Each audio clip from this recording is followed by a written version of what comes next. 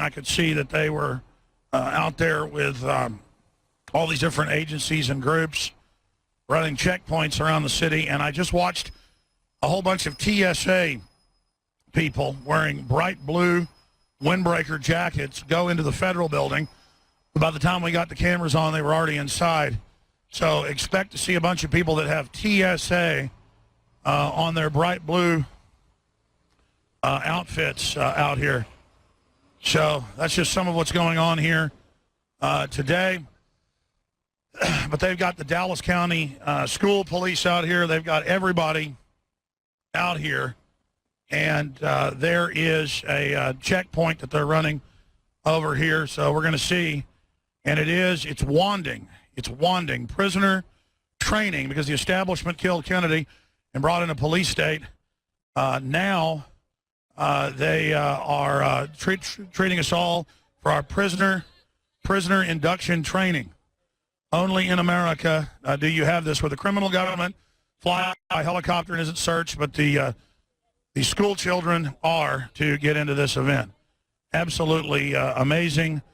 Down here live covering all of this. Sir, which line should we get into particularly? Trying to find out. Yes. No, I'm going into the media area. I was already in there. Okay. Sure. Where am I supposed to go in when they have the media around back over there where the TV crews are? So like all the streets are blocked over here? And again, get this on video. School children are being searched here. School children are being searched to go into this. This is the total prisoner training right over here. Absolute total prisoner training. Oh, so I get it. I was in there yesterday, but now they've pushed back the perimeter further. So I need to call the media folks. I understand. Hey, the shot's right here, bro. Shot's like right over here. Come over here and do it. Here. This is the best shot right here. All right, again, I'm out here directing folks while we're live on the audio and video streams at Infowars.com. And right over there is where all this is going. Sure, thank you. Anyways, so how many streets are closed down? All the way around the corner, the whole perimeter. All right, so it's all been closed. All right, so again, where is that particular park we're going to? I want you to call Richard and tell him we are going with my original plan. They did shut it all down. Let's go to the park where Gucciardi's meeting all the people, okay? Now, I know we met at the, again, particular park, but now I need one of you to call Richard and to bring Dew and them over here to pick us up or to tell us the name of the park, because I don't have all that on me. I'm doing the live broadcast. In fact, Leanne, do you know what the park is we're meeting everybody at? That's right, Below Garden. And can we pull that up? Okay, pull that up on the phone, and we will go over there. So as they promised to do, we probably should have gotten in here even earlier this morning, they have locked it down, and they have this private security company searching the school kids to get in, patting them down with TSA-style prisoner training. We're talking about elementary school students. But meanwhile, all that is allowed in is the corporate establishment media, so that they can sit up there and project the official story over and over again. Okay, so you know where Below Park is? Fantastic. So you know which way to go. Okay, fantastic. Follow McAdoo. Again, because this is all impromptu, folks, as we're down here, we change plans, and we've had our force of reporters split into 3 today so they can cover from different angles. And so we need to call Rob Dew so he can tell Richard to come and drop everyone off now so they understand at Below Park and our Below Gardens. And again, we're broadcasting on 104.1 citywide, correct? And so everybody listening to my voice, all the info warriors, we were going to go down there and not interrupt the memorial propaganda service. Believe me, JFK would not want them to be using his death to push their police state.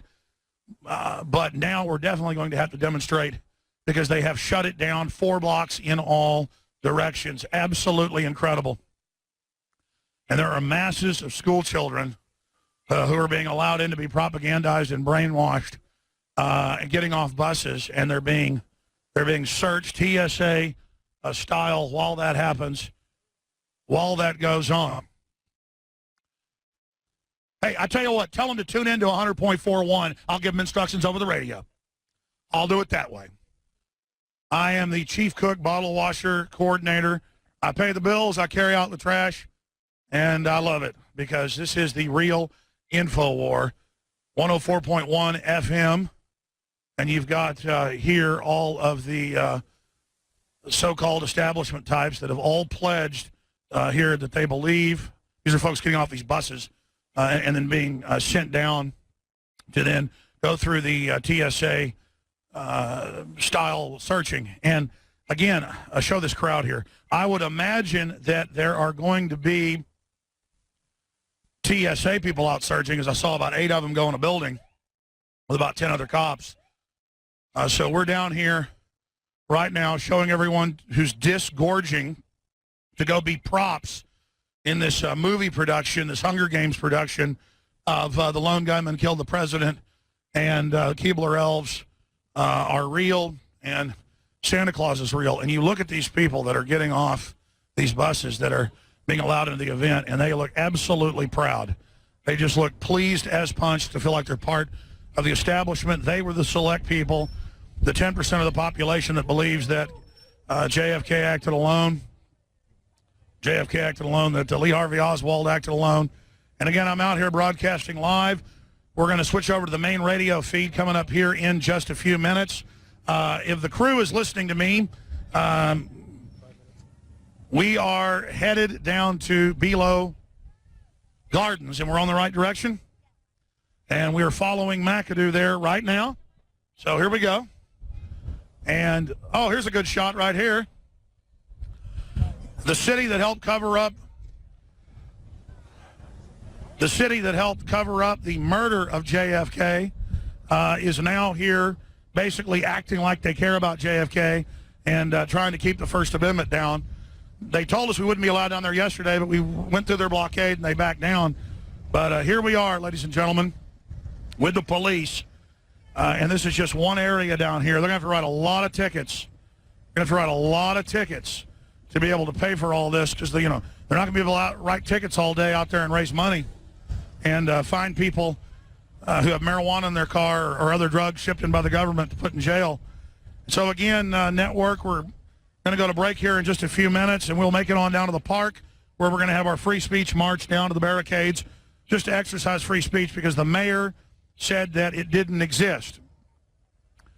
But again, we are out here on the 50th anniversary of the murder of John F. Kennedy, and it is pretty cold.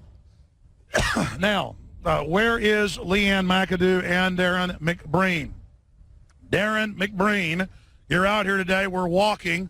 McAdoo did not bring sufficient clothing, but Darren McBreen, what do you make of this cordon and all these police?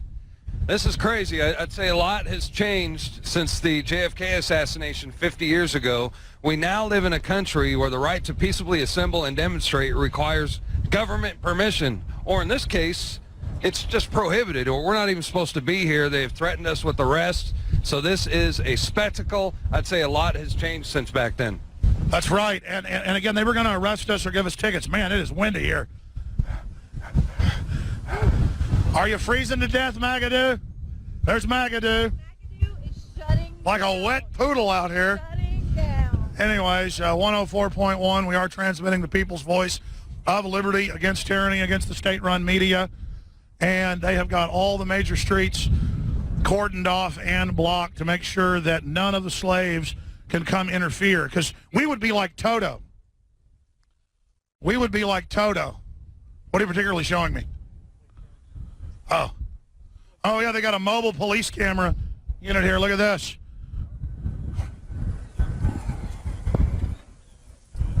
So you guys just went to the break? Okay, we'll go to the network till David Knight brings me in. We're good. Does that sound good, guys? All right, we're going to go to break here, guys, and come back live with the official radio show. We're carrying live feeds during all the commercials down here, Infowars.com/show. David Knight's coming up, and he'll introduce us.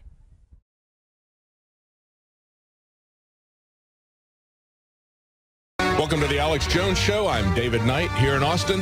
Now, Alex is in Dallas. This is the 50th anniversary of the assassination of JFK. And if we look at the official flyer from them, they say this is the 50th. They don't say the 50th what. And they say it's honoring the memory of President John F. Kennedy.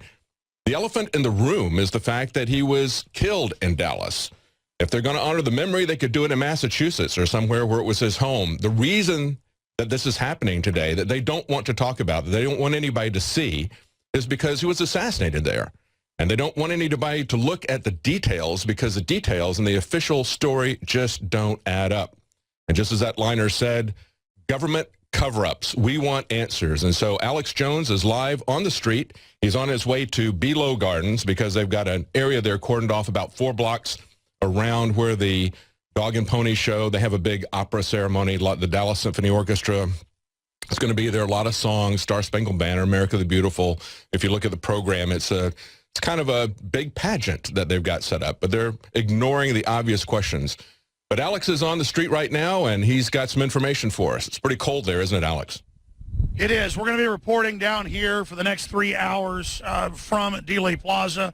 Again, thank you for joining us. It is November 22nd, 2013, the 50th anniversary of the shadow government, the criminal elements in the government assassinating John F. Kennedy. And since then, demonizing anyone that questions their official narrative and their fairy tale. And David, you crystallized it all so simply there. We've got to repeat this over and over again because it's the facts.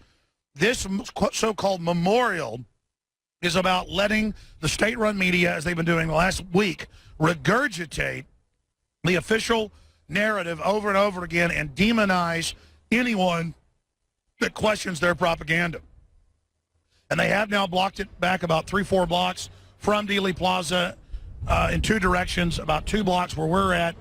And we're going to go down, we knew this would happen, to meet folks to then march down for the First Amendment from the Below Gardens. And Below, as a media company, radio, TV, newspapers, has always been at the heart of attacking anyone that questions the official story. Imagine not believing known liars. You're a conspiracy theorist, according to their rules, if you think Obamacare is a scam and kicks people off insurance and raises premiums. You don't have to argue with us. Just call us racist or call us a conspiracy theorist. It's just a, hey, I don't talk to you. You don't exist. You're bad. Shut up. So as of this morning, up in the hotel room, I could look down into Dealey Plaza. And in fact, that is another really good point, folks. We actually have cards to that hotel, so they have to let us in. That's another point that I hadn't even thought of. So later, we're going to try to use that to get in there to our hotel and see what happens with that. Absolutely. But again, there's going to be a lot happening. We're going to recap everything that's happened today. And then also we'll take breaks off and on so David Knight can cover all the other top stories that are on Infowars.com and PrisonPlanet.com. You can also follow us on Twitter at Real Alex Jones. I have met so many incredible people out here, especially last night. It was electric, and I just met a really neat person, a very interesting artist. I'll just leave it at that. But a very exciting, a shout-out to her. And it's just so amazing to be around people that see that this country is turning into an authoritarian police state and that we're not going to go along with it. And that we came down here and defied the mayor saying no First Amendment, no handing out flyers, no being around Dealey Plaza for a week before. We went down there. We stood up for the First Amendment. And I want to salute everybody that came out here and did that and was part of that. So we're going to go to break here in a moment with David. We're going to come back as we march up to the gardens to meet up with liberty lovers and First Amendment supporters and heretics that question the official story. So we'll be right back again. I'm Alex Jones reporting for the 50th anniversary of the assassination of JFK. We're down here researching assassination history, political assassination, and defeating the mainstream corporate whore state-run media. We'll be right back.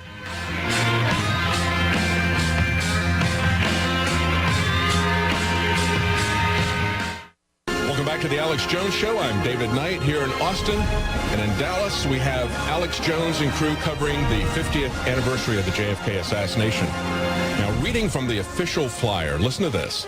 The 50th. They don't say what. The 50th, honoring the memory of President John F. Kennedy, is a public memorial taking place November 22nd. Now, We've just seen Alex turned away. We've just seen police state barricades. We've seen them patting down children. You know, if you'll believe the official story about the Kennedy assassination and Lee Harvey Oswald, I guess you can believe that little children are a threat to this country and that we need armies of police state, TSA-type employees patting down everybody and controlling every checkpoint. Alex, you there? You're on your way to Belo Gardens, right? Yes, sir. In fact, I'm about to arrive at Belo Gardens right now, where it looks like about 100 people have already assembled about 30, 45 minutes early.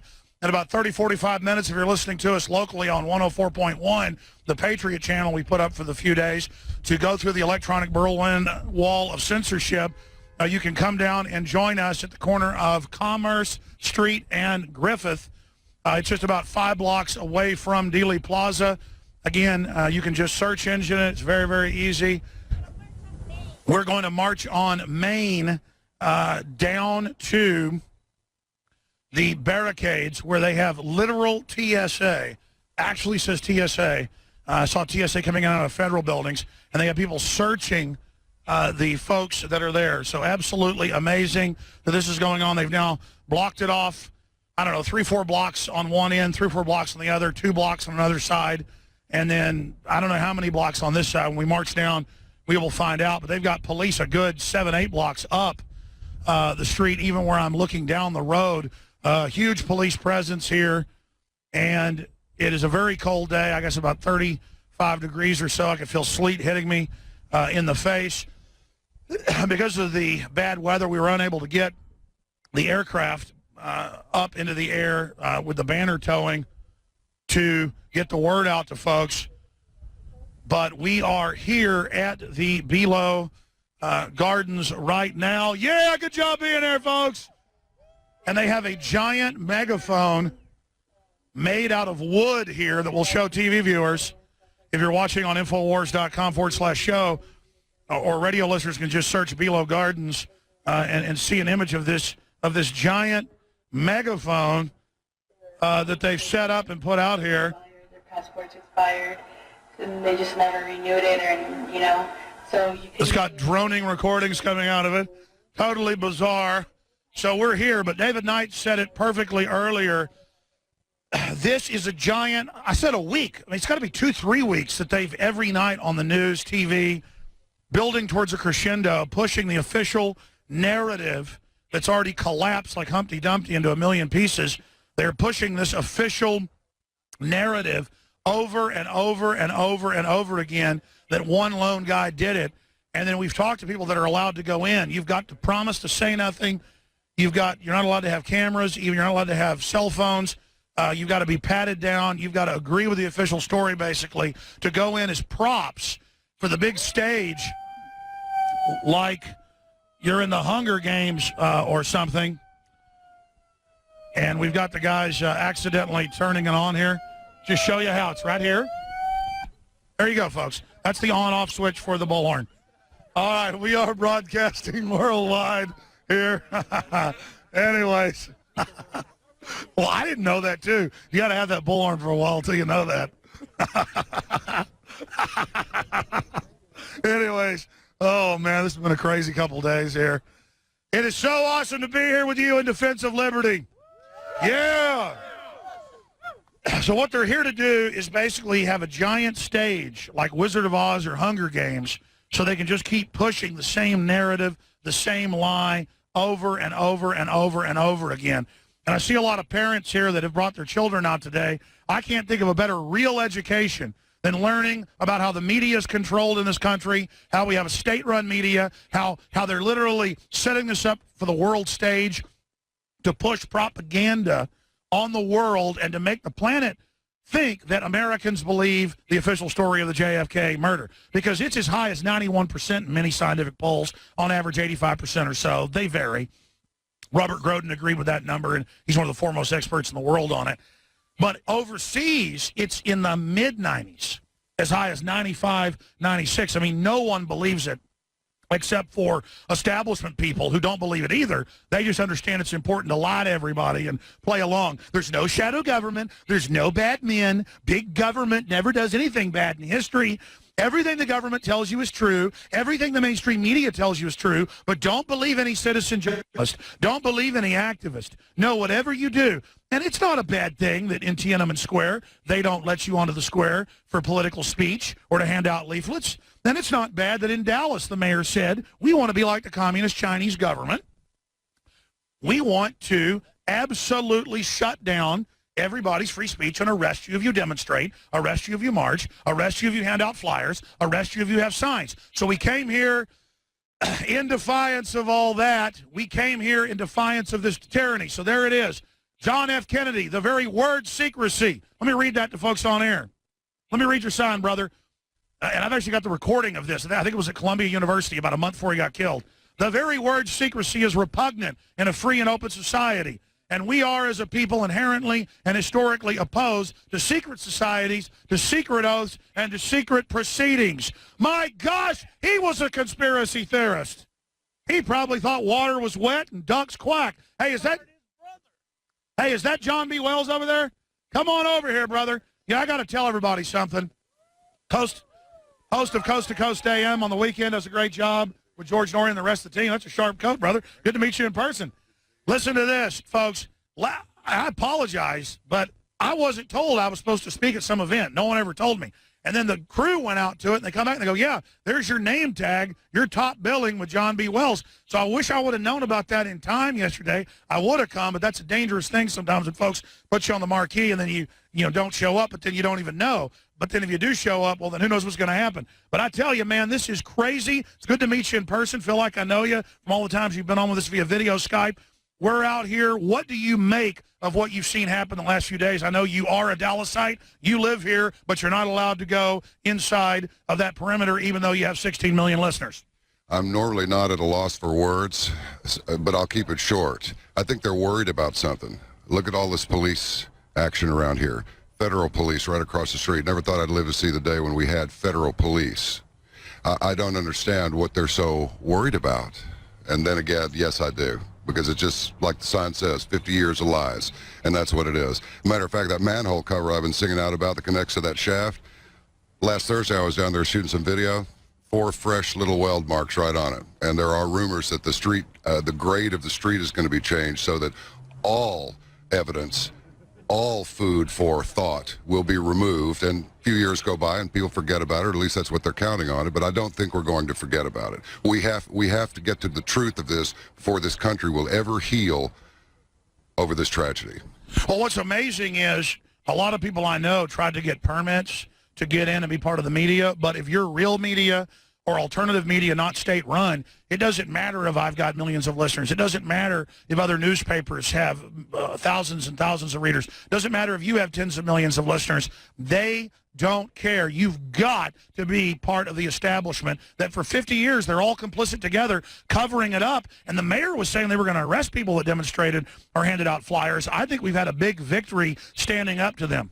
Yes, we have. As Brzezinski said recently, the alternative media is what stopped the Syrian action. Maybe we can stop this action. And we've been the alternative media for a long time, but now we're the real media. They know the establishment media is imploding. 16%, 17% approval rating, trust rating, and Gallup. They're dead. I just don't think they know it yet. We don't just have zombie banks. We have zombie media. So we're the living, true media, the reality media. They're the fraud media.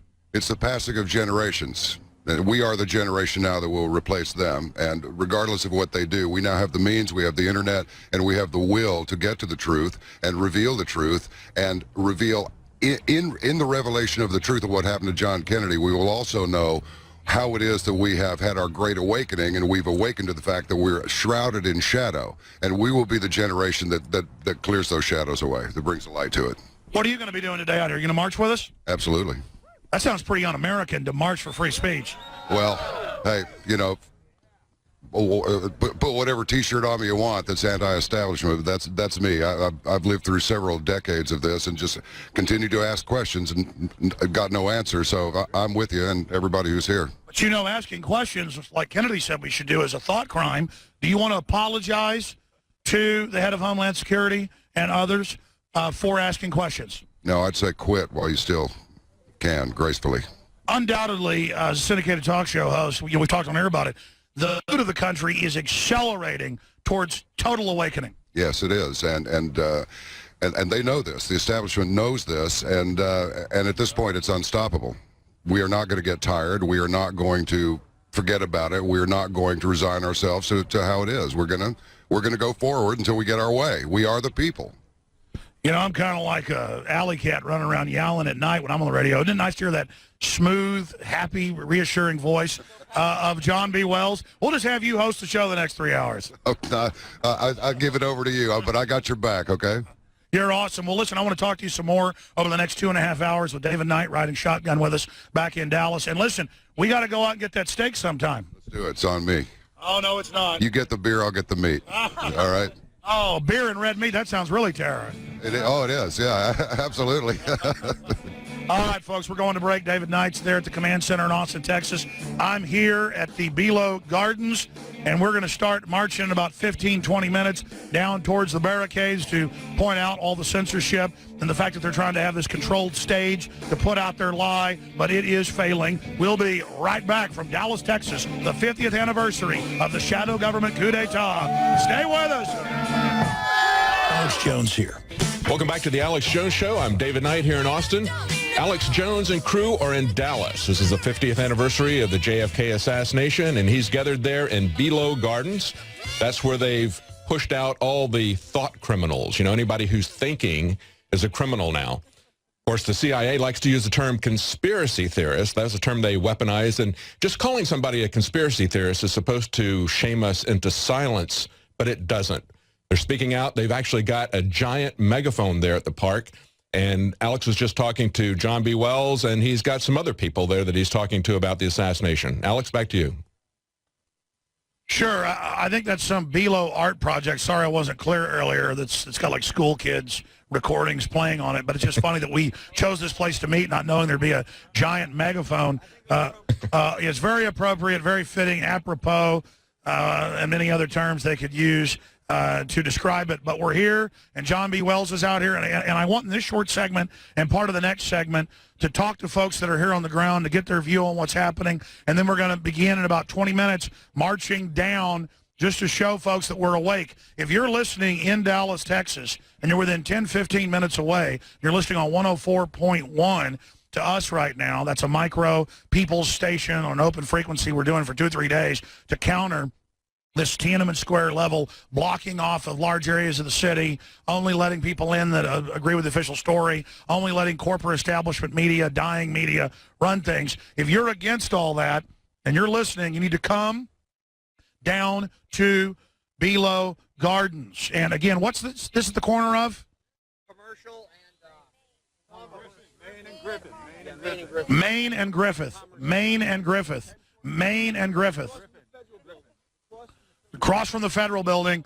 Come down here, folks. You got 15, 20 minutes. Because everywhere I was walking this morning in the hotel and on the street, people were saying to me, hey, where are you going to be? Where's that march? Well, there's a map on Infowars.com. And I got a foggy map in my brain. But the point is, that's what's happening. That's what's going on. We've only got a few minutes left in this short segment, long segment coming up. But I'm going to start talking to folks. Thomas Moore is a chaplain. And he's a thought criminal. He doesn't believe in known lying criminal government. That means he's very evil. He doesn't love Big Brother. He doesn't love Stalin. He doesn't love Hitler.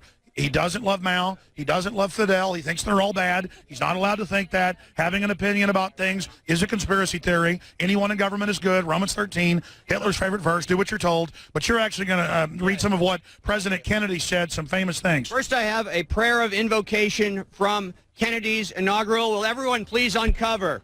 This is from the Kennedy inaugural. Almighty God, give us the grace to perform with full personal responsibility our duties as courage to perform in full cooperation our duties as American citizen, to perform with complete vigilance our duties to teach, implement, and create true freedom as a way of life at home and abroad. For true freedom underlies human dignity and is a holy state of life.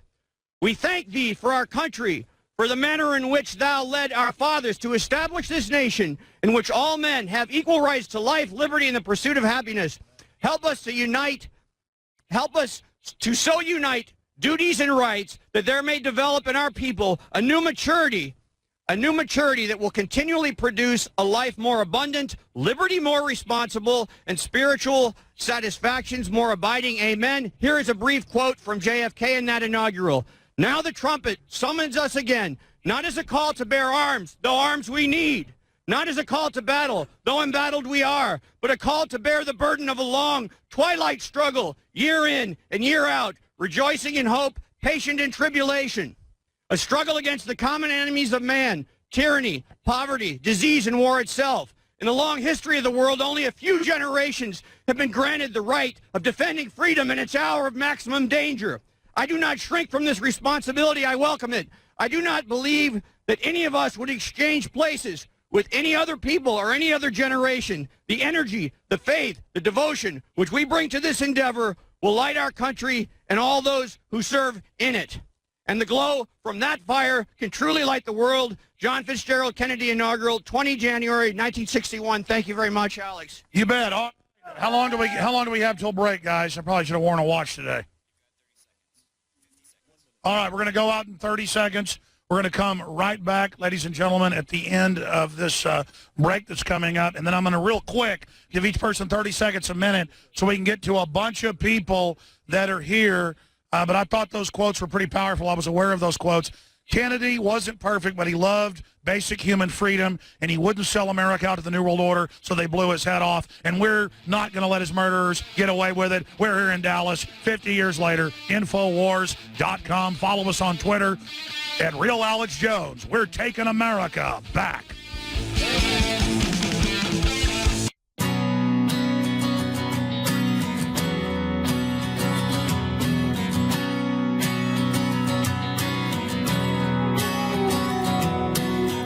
There's a train I'll be riding,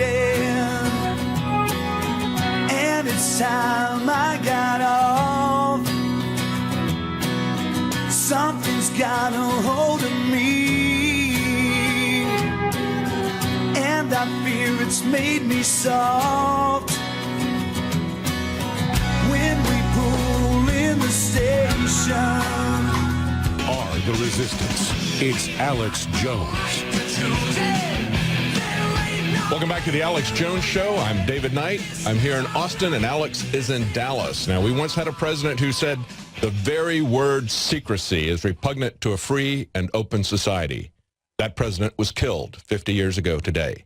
And Alex is there with a bunch of people who are living in a society that is no longer free and open. It is now a police state society with the NSA spying on everybody, with the police spying on everybody, recording us everywhere in public, wanting to track our every movement by car. What do you think JFK would say about our society today, Alex?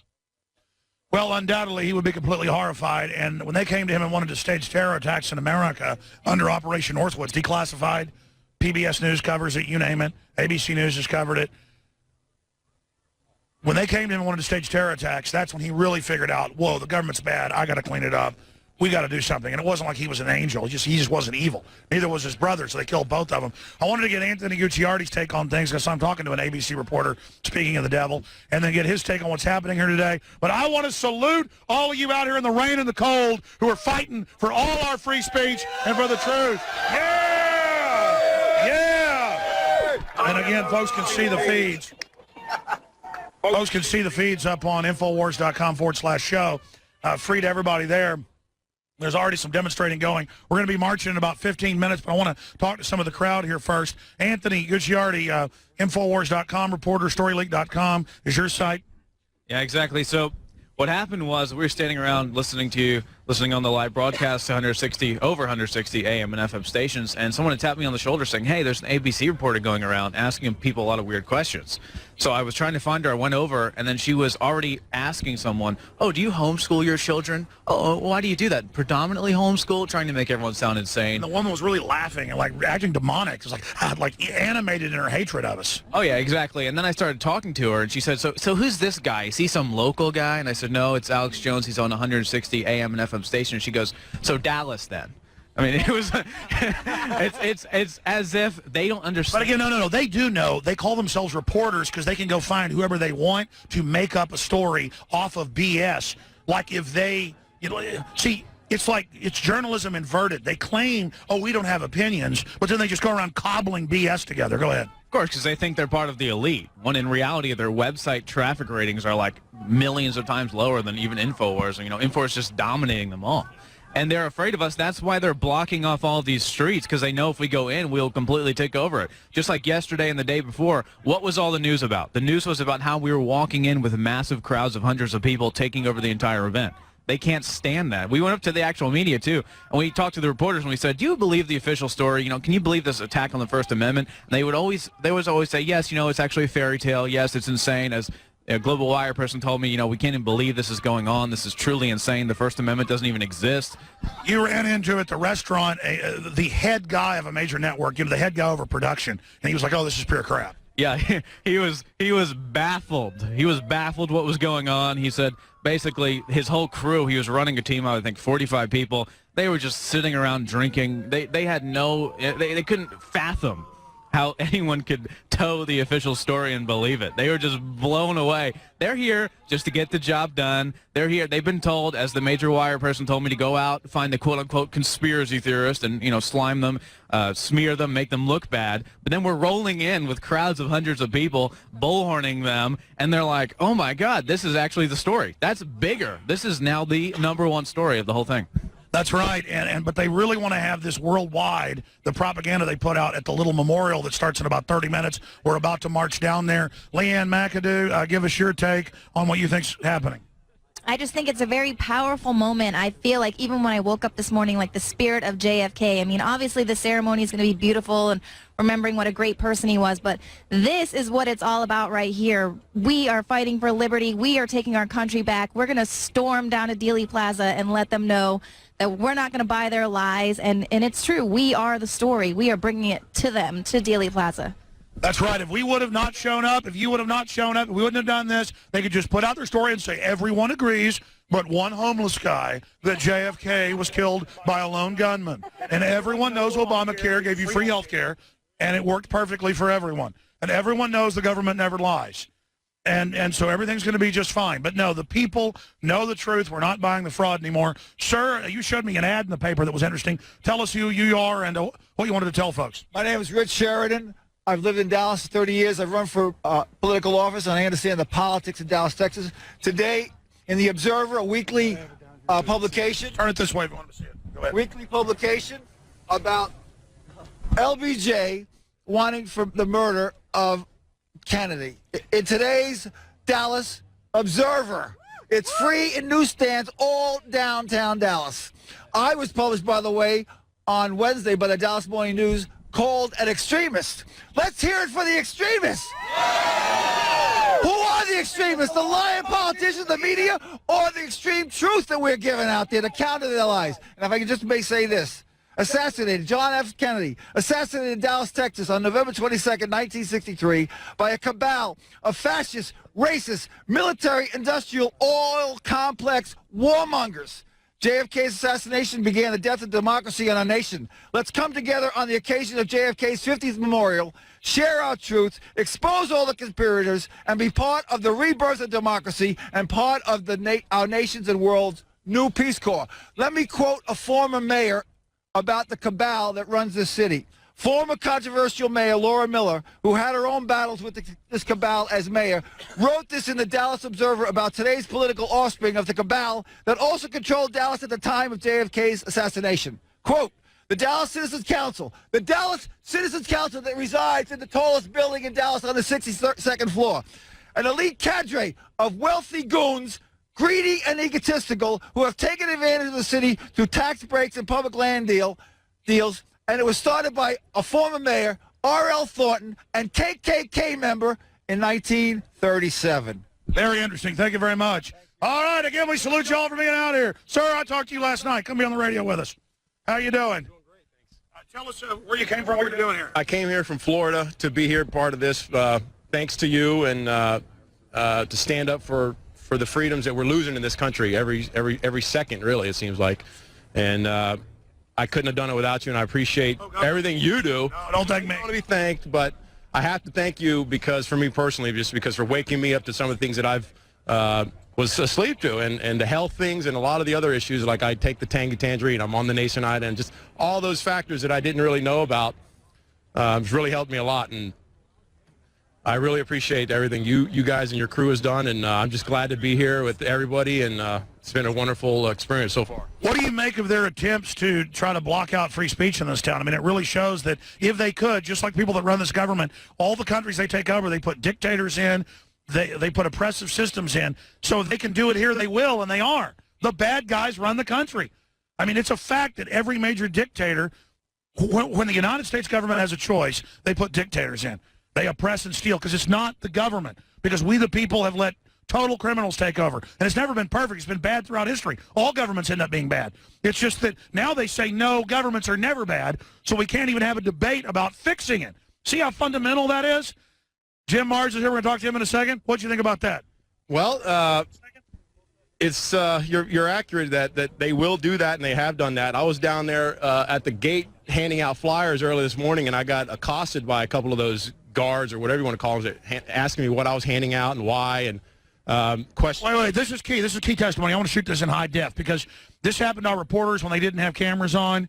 As soon as we turn cameras on, they back off. The police threatened to arrest us on tape or give us tickets, but as soon as more cameras got there, they back off. They know it's illegal, unconstitutional, but they're afraid of us in a group, and they're afraid of cameras. But when they've got you individually, describe, sir, what happened to you, where you were, and what they did. Because this is how they want to turn America into a giant non-free speech zone, an anti-free speech zone, a Constitution-free zone. Tell us exactly what happened. Well, I was handing out flyers down by the Main Street gate, I guess, where they're letting the press people in.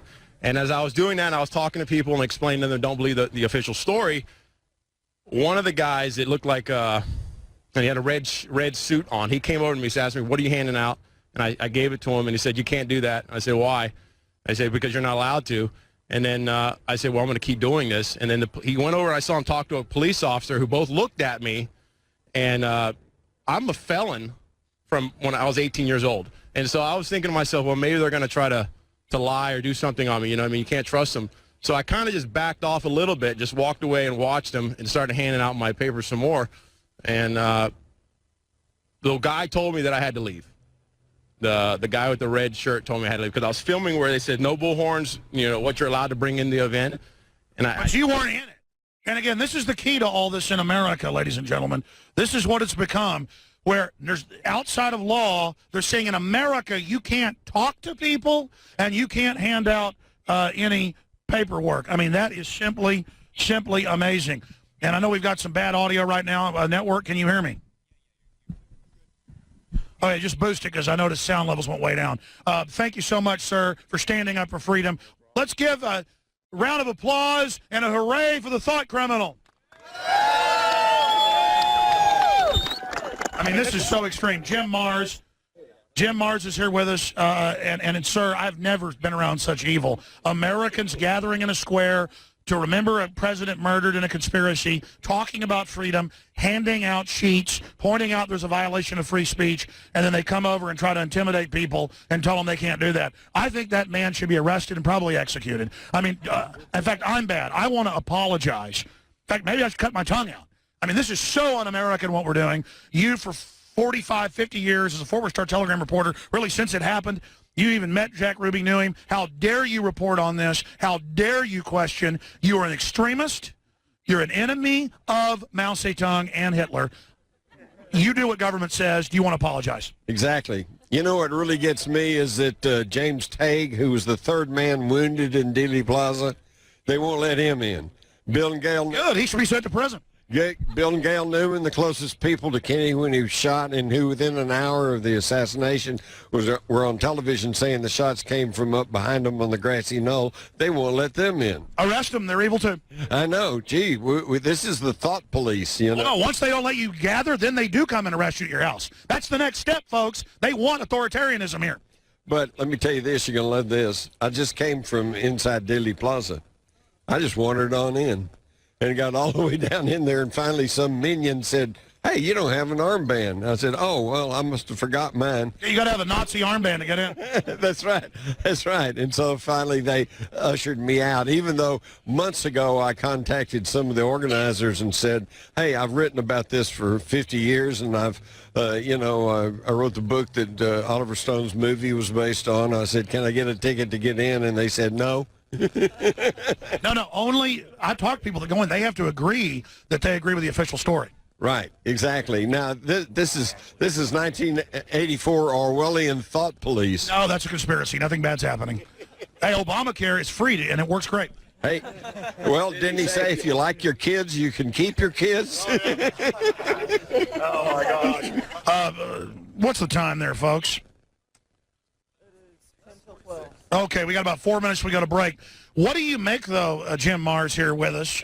Again, one of the top people in the country, obviously the most well-known other than Oliver Stone. And, of course, you worked on that film with Robert Groden and others who's here. Groden's had to sue him to even be able to be down there on foot during the year now. So this is real draconian issues. And when we talk to the dying corporate prostitute media, they will literally laugh at us.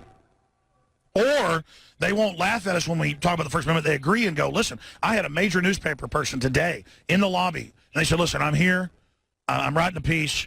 I'm really into what you're doing. We know the truth, but, I got to write this piece. You want to know how scary this whole thing is? Some years ago, I had a senior newspaper editor from the Dallas-Fort Worth area who sidled up to me after I had made some talks on the conspiracy to kill Kennedy, and he says, I know you're right. He said, but we can't write about this. He said, it could cost me my life.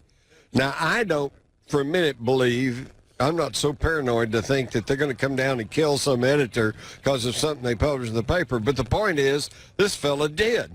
He was truly fearful for his life. Well, that's because they know how many people got killed. Who do you think contacts the Dallas Morning News? Help, they're coming after me. They just got to go, sorry, can't help you. They're here killing me. And they find the dead body.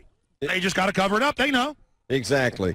A big paper knows more than the police do in a lot of cases. And they just keep it all quiet, give the police a call. All right, this person knows. Send over a black op team. Well, and I also recall that it happened to me personally and to other newspaper reporters that I know. Their editors would say, hey, it's not our job to investigate the Kennedy assassination. And, of course, I wanted to scream at them and say, well, then whose job is it? Oh, tell the story about who was in owning the paper or whatever and at the Fort Worth Star-Telegram. You've told that story, and then you weren't allowed to report on something. I forget the details. Oh, well, there were several. First off, a lot of people don't understand. A lot of people, especially in Fort Worth, know who Amon Carter Jr. was. He's the one that took over and was owner of the Star-Telegram. Up to within 2 weeks of the assassination, he had a day nurse that was taking care of his children. Her name was Marguerite Oswald. Okay, and a lot of y'all remember Tommy Vandegrift. Okay, and then went on to be a congressman, mayor of Arlington forever, ever had Vandegrift Chevrolet. Marguerite Oswald, worked for Tommy Vandegrift. This is how well connected the Oswalds were, but you never get told this stuff. No, they're living with the White Russians, allowed to go to Russia and come back, CIA clearance, spy plane bases, but nothing's going on. Nothing's going on, although his wife, Marina, told me that when they came back from Russia, they made a 3-day stopover in Amsterdam, something that has not been reported by the government story. And I said, well, what was going on there? She said, well, we stayed at a private home where everybody spoke English. And CIA safe house. I can't tell this story. I can't tell this story because of patient privilege. But, my dad was a dentist here, and the craziest thing is he never even told me. He goes, oh, yeah, I had a certain patient who was that certain person, but I can't say any more than that. Pretty wild. Very small world. Very small world, and there's a whole lot of connections in on the assassination, which is why I think you're seeing this debauchery towards the Constitution in Dallas today. There are still people in Dallas who have something to hide. That's right, and they can't prop it up anymore. And they think if we have the whole world media out, and we only put out the official story and give the media a 3-week, 2-week, whatever it was, run-up of pure demonizing anyone that questions it, then they can cement it back together. But that's the story of Humpty Dumpty. That's right. I think up until this year, they weren't too concerned because they control the Dallas News. They control the Star-Telegram. They control the major newspapers. I know. I work for them. Okay. But this year, on the 50th anniversary, they knew there would be news people coming from all around the world. So they had to take extraordinary steps to shut everybody up. Jim Mars is here with us. Yeah, folks. Yeah. We're going to be right back from the 50th here in Dallas on the 50th anniversary of the Black Op assassination of John F. Kennedy. The First Amendment is alive and well. Liberty is rising. We'll be back. The march starts when we come back in 3 minutes. The free speech march against the would-be tyrants. Straight ahead, I'm Alex Jones. And I jump from the car. From then on, I'll be flying. If my wings take me far. Don't get lost, you'll come around. Don't give up, you'll come around. Don't get lost, you'll come around. And my feet won't touch. Welcome back to the Alex Jones Show. I'm David Knight here live in Austin. And in Dallas, live is Alex Jones. Now, he was just talking to Jim Mars, and Jim Mars is telling us that he got thrown out of Dealey Plaza because he didn't have an armband on. Alex, do those armbands have swastikas on them? No, they don't, but they might as well have an all-seeing eye of the New World Order. Ladies and gentlemen, we're getting ready to march for the First Amendment down Main Street. It's right over here to the right, and I want to get John B. Wells and Jim Mars, everybody up here up front with me. I know you guys don't want to be up front, but hell, I want to be able to pass the microphone to you off and on and get your comments on what you're seeing and what's happening. But I tell you, it is exciting. I would rather be here with a crowd of First Amendment supporters than up there sitting on those bleachers with all the wannabe establishment people who are up there spewing their garbage. And I know when you talk to your audience of 16 million people, you're going to be talking about what happened here. In a nutshell, John B. Wells, what are you going to say? Those people sitting on those bleachers up there, it's nothing personal, but there's this thing called a Judas goat. That's the animal that leads the sheep into slaughter. You should be ashamed of yourselves towing the party line. You're supposed to be journalists. You're supposed to be interested in the truth. You're supposed to be interested in the welfare of the people. So walk the walk. We've heard enough of your talking the talk.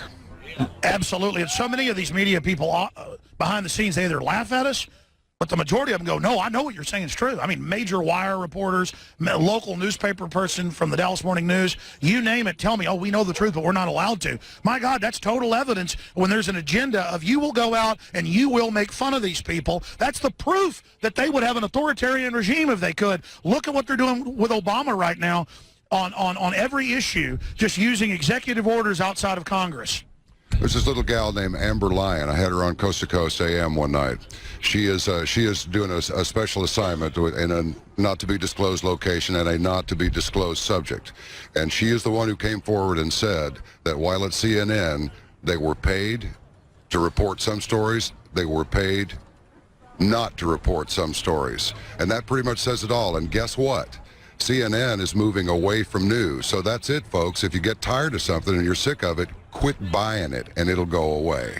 That's right. Whereas your show's rising and the whole Coast to Coast family with George Norton, everybody is doing a great job because you'll talk about real issues. You'll talk about just all sorts of things. People want to hear more variety. Yes, they do. They do, and of course the label. This is a country of labels, and the label is conspiracy middle of the night radio. It's harmless. It's not harmless. It's getting exactly the right people's attention. I can't tell you how many amazing people I've met because of Coast to Coast AM and what George Norrie's done and what you've done and Tom Danheiser and the whole team there. It's and the direction George and you and others have taken it more towards a hardcore political research angle, with still some of the fun stuff. It's just so amazing. A very interesting artist, I'll just leave it at that, last night came down, who's a big listener for 5 years, and she learned about what I do from coasttocoastam.com. And it was just amazing how many people end up finding my show over the years and Infowars.com and everything through you guys. And now I try to repay the favor for folks to find out about what you're doing Saturday nights. John B. Wells is here with us. And again, you folks are my heroes. You are. Please don't tell me I'm doing a great job. You're doing an amazing job. We're going to start marching, David Knight. You take us out to break. When we come back in the next segment, you can come back to me. But let's start marching for the First Amendment. This is it. I salute you. And we are not going to let them silence all of us. David Knight, what do you think of what John B. Wells said? It's pretty amazing, Alex. You know, I'm looking at some of these quotes. That quote we mentioned earlier that Kennedy said the word secrecy is repugnant to a free and open society. In that same speech, he said there's a very grave danger that an announced need for increased security will be seized on by those anxious to impose official censorship and concealment. That's exactly what's happening. He said it wouldn't happen on his watch, but he's no longer with us. And now that's exactly what you're seeing there in Dallas, and we're seeing it in spades throughout the United States. We see official censorship and concealment, the very things that are repugnant and abhorrent to a free society. We'll be right back with Alex live in Dallas.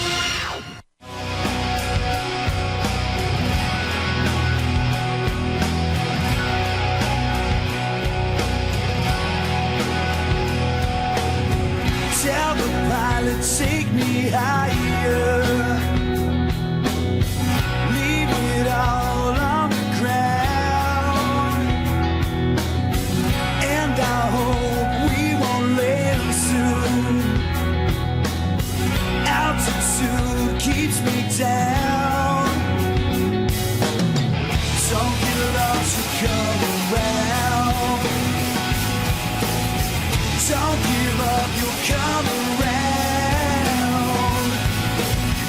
Don't get lost, you'll come around. And our feet will touch the ground.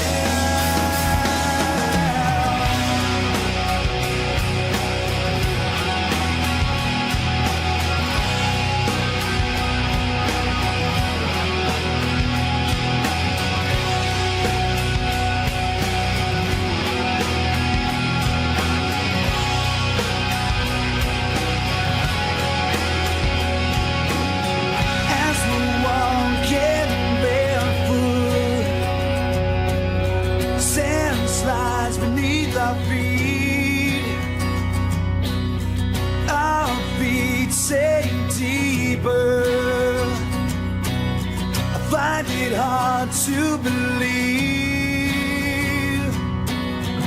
that we're both still here. Government cover-ups, and we've got one going on right now in Dallas. We've got the official ceremony that is commemorating the 50th anniversary of the assassination of JFK. That's taking place. Ahead. But it's Don't go too fast, everybody. Slow down. We've got Alex Jones live in Dallas. Go ahead, Alex. Tell us what's going on there. It's exciting. Well, I mean, this crowd is rushing forward. I'm trying to get to the head of it. And we got folks chanting out here. I'm going to bullhorn a little bit. Everybody. All right, folks, hold on just a minute. Hold on just a minute, brother. Hold on just a minute. Let's just stop up here for just a minute, because I want to just say a few things to all of you here. I've thought about this really deeply, and I know how the mainstream media, corporate whores work. It is key. Let me get to the head of the crowd, and I'll turn around, folks. Everybody stop. I'm going to turn around right here. Great job. Okay, let me just address everybody real quick here, because this is important, some strategy planning, and for everybody listening on the radio as well. If you're listening to us in Dallas, you need to get down here to where Main runs into Dealey Plaza. They've got it blocked a few blocks off here. We're almost up to the barricades now. Now, they want to block us off because they think we're going to bullhorn over the memorial service where they have politicians get up there and spew the official story in between the news inserting their propaganda. They claim they're not being political, but then all the state-run media puts out the official story during the breaks. So let me play it by ear. If they try to censor us or anything, we'll start bullhorning them, but we're too far away to be heard anyways. They'll just claim that we tried to mess up the memorial service. So let's play it by ear. Let me think about it. You can do whatever you think you need to do, but once I get up there, I'll play it by ear. We may not want to bullhorn once we get up there because, again, the media will try to spin it that we interrupted the event. Regardless, at 2:30, they're supposed to let the alternative media and the real American people in, so that should be interesting. I appreciate you being out here in the cold, but let's walk real slow now and take our time marching up on the police barricades, because I'm going to break here in a couple minutes. I want to be live on the air when we reach the police, so we have that protection to being live on the radio and covering all this. So we're out here. You're doing a great job. I salute you all. Let me ask you a question, David Knight, on air. I mean, don't you think it's smart to not bullhorn once we get down there, because they'll try to spin that? Oh, absolutely. They'll totally demonize you if you do that. Everybody in the mainstream media, that's all they will show. That's the only thing they'll talk about if you bullhorn the event, if you bullhorn the moment of silence. And it may not be a bad idea. May not be a bad idea to do it, but here's the deal. I've said on record we're not doing it, and the police are listening right now. I know they are. If they mess with us, the First Amendment comes first, just like the Second. I'm going to have to roll over the top of them. And if they mess with us, I'm going to go over the barricades. Now, if they don't act like thugs, we'll just stop at the barricades and probably won't even bullhorn. But that's just the way it is. And so, we're here to promote the First Amendment, and all the tyranny and the corrupt mayor can go straight to hell.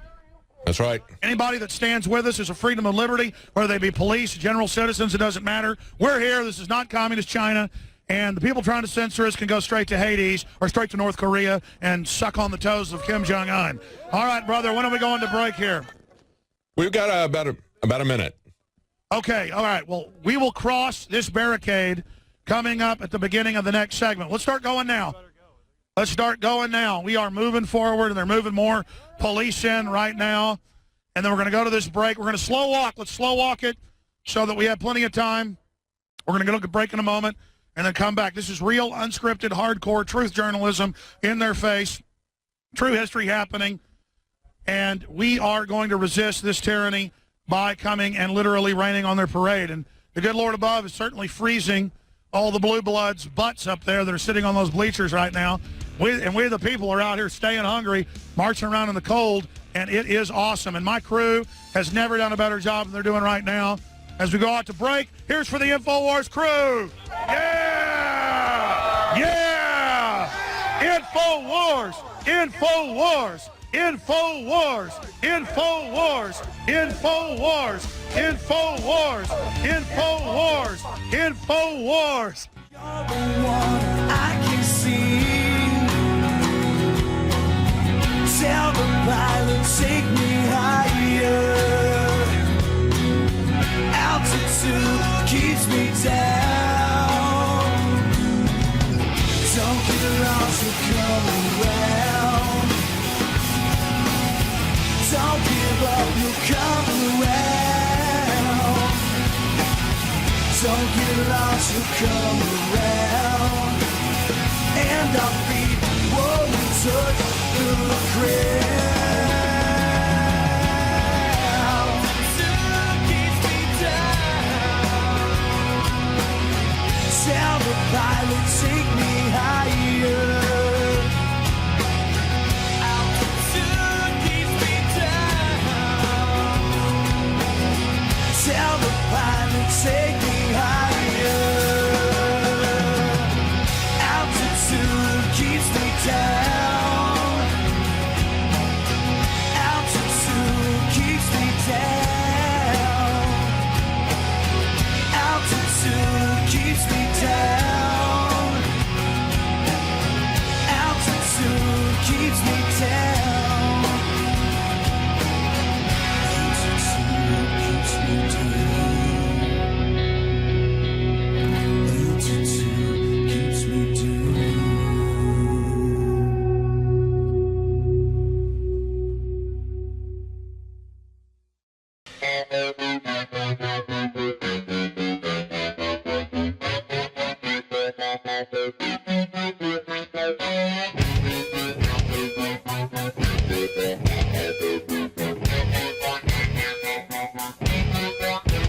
There's no easy way out of this one.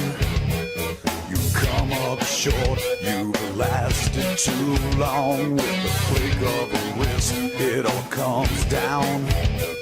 Your good intentions flutter around. So break down, way down. It's just another empty plea. So break now, you know how. Alex Jones. Welcome back to the Alex Jones Show. I'm David Knight in Austin, and Alex is live at the barricades in Dallas, the official censorship and concealment barricades. Alex? That's right, David Knight. And I'm going to start bullhorning. Live coverage starts now. Here we go. We are not going to put up with the lies of the globalists anymore. We are not going to let this country become communist China. We are not going to see our free speech violated. We are not going to let the globalists have the international media here and attack anyone that does not believe the official story. And that is why we are here in defense of the First Amendment. No more lies. No more lies. No more lies. No more lies. No more lies. Yeah, over here. No more lies. No more lies. Stay with me, Wes. The cops are around here. Sure. Sure. No more. Let me get over here. Sure. Over here. No more lies. No more lies. I've got the police here with me trying to pull me off to the side. We're going to see what happens. Stay on me, dude. Okay, right over here. The cops want to talk to me. Here we go. This detective right here. What's your name? Sergeant Hall. Hey, how you doing, buddy? Good. What do you want to talk about real quick? Let's not block the street. I just want to block the street. Police were trying to pull me off there. No more lies! No more lies! No more lies! No more lies! No more lies! I'm Sergeant Hall with the Dallas Police Department. What are your plans for today? We're just going to walk right up here to the barricade. You're going to walk right up to the barricade. Okay. You're welcome to walk right up to the barricades. However, this is a ticketed event, okay? So you can't get past the barricades, okay? Now, you cannot have the bullhorns while you're in this area over here. We did designate an area for you to use the bullhorn, which is back over here at Main and Market here. Can anybody hear us over there, though? Yes, people can hear you over there. Free speech zone? Yes, free speech zone. It's a free speech zone, okay? All right. What, is North Korea a free speech zone? Well, you seem real nice. Let me just do this. I'll bullhorn about 3 minutes, and then I'll go back over there. Sound good? Okay, here we go. All right. No more lies. No more lies. No more lies. No more lies. No more lies. No more lies. No more lies. Are you going to bullhorn right here? No, I'm walking over there. Walking over where? Hold on. I barely hear you because everybody yelling. Okay. We'll need for you to move over there, sir. I know.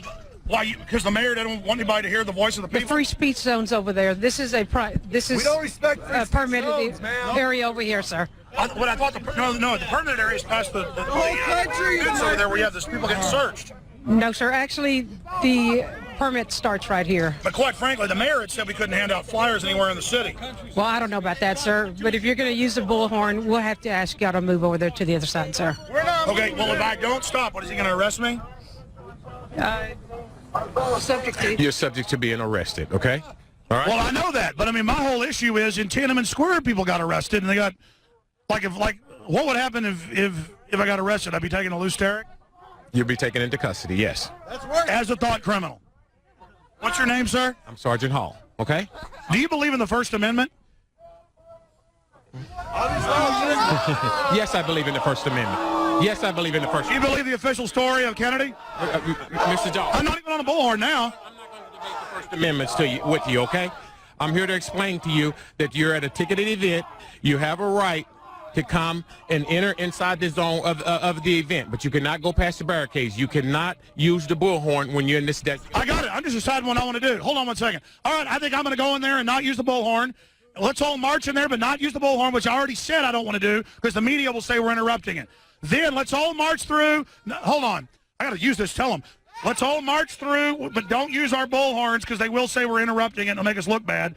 Let's march through up to the barricade, the actual inner one, then we'll come back to the Soviet zone, free speech zone, or you guys can do whatever you want. That's what I'm going to do because I don't want to go to jail today. We've already come and shown that the mayor's trying to violate the First Amendment. So we've already come here and taken back most of the First Amendment. So I'm going to march up to the internal barricade and the checkpoints, and then I'm going to march back out over and we'll bullhorn them. I'm so loud, believe me, they're going to come over and try to get us to move again. So let's just go. Let's do it right now. Here we go, folks. Follow me.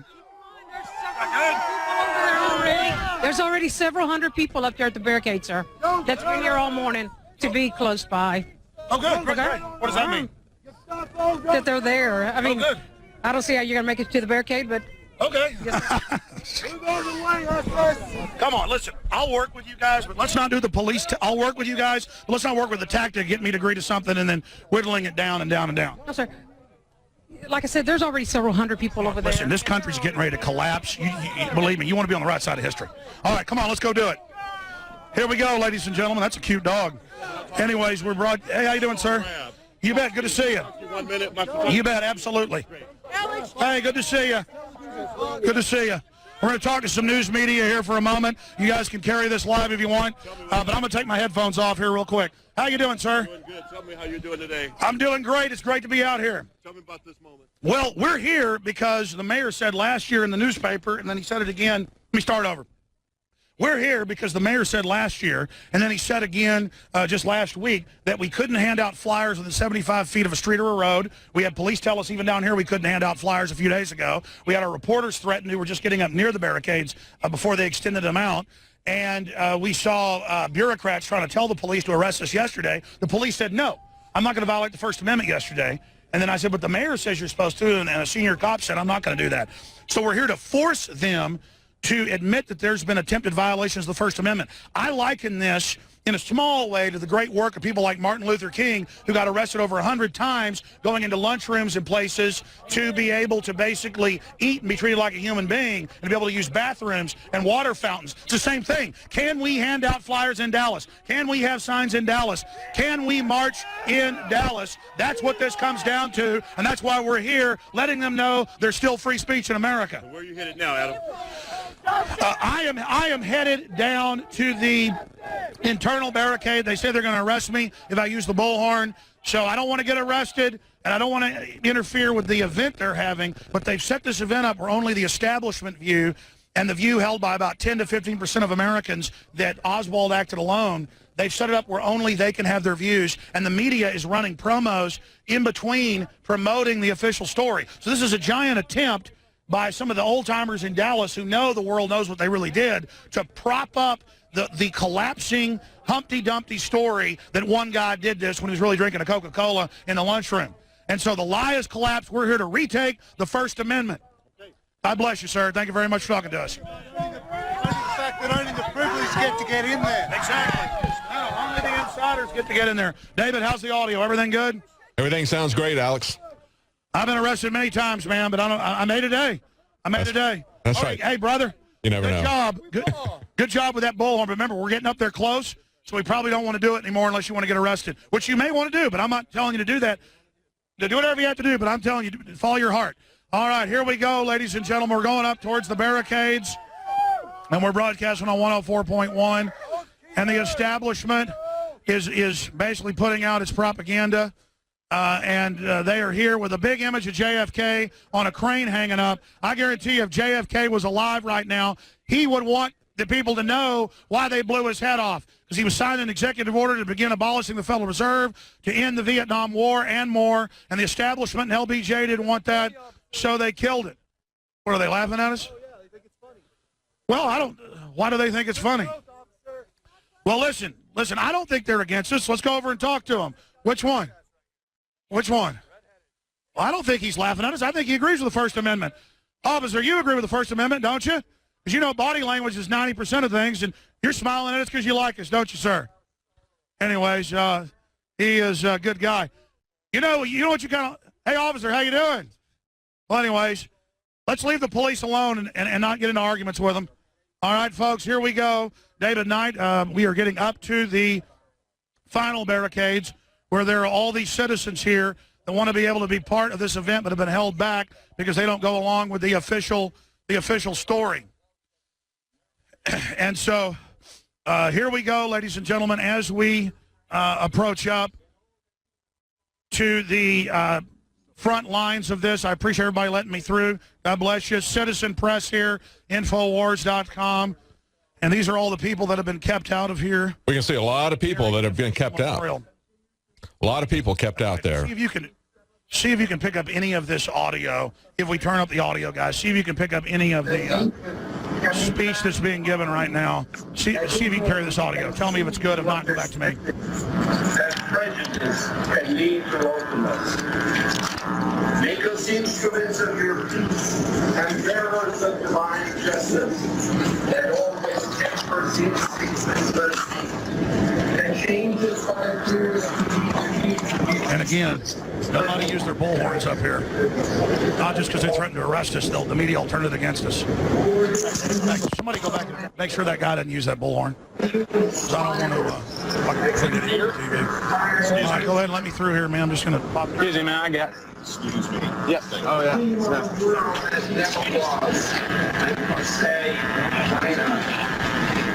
Alex, do you know who's speaking there now? The mayor was supposed to speak just before the moment of silence, which is at 12:30, and we're about 10 minutes Let's go away. get a video shot over this and over these police right through here if you can. There it is. Let's bring Josh in here. Sorry, guys. I gotta get up Where's there. Rob Dude? Rob Dude would be the best to get in here because you can get a really good shot. Here, I can give you a live stream right here. Excuse me, guys. Excuse me. Excuse me. I'm going to give you some shots. We're going to take a break. David? That's probably talking. That's probably Bishop Farrell. Again, pardon me? That's probably Bishop Farrell of the Catholic Diocese of Dallas that was speaking. Now I think that's the mayor, isn't it? Yeah, that's the mayor, Rawlings. This is the guy that set up the censorship. This is the guy that did everything that JFK opposed, he's imposed in Dallas today. The mayor of Dallas, Rawlings. And we'll be right back. Are you going to break, David? Just bend at the knees. Here comes the rain. Flooding my dreams for decades. Flooding my dreams for decades. Flow like a whisper into the storm. Here comes the rain. Get ready for more.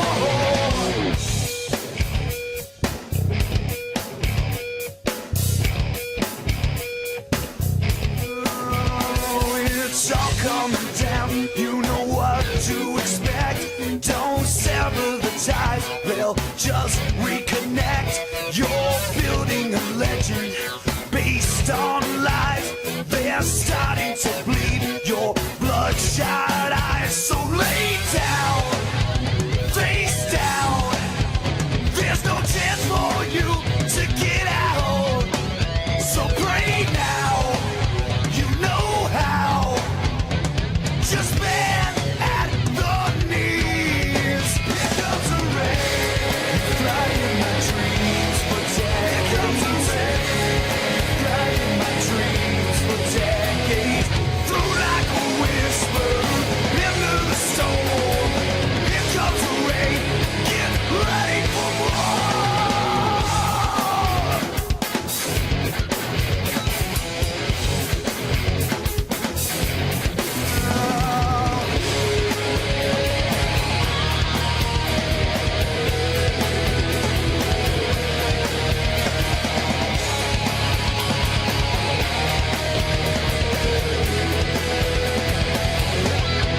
Here comes the rain.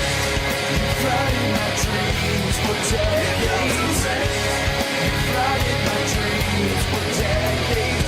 Through like a whisper into the storm. Here comes the rain. Get ready for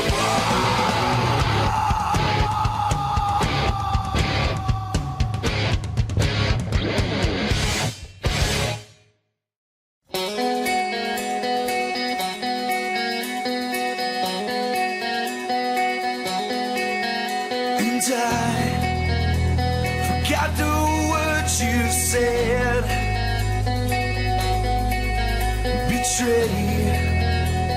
Betray the wounds that bled. And I won't look back again. If we can't commit one sin. So drag me from the wounds that bled and save me. I'm locked inside my head.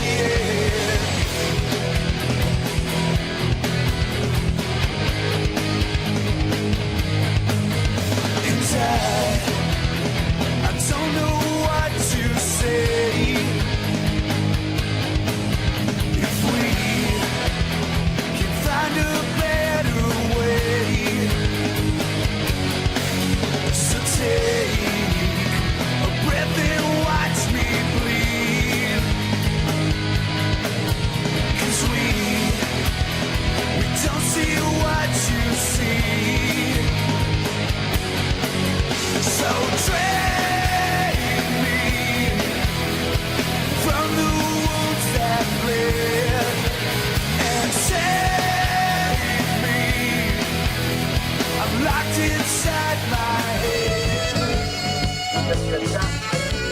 Right now, we're coming back, the Alex Jones Show, and Alex is live in Dallas, and we have the mayor of Dallas, Mayor Rawlings, who is actually standing on the grave of JFK, and with his actions, he's doing everything that JFK abhorred. He is censoring the news, he's stifling dissent, and he's withholding from the press and the public the facts they deserve to know. Those are the words of JFK, the man who was shot 50 years ago. Now we got a mayor who is doing everything that JFK hated. Alex? That's right. I want you just to hear a minute of this pompous person talking about the Dallas Fathers. And he mentioned people that were around basically when Kennedy was taken out. This is all about Dallas and the good old boys that worked with the CIA to kill Kennedy and then to kill our republic, literally selling their lie and their fraud. So let's give you about a minute of the idiot mayor speaking in this highly choreographed event where they openly tried to stifle free speech, but we defeated them. So let's listen to a minute of this guy. And the moment of silence is coming up. On our streams, we're going to skip our ads at the bottom of the hour for the moment of silence. Light shone upon it.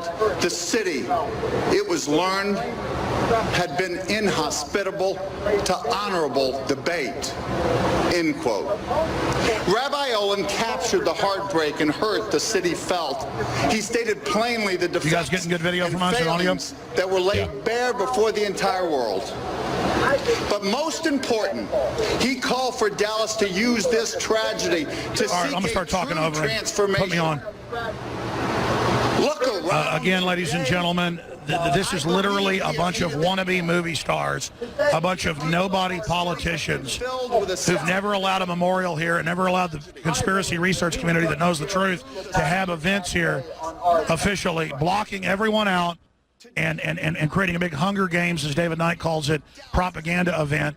It's totally scripted where he pauses and they show the crowd. They brought in all these school kids and were groping them, groping their bodies, TSA style. We saw TSA out here as well to get into this. So you got a bunch of school kids as props living in a country captured by foreign offshore banks as the nation is gutted. But I'm telling you, that disgusting mayor up there on the screen, he has not gotten away with shutting down our free speech. And we are here. And we are absolutely getting the word out about freedom and about what really happened to JFK. And it's just been a great example of the attempt of the state-run media to dominate society. This is a truly live event on the ground, real journalism. And I want to thank everybody that's come out. I want to thank everybody that stood up for the First Amendment and the great crew. And I want to thank all you, the listeners, most importantly, and God above, but people on this planet. I want to thank the listeners for supporting us, standing by us, putting up with me over the years. My God, I can't listen to myself half the time. And being part of the Infowars.com family and the Infowars.com team. What we're doing together is so incredibly historic.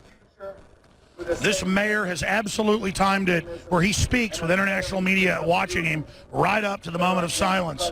And maybe he'll celebrate the establishment's murder of Kennedy during the moment of silence. I mean, this is just absolutely ridiculous. But the moment of silence is coming up here. 50 years ago, in my hometown, long before I was born, they blew his head off in front of everybody. High noon is a message to the establishment, a message to the world that there had been a coup d'etat by the Federal Reserve, by LBJ, by Texas oil men, by big banks, and that they were going to do whatever they wanted to with America. And they claimed they were killing Kennedy to restore liberty and do all this other stuff. But they really did it to bring in tyranny. And now we see what this has done all of these years later. It is absolutely disgusting. And so that's why we're here reporting the truth, broadcasting the truth during this outrageous propaganda event. We are not standing idly by. David Knight, your comments on this as we get just minutes away from the moment of silence. We're about a minute and a half away. So, David, just talk for about 30 seconds and give us your take. Well, Alex, the hypocrisy is just amazing and disgusting. When I look at this speech that Kennedy had about the idea that secrecy is a repugnant word, that we don't want to give up our liberties and freedom in order to censor people, in order to provide security, he said that giving that up is much more dangerous than what we're being threatened with. And that's what we see today. And to see this, as you mentioned, the Hunger Games type of little ceremony that they've got going there with Mayor Rawlings and his 25 prominent citizens there in Dallas. It's absolutely disgusting to think that they're standing on the grave of JFK, somebody who absolutely abhorred this kind of censorship. Yes, we'll wait. Okay. Of peace on earth. Okay. You know, I don't even think this transmission is live. I just figured that out. So they could control this scene. I think it's delayed about 20 seconds. And then they show a clip. Now I understand what's going on. They show a clip. This is like a practice of controlling propaganda. Then they show a clip, a space, showing quotes and things, and they cut back to him. But I can see him up there still speaking. This is even scripted and fake. Ladies and gentlemen, would you join me in a moment of silence? Here's the moment of silence. In honor of the life of John Fitzgerald Kennedy. Who they murdered and killed. Me in a moment of silence.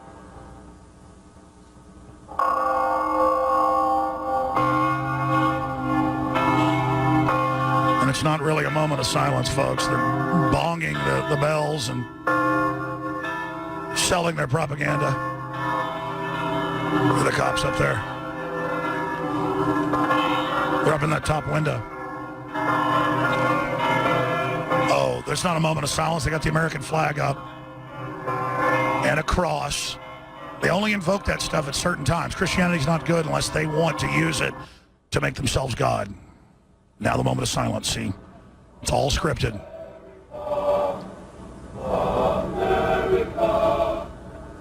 America. They're killing America while I'm on air, right, guys? Yep. Yeah. Okay, good. They're killing America while claiming America's mantle. That's what they do. The Patriot Act is unpatriotic. The Affordable Care Act is the opposite of affordable. See how it's all scripted, how they keep flipping back and forth in between?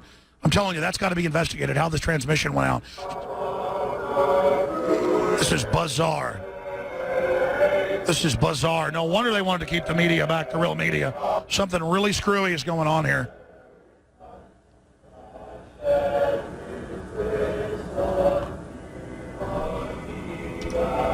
So this is amazing.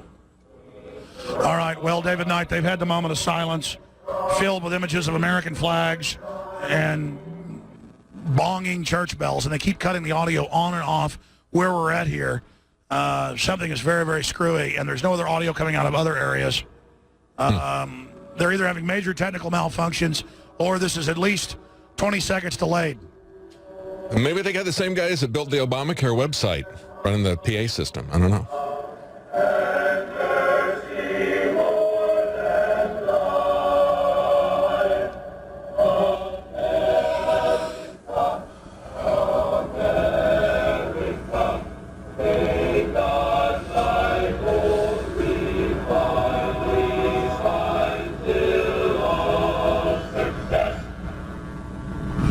Well, this is really a disgusting scene as the establishment tries to use the person they murdered to now sell themselves as great people.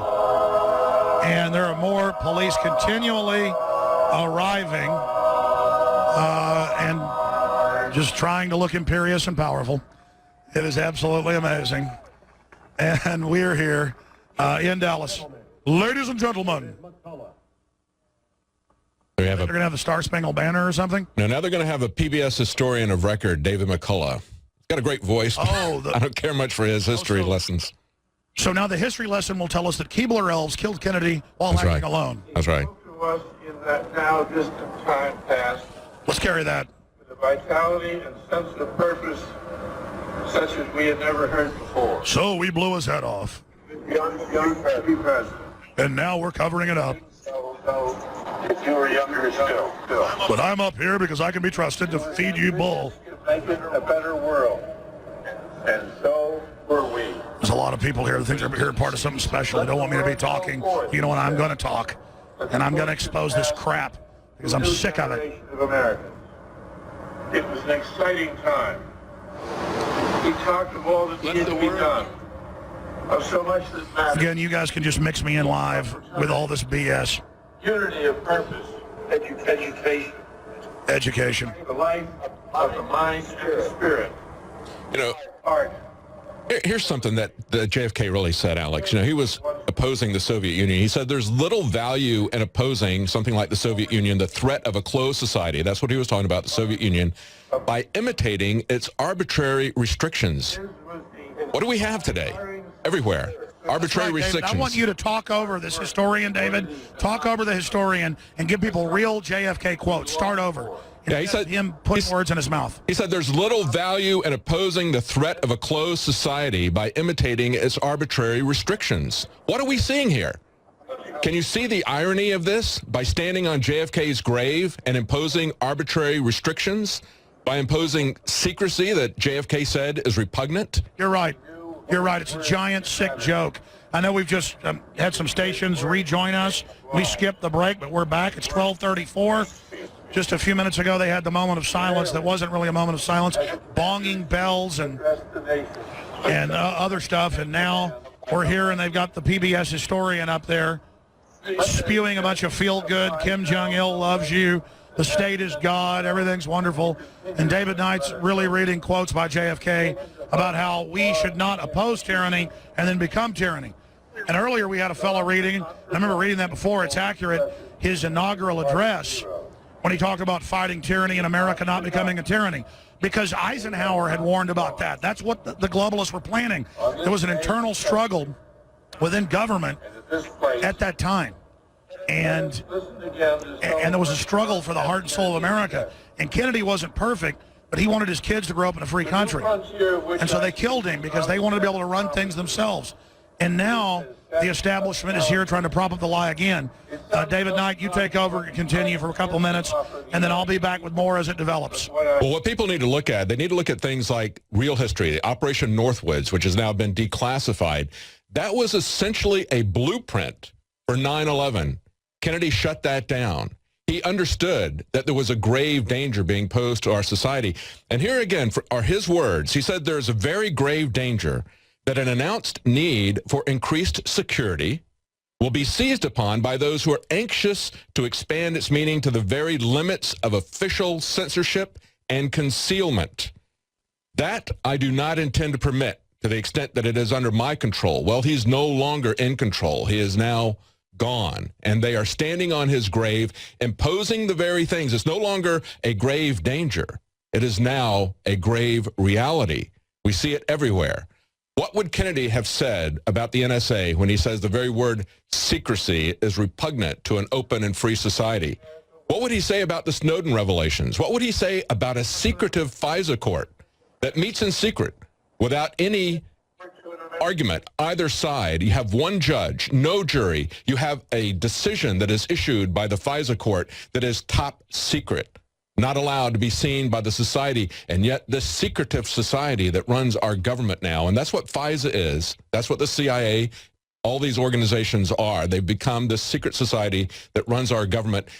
They claim that these top secret decisions from the FISA court alter our Constitution, alter our fundamental law. That's the system we have today, Alex. You there?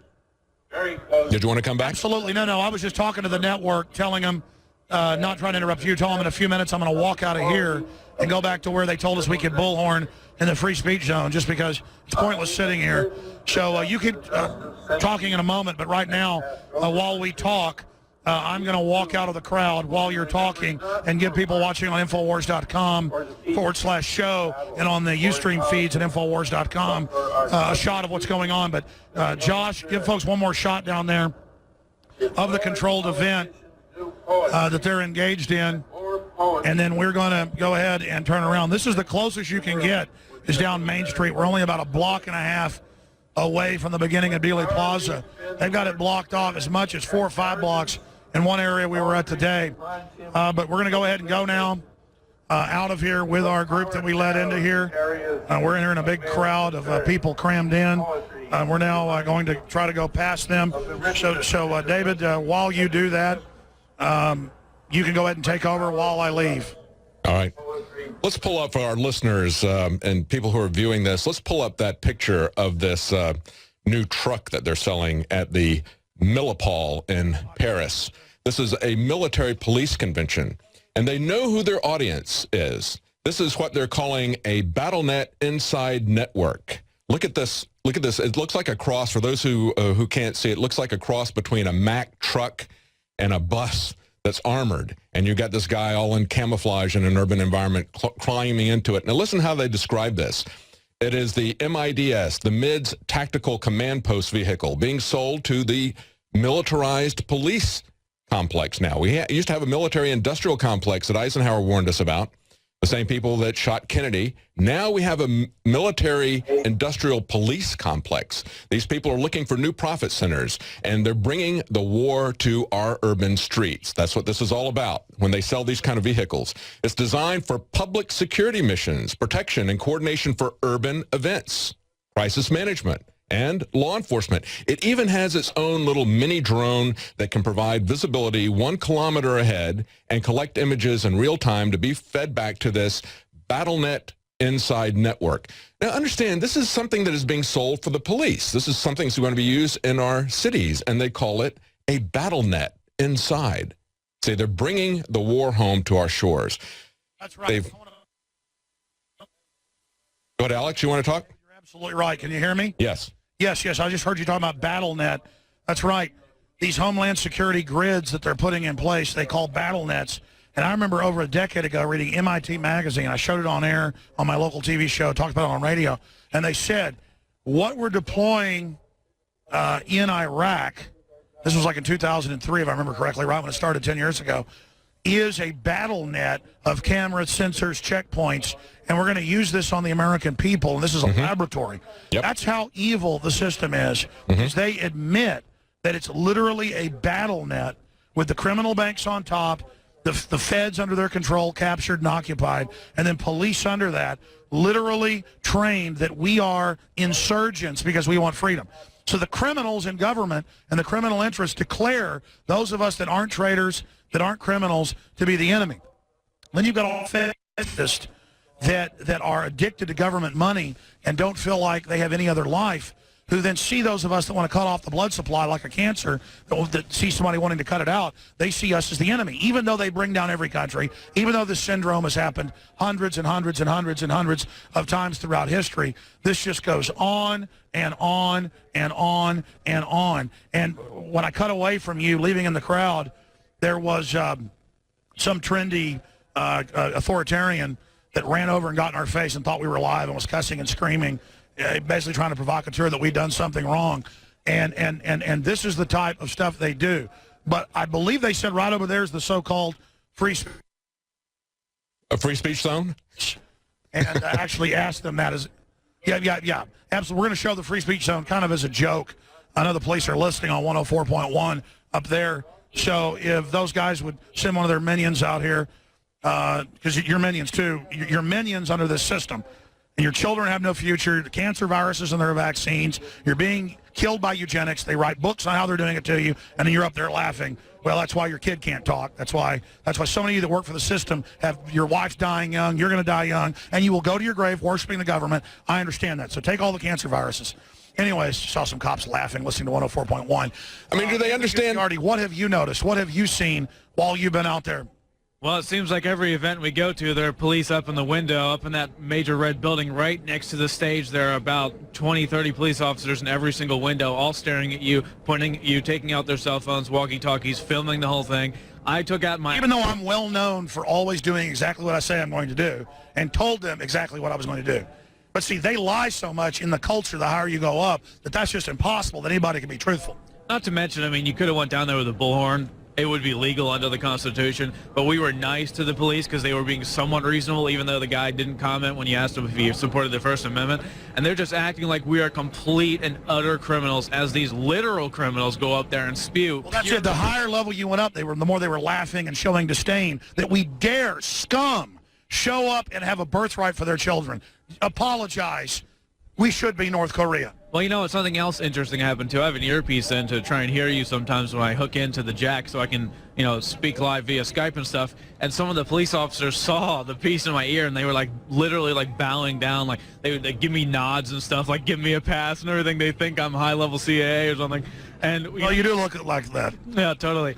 But it just shows they have really no idea what they're doing. I'd be walking around with a sign, and they're so clueless. They'd see the piece of my ear. Well, the truth is, we've been running an operation having a bunch of Keystone Cop stuff ourselves. The truth is, no one knows what they're doing. That life is crazy. And the establishment thinks with bioweapons, chem weapons, all these war systems funding Al-Qaeda, they're going to keep control of things. They're not. America is imploding. America is falling apart. The whole world sees it. We've lost the moral high ground. And I'm here trying to get it back so that my kids and everybody's kids have a future. And by and large, the police have been pretty good overall. I don't want to bash them. But when you go up to the front, they're bugging their eyes out at you, like they're going to intimidate me not to bullhorn. I almost bullhorned because they did that. Mayor, though, is a complete tyrant. Oh, that mayor's a tool bag. Let's talk about that scumbag. You notice how he got it all where he talks right up to the top, so he has the moment of silence? Exactly, and he also was saying how everything is so great. You should have got the bullhorn out of his part. It was just so degenerate and so disgusting, talking about how we've recovered as a country, now we're better than ever, and honoring JFK. It's all complete bogus. And not to mention that the sound feed just kept cutting out and everything. This is typical government operation right here. The police scurrying everywhere while the whole operation is failing at the root of it. As if it's like Obamacare. Exactly. We're just like citizens going, we want free speech. I'm on record at every demonstration telling people, internet website. That's what the British government let me in to do all that, because I told them. I just put out an article saying, here's what I'm going to do in England. Let me in, leave me alone, it'll be fine. You won't look like idiots. They were smart enough to leave us alone. They've been smart enough to do that too. But I hope they did it for the First Amendment, and not because they realize it would blow up in their face. But see, I win either way. They either do the right thing because they don't want to be slaves, want to live in a free country, or they don't do the right thing, and we get even more attention of the tyranny. You see, that's how that works. By not resisting, we lose. That's why I say resistance is victory. You resist, no people that keep resisting can ever be conquered. And we need to realize that. We're not rolling over. Just a little bit of resistance, and it's over. You don't even have to do that much. Just don't bust your ass for the system anymore. Don't comply. Stop going along with it. That's how we bring them down. Well, there's one more. Yeah, good job, folks. Yeah. When we were in the back there behind the stage where all the peons are supposed to go that aren't allowed to have free speech, I noticed something. When we walked in, all the mainstream media was converging on it. And I would come up and they would have taking photographs, say, what are you with? ABC. What are you with? NBC. They were coming to us. They were leaving the actual event, the footage of the actual event, to film us, take pictures of us, because this is where the real actual resistance and information is. Those speeches up there are complete dribble. They're nonsense. That's right. Now, where did they say this free speech zone is? Because I know the police are listening on 104.1. I know, I'm being sarcastic. I know. They just said we have to go over there to Bullhorn. So it's just abs because they tried to put it over there so it can't make it around the building. It's ridiculous.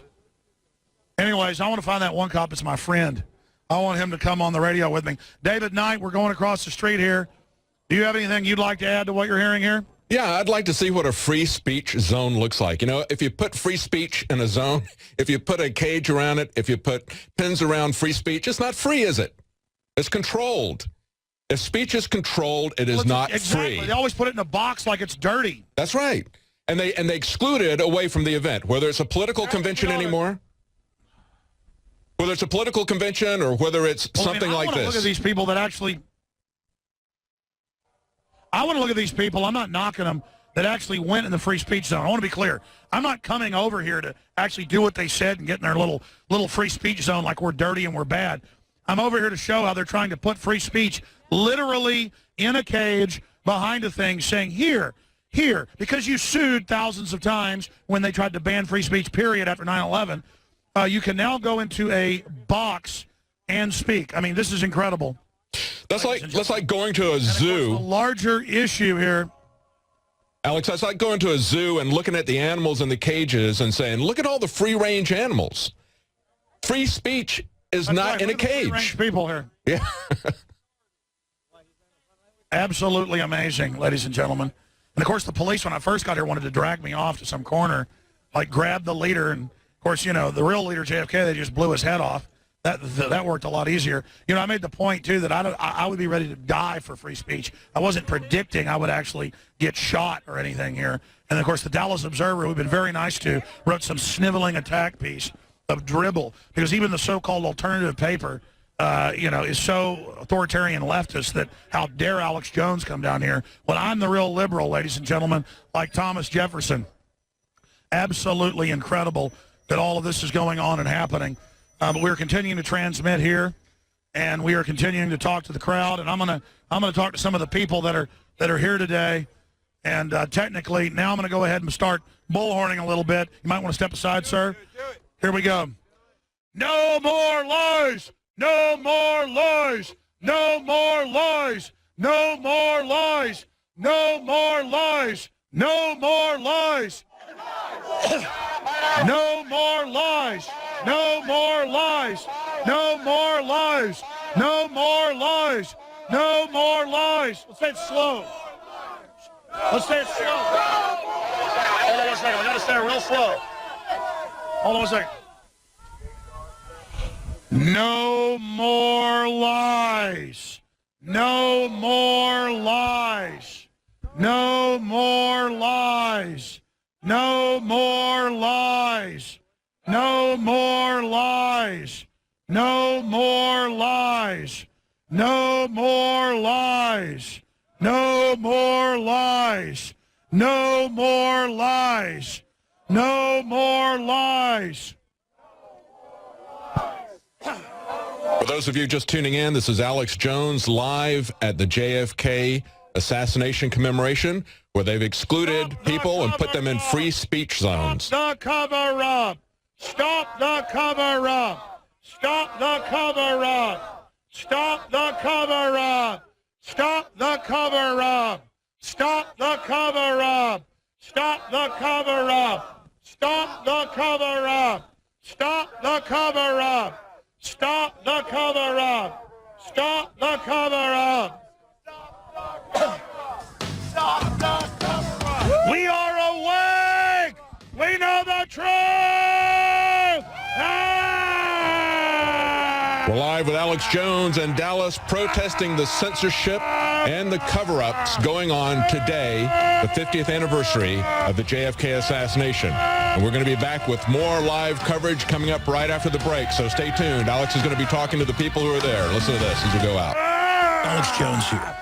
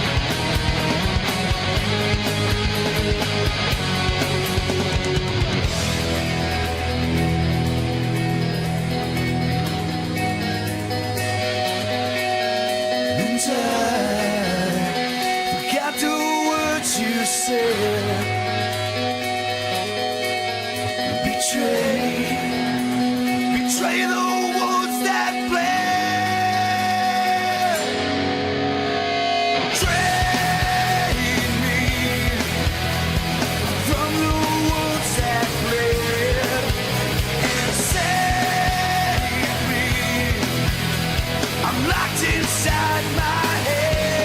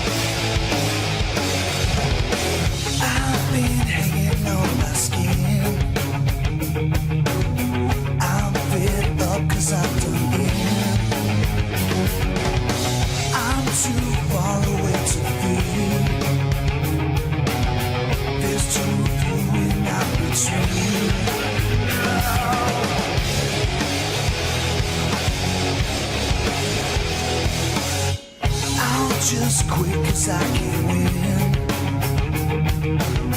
And now your shed is wearing thin. I can't imagine where I've been. You're always there, you're in my train. I can't imagine where I've been. We're too few and far between.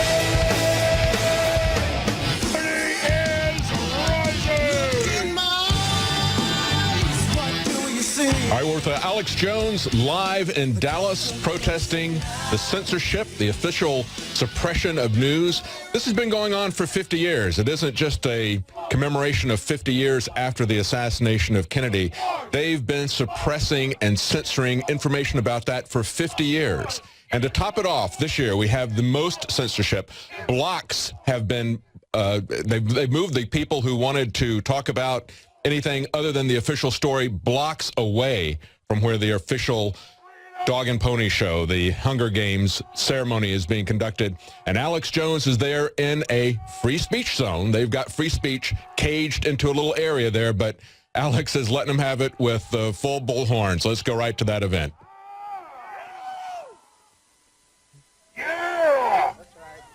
We got Alex live there with the crowd. I salute you all for standing here for the First Amendment. You are incredible. What's that, David Knight? We're live, Alex. We got you on. Okay, good. Are we back from break? What time is it? It's 12:55. All right. Well, this is historic. Where's my other reporters? I want to get their take on things. Where's Darren McBreen?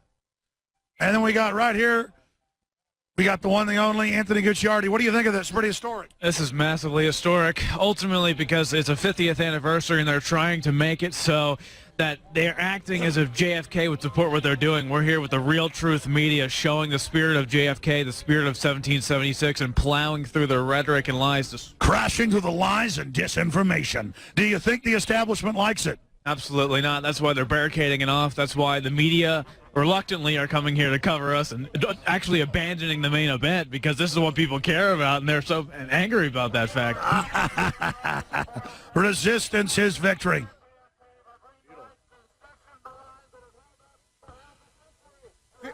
That's right. The key to the bullhorn, I've noticed, you have to scream into it. The answer to 1984 is 1776. 1776. 1776. 1776. 1776. 1776. 1776. 1776. 1776. Here, hold this mic on my mouth. I know what to do. They want to stick us over here to block our sound. But if I can actually hoist this up, I can get even more sound out of them. I can aim right over these people's heads, triangulate it right into the thing. Freedom! Freedom! Freedom! Freedom! Freedom! Freedom! Freedom! Ah! Yeah! Freedom! Freedom! Freedom! Freedom! Freedom! You folks are awesome. We fight for freedom, baby. You're asking my next move, man. I'm pretty tired. I don't know. What do you think we ought to do? Anyways, Anthony, Knight, you want to take over for a minute?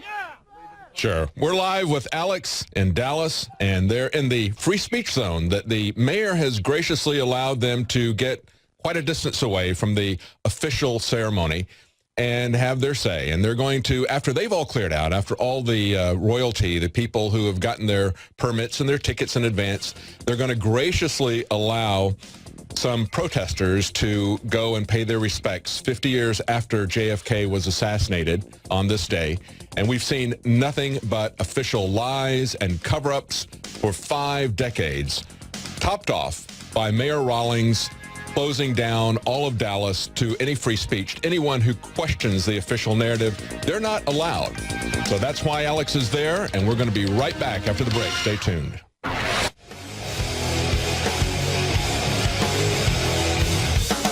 Deep in all. Set me up to take the fall. I'll take one right off the chair. I'm still hanging on my skin. I can't imagine where I'll be. You're always there, you're in my dreams. I can't imagine where I'll be. We're too few and far between.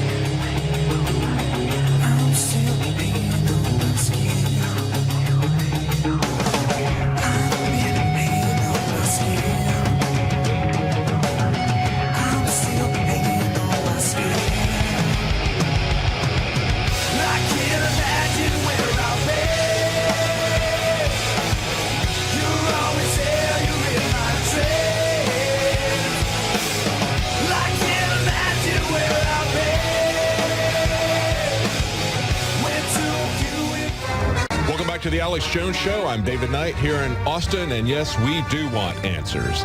We've wanted answers for 50 years about the JFK assassination. A lot of people have done investigation, not the government. We have an official censorship, an official concealment still going on today. Never been more so than at this ceremony that's been devised by the current mayor of Dallas, Mayor Rawlings. And Alex is up there to protest the infringements on free speech. And they're trying to claim that this is what JFK would want.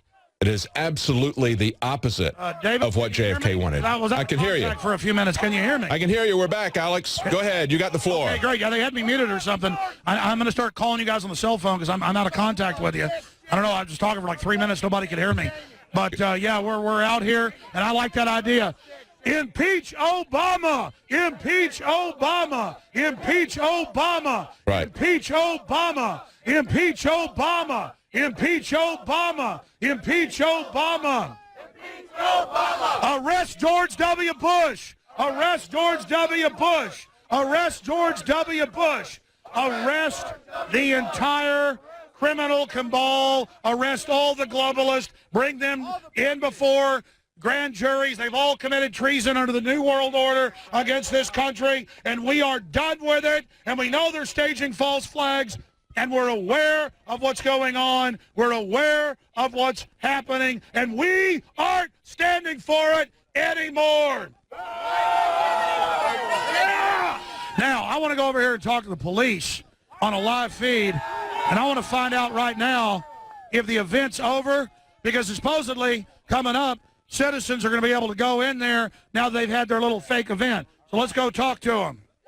David, again, you can take over for a minute here, but only about 30 seconds. I want to talk to the people at the network. I want to talk to them and see if technically they're able to hear me. Sure, I've got it. You know, we have Mayor Rawlings standing up there telling us, and we have the official story from David McCullough. Yeah, I really want to talk to the guys in the studio. That's all I want to do, off air. Okay, am I live here, guys? Okay, I just want to be able to talk to them. You can do the show, David. All right. I want to talk to them. Got it. Well, you know, Mayor Rawlings is there. They have their little dog and pony show. They've got David McCullough from PBS telling us what the JFK administration was about. But we have JFK's words. We know what he said.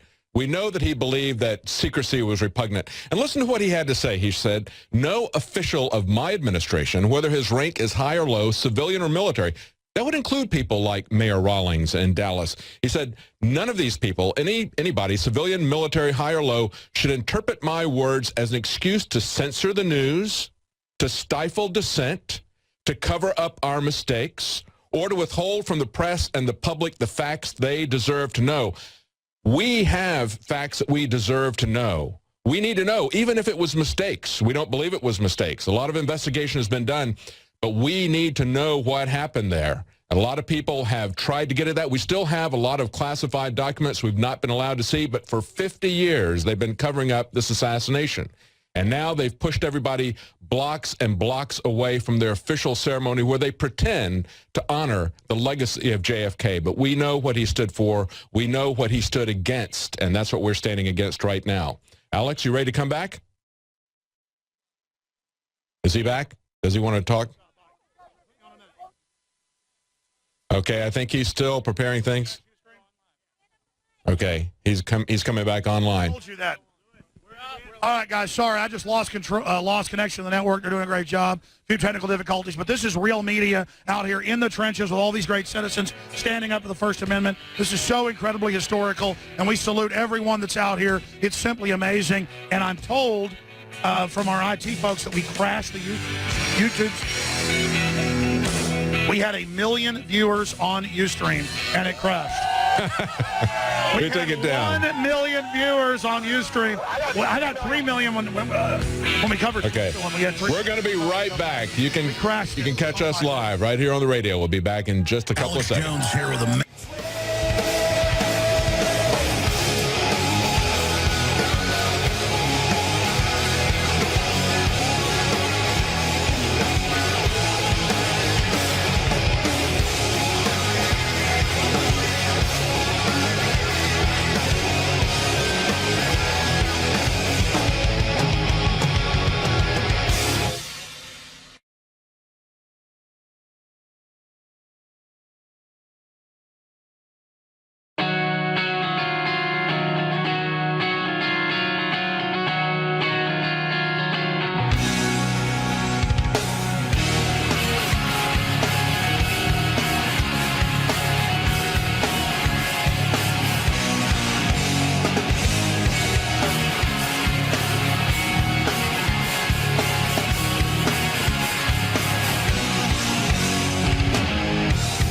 conflict deep inside me. My mind twists so I can't see. There's no contact, and I'm dried up. My open wounds, they won't bleed. And now I know there's nothing wrong. I can't have this going on. When you come back, I won't be home. This is gone on far too long.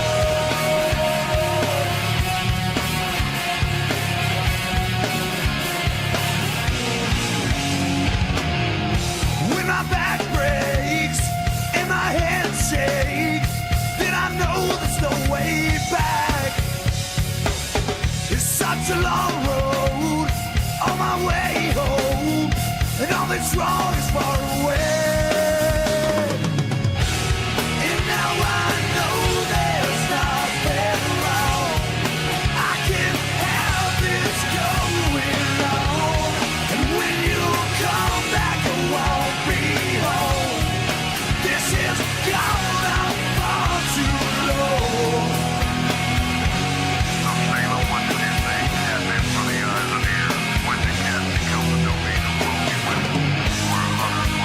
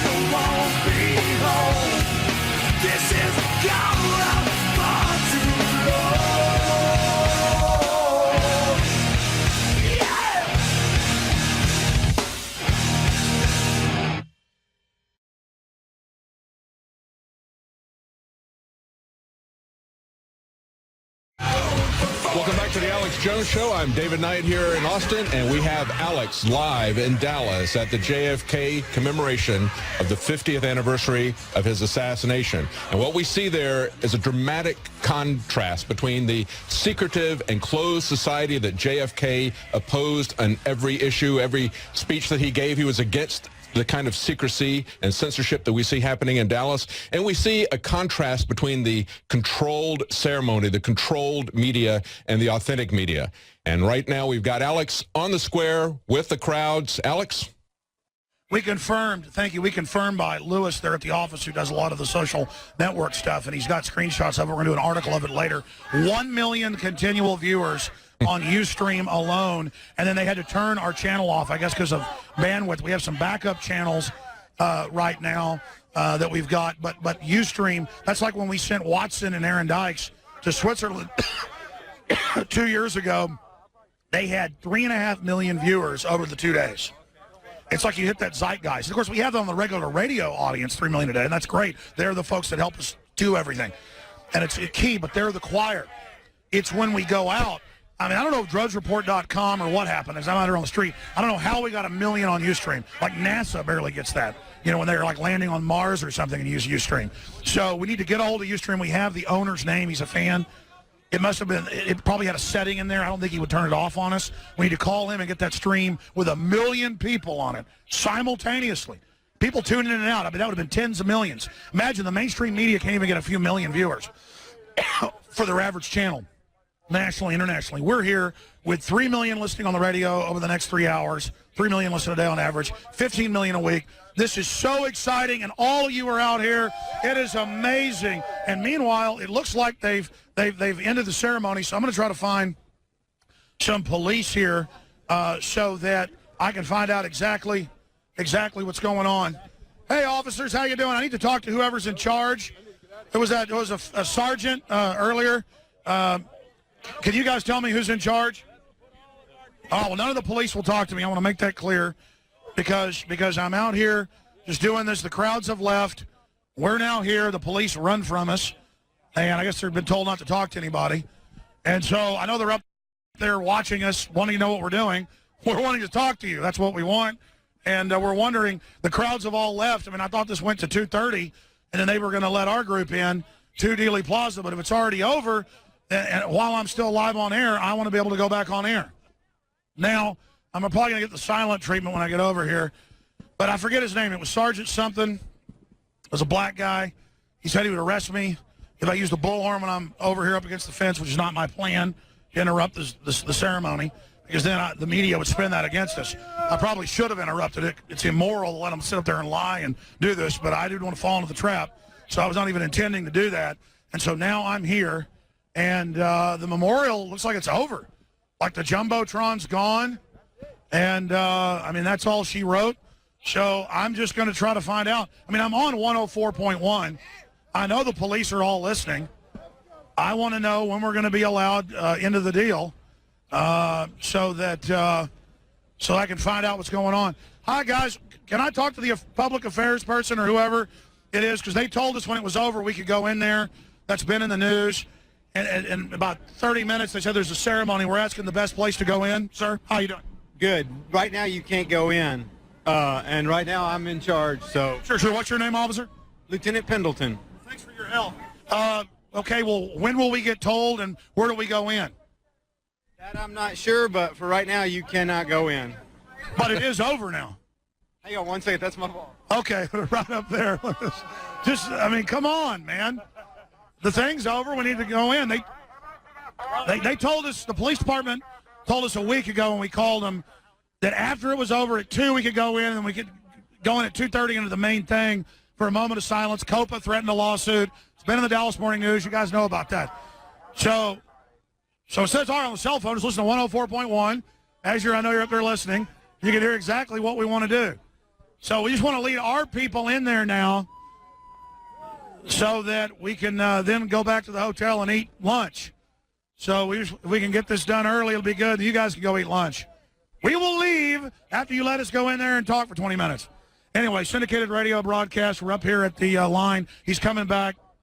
Looks like he might tell us something. Oh, there's the guy. No, that's not him.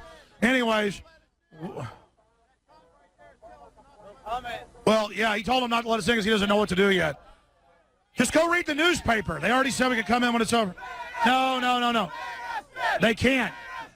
Anyways, we're here broadcasting live. And the thing's already over. It'll just take the bureaucracy a while to figure out what's going on. David Knight, give us your take on all this. How creepy is that, Alex? They won't talk to you. Our public servants won't talk, but they just watch and listen for the most part. You did get one guy saying you can't go anywhere. You can't go in. You got to be kept out of there, I guess, until they get the royalty out. I hear you. Yeah, Mayor Rawlings and his prestigious group of elite, there's little 25 people, they got to get out of there first. Absolutely. Well, you're doing a great job up there, and I just want to say that because the team has all done such a great job. This has been kind of crazy and Keystone Cop of us as well, but it's what reality looks like. Yeah. And we're just out here trying to cover the story and becoming the story. Total gonzo journalism. It's over. The crowds have basically 95% left.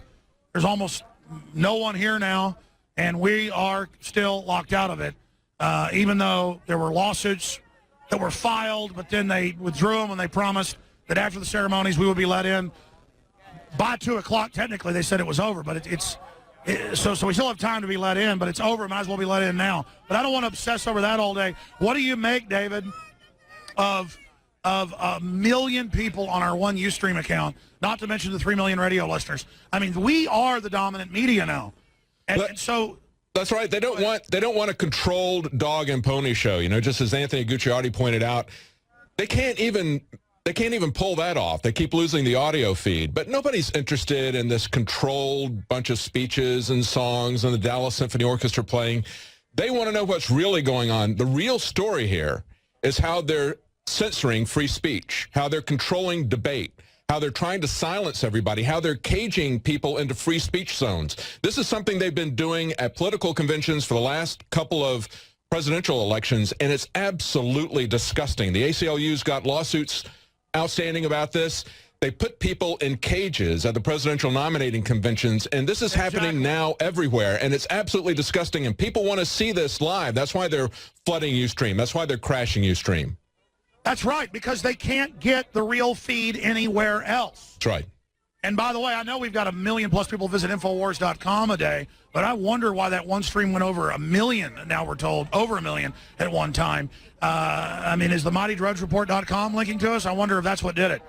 It is just amazing. No, there's no link from Drudge right now. That's without a link from Drudge. Wow, so it's just organically, just through Infowars and the radio audience, all of that happened. I just lost my feed. Okay, I'm good. I'm still on. Great. In fact, guys, let my audio guy in there with me. Thank you so much. Great job.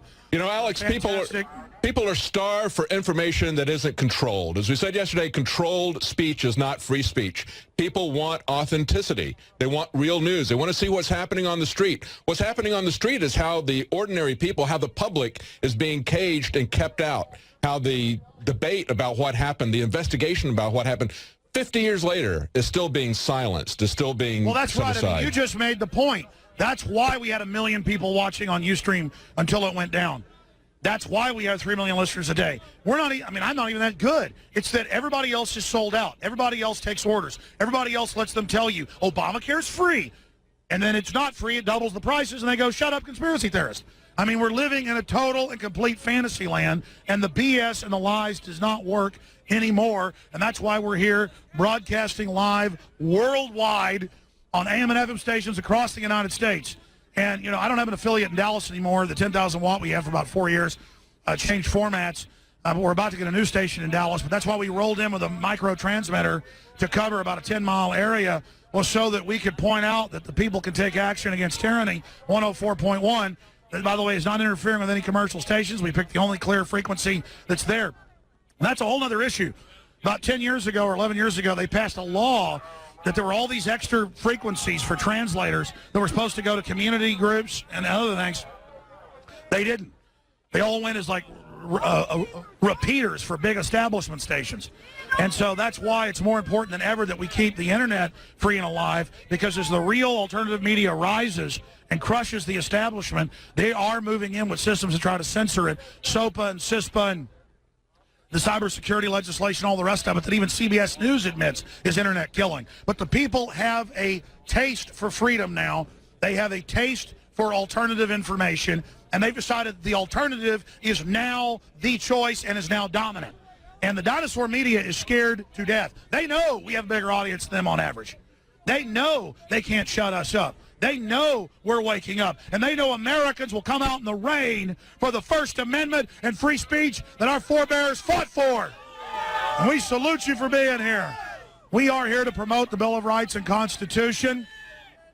We are here to promote basic liberty. And again, ladies and gentlemen, we have been told that we're supposed to be able to go in there when the event is over. And this is now basically the beginnings of a betrayal of that. Of course, what did they do? When the people dropped the lawsuit, they said you can come in after the event. And then now it's over, and now we're not being let in. So there you go, ladies and gentlemen. And again, we've already talked to police that have talked to the others.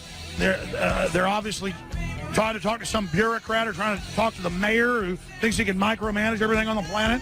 And now we're sitting out here in the rain, not allowed to go in there and point out the giant stage. 50 years.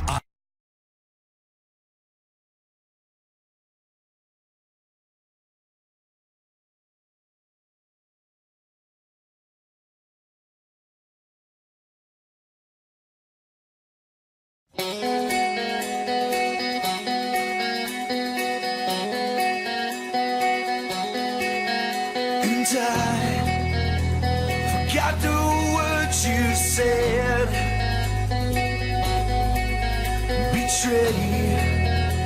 Betray the wounds that bled. And I won't look back again. If we can't commit one sin. So drag me from the wounds that bled and save me. I'm locked inside my head.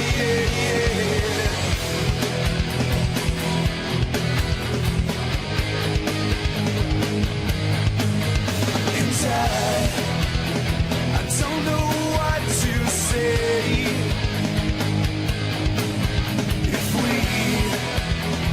Find a better way. So take a breath and watch me bleed. 'Cause we don't see what you see. So take me from the wounds that bled and save me. I'm locked inside my head, and I forgot the words you said. And we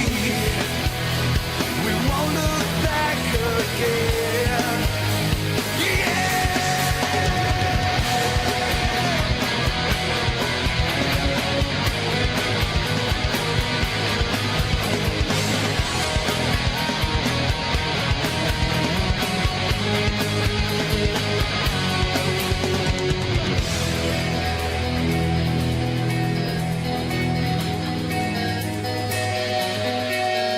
And I forgot the words you said. Betray the wounds that bled. Trade me from the wounds that bled and save me. I'm locked inside my head.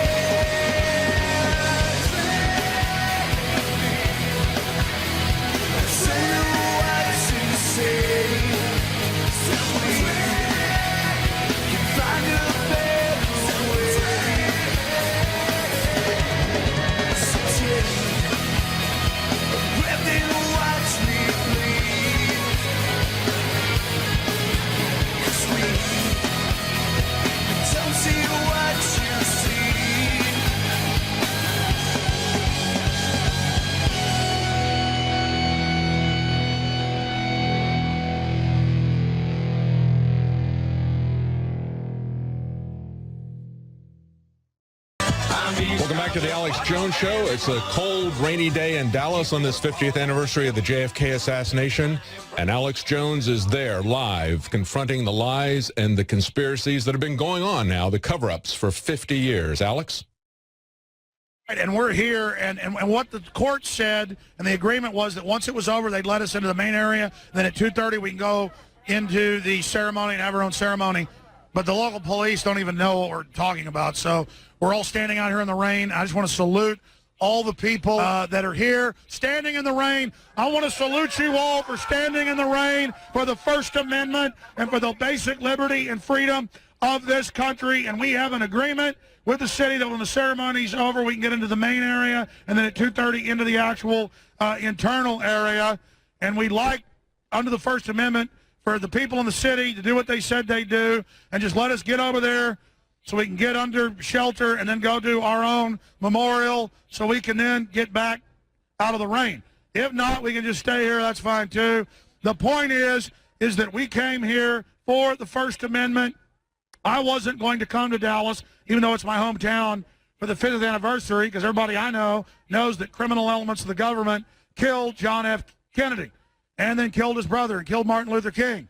But the bottom line here is that when I heard the mayor, and actually saw him on national TV, saying, we're going to have a classy event, no conspiracy people. A conspiracy person is someone that doesn't believe known certified liars and that knows how to use their own brain. You know, when we said that Obamacare was written to double your premiums and kick people off, we read the bill, we got called conspiracy theorists. I got called that on MSNBC, and it all came true because I was reading the bill. Okay, if reading a bill means I'm a conspiracy theorist, that's great. The system is discredited because they've been caught lying so much. And that's why we're now here today to reclaim the First Amendment. We are now here today to let the establishment know that we are awake and aware of what's going on and that we will not relinquish any of the Bill of Rights or Constitution. Ever. Never. We will never relinquish any of it. Not the first, not the second, not the fourth, the fifth, the seventh, the eighth, the ninth, the 10th. We're not giving any of it back. Hey, how about we get rid of the other part of the Bill of Rights that ended slavery, you know, because they're getting rid of everything else. This is insane, and we're here as a real civil rights movement reclaiming the right of free speech, and we stood up to the mayor and his attempts to block free speech.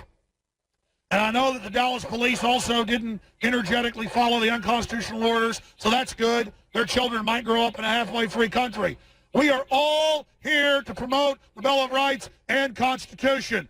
We are here to keep basic American freedom alive. And again, salute the crowd that has been standing in the rain. You are awesome. Freedom, freedom, freedom, freedom, freedom, freedom, freedom, freedom, freedom, freedom, freedom, freedom, freedom, freedom, Ladies and gentlemen, we're broadcasting live for the 50th anniversary of JFK in Dallas, Texas, if you just joined us. And we have absolutely just massive viewership, readership, and folks tuning into the radio right now. Every one of our barometers, every one of our gauges just shows masses of new people coming to Infowars.com and PrisonPlanet.com. We are fighting on every single front. We are fighting for basic human dignity here, and this is so historic what's happening right now. And I got to say, I mean, it absolutely blew up, and the mayor and this local CIA Dallas folks totally blew up in their face on every front. Absolute victory against this tyranny. And I just, again, everybody out there, I just keep thanking people. This has been awesome, and it makes me proud to be an American here today, to know that we're out here in the rain with the greatest of liberty lovers defending the First Amendment. I mean, it all begins with the First Amendment, because without that, you have nothing. Look at Tiananmen Square. David Knight, I know you're taking us out to break, but just look at this feed here of these great folks out here in the rain. It's pretty cold there, isn't it? I hear it's 35 degrees, and you've got a large crowd of people standing in the rain to assert their First Amendment rights.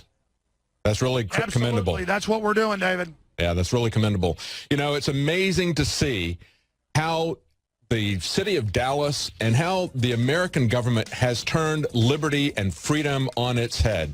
When we come back right after the break, I'm going to give you a quote from JFK. It's something that he said about the Soviet Union, but I want you to listen carefully to it and think if it doesn't sound more like a description of our current government, of our current NSA, of our current administration that assassinates people around the world with drones. We'll be right back.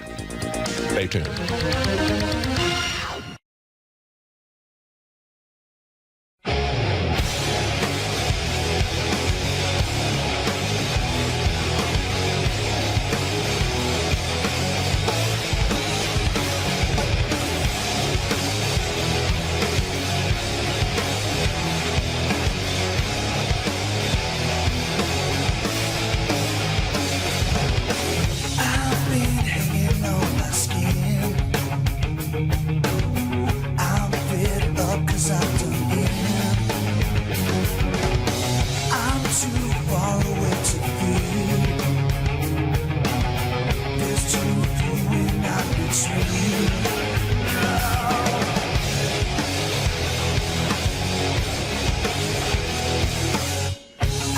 Just quit 'cause I can't win. And now your shed is wearing thin. I can't imagine where I've been. You're always there, you're in my dream. I can't imagine where I've been. We're too few and far between.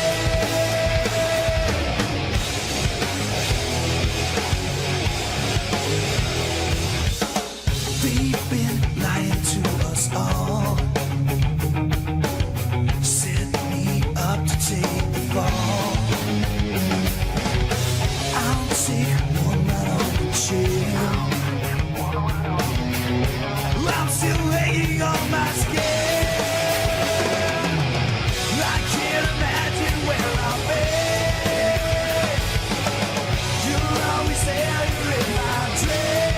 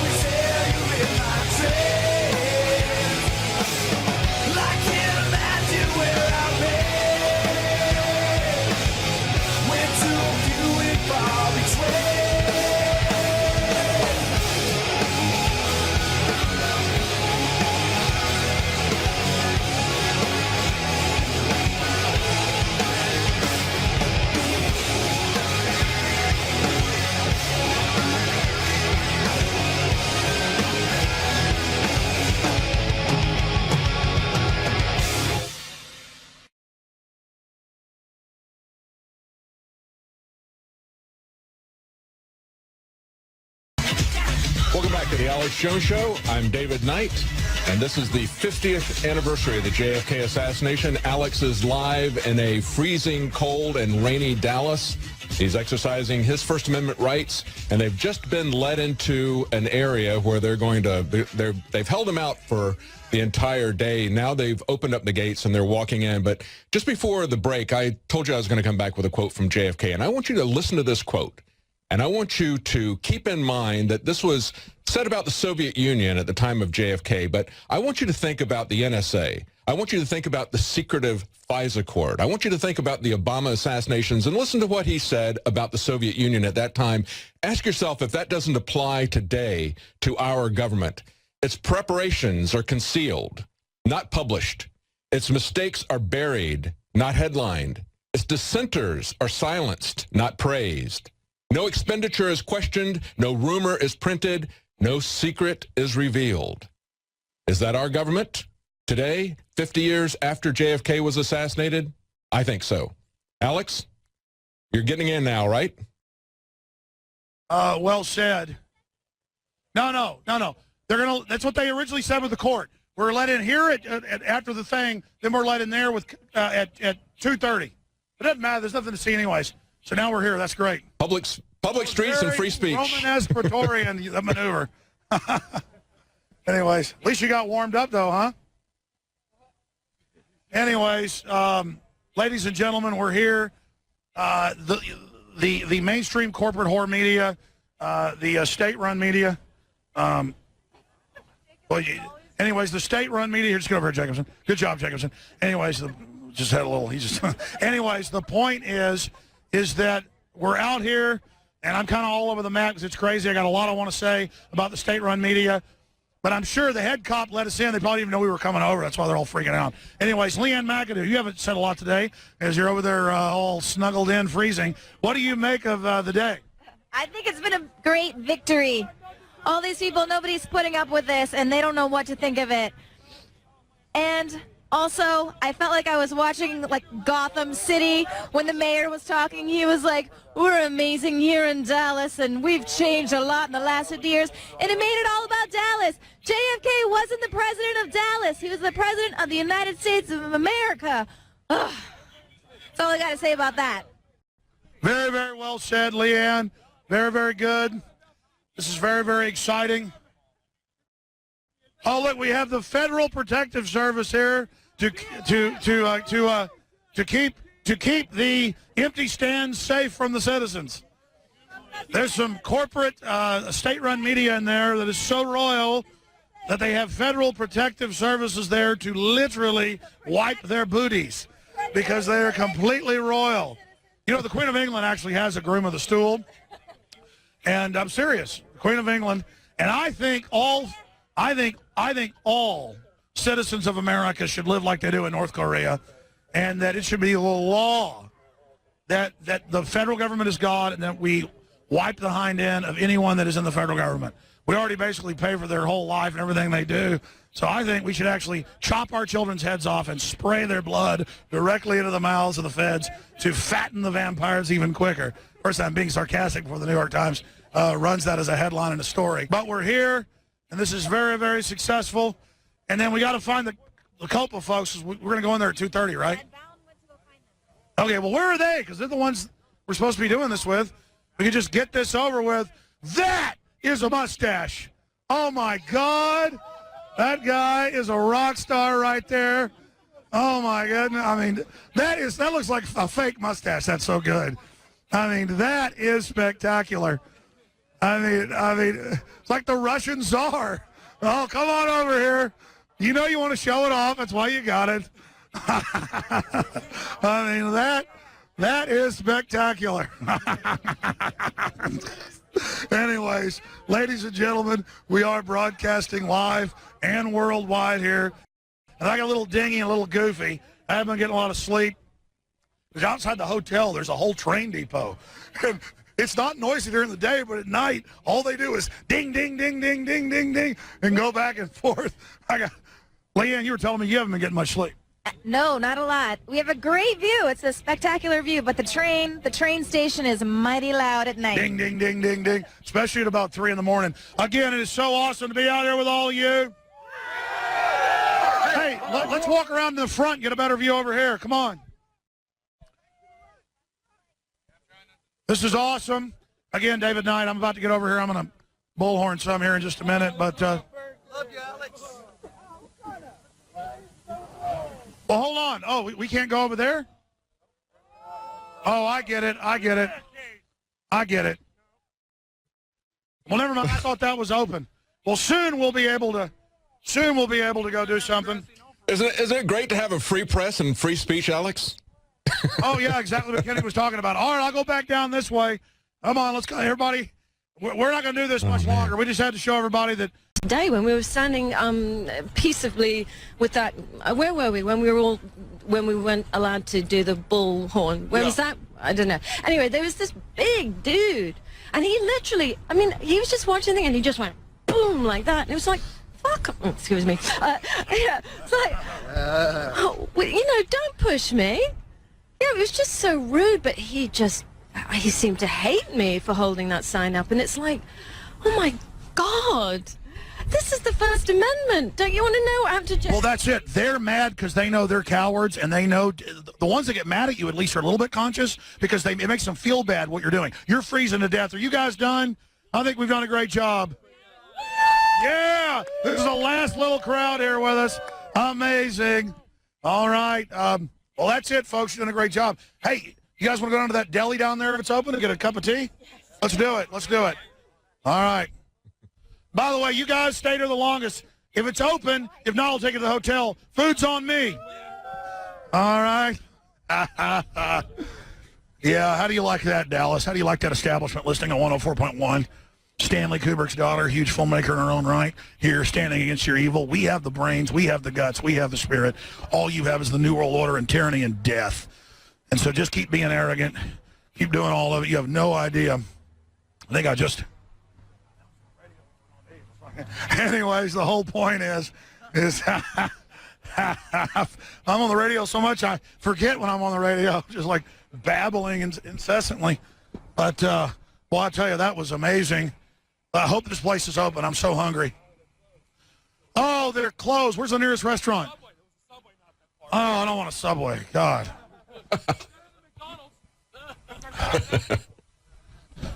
Well, I'm going to go broke, but since I said I'd do it, I'll do it. I'm going to do it. I'm taking you all to the hotel, and but just don't say where we're going, even though we're videotaping it, live on air. I'll take everybody to the hotel and buy you something. But we're going to cut the transmission off now and not say where we're going. So, okay, here we go. You guys want to go over and get something to eat? Okay, here we go. We're going to walk, because the other place is closed. We'll have to walk to our hotel, and our hotel is the Hotel Lawrence. That's where we'll be. All right, ladies and gentlemen, here we go. David Knight, you take us out here. Great job, brother. Legendary radio. We're alive and following our forefathers and mothers' steps of liberty. And I've never felt so alive as I do today. And I've seen the face of tyranny, and I saw it, and it's ugly, and it's also very defeatable and very stupid. And so God bless you all. And David Knight, closing comments. Very insightful comments from the daughter of Stanley Kubrick. And, you know, I think what we saw today is exactly what people remember about the JFK assassination. That's just the mindless brutality of it, the mindless lies that we were told. And as I'm watching this, I'm actually thinking, you mentioned Clockwork Orange. I didn't know it was Stanley Kubrick's daughter, but I'm thinking about that movie, and I'm thinking about the criminals that, as the main protagonist, I guess you'd call him, got out of jail. He comes back and he sees these guys are now cops, and they get their kicks out of going around and beating people, which is what they did before they became cops. But that's the kind of people they were looking to hire in that society. And it looks like that's the kind of people that Homeland Security is looking for. Well, that's it for our broadcast today. Join us again on Sunday. This is the end of the broadcast. You know, we're not going to let them take over, not let us have free speech, and that's good. We've exercised it. It's been very successful. And most of the establishment media has already done their news pieces. I wanted to be nice and not do this to you, but I'll try to shoot it over your heads. Here we go. You state-run media in there are a joke, and people are awake and aware of what you're doing. We are sick and tired of your propaganda and all of your garbage, and we are aware of what you're doing. And we have more viewers and listeners today than any of your biggest stations by themselves. And there's more real media rising up all the time because people are hungry for the truth. The people are hungry for reality. They're hungry for choice. They don't want to be spoon-fed. That's why people fought back in the old Soviet Union and spoke out. And that's what we're doing. We're not letting you turn America by every yardstick into an authoritarian, oppressive system. And I want to salute the real independent media, not just here but worldwide, exposing the fact that John F. Kennedy was murdered by a conspiracy of criminals within the federal government and offshore banks to turn America into a system that can be extracted and enslaved, in the words of MSNBC former host Dylan Ratigan. John F. Kennedy was murdered here 50 years ago today. His body wasn't even cold right now 50 years ago today. And we are here to expose the reality of what went on here. And then they killed Martin Luther King. They killed RFK. They killed his brother.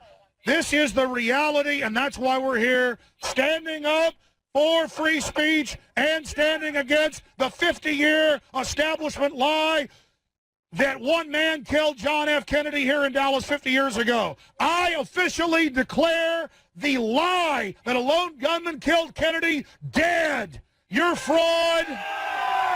And the empire that you wanted to build globally off the blood, sweat, and tears of Americans is collapsing. This corporate empire has been at the expense of the American people and other people around the world. It is hurting our country, hurting our name, and we declare your new world order is dead. Your world government is falling. You can't just call us conspiracy theorists anymore and have us just shut up. The people know the truth. And we know we got a First Amendment, and we know we got a 10th Amendment, and we know we got a 4th Amendment, and we know the NSA. I used to tell folks how the NSA was spying, exactly how they were doing it 16 years ago. It was all declassified. It wasn't secret. How they set it all up. They had to fund it. They had to pass laws to get it that were unconstitutional. And they would call me a conspiracy theorist. Now nobody's laughing. I exposed Obamacare by reading the legislation that it would double your prices and kick people off, written by foreign insurance companies to rape America. They said I was a conspiracy theorist. Now it all came true because it was in the bill. All I do is research what's really going on and tell the truth. And we're here to take America back, and I salute you all for being here. Yeah! No more lies. No more lies. No more lies! No more lies! No more lies! No more lies! No more lies! No more lies! No more lies! No more lies! No more lies! No more lies! No more lies! No more lies! No more lies! No more lies! No more lies!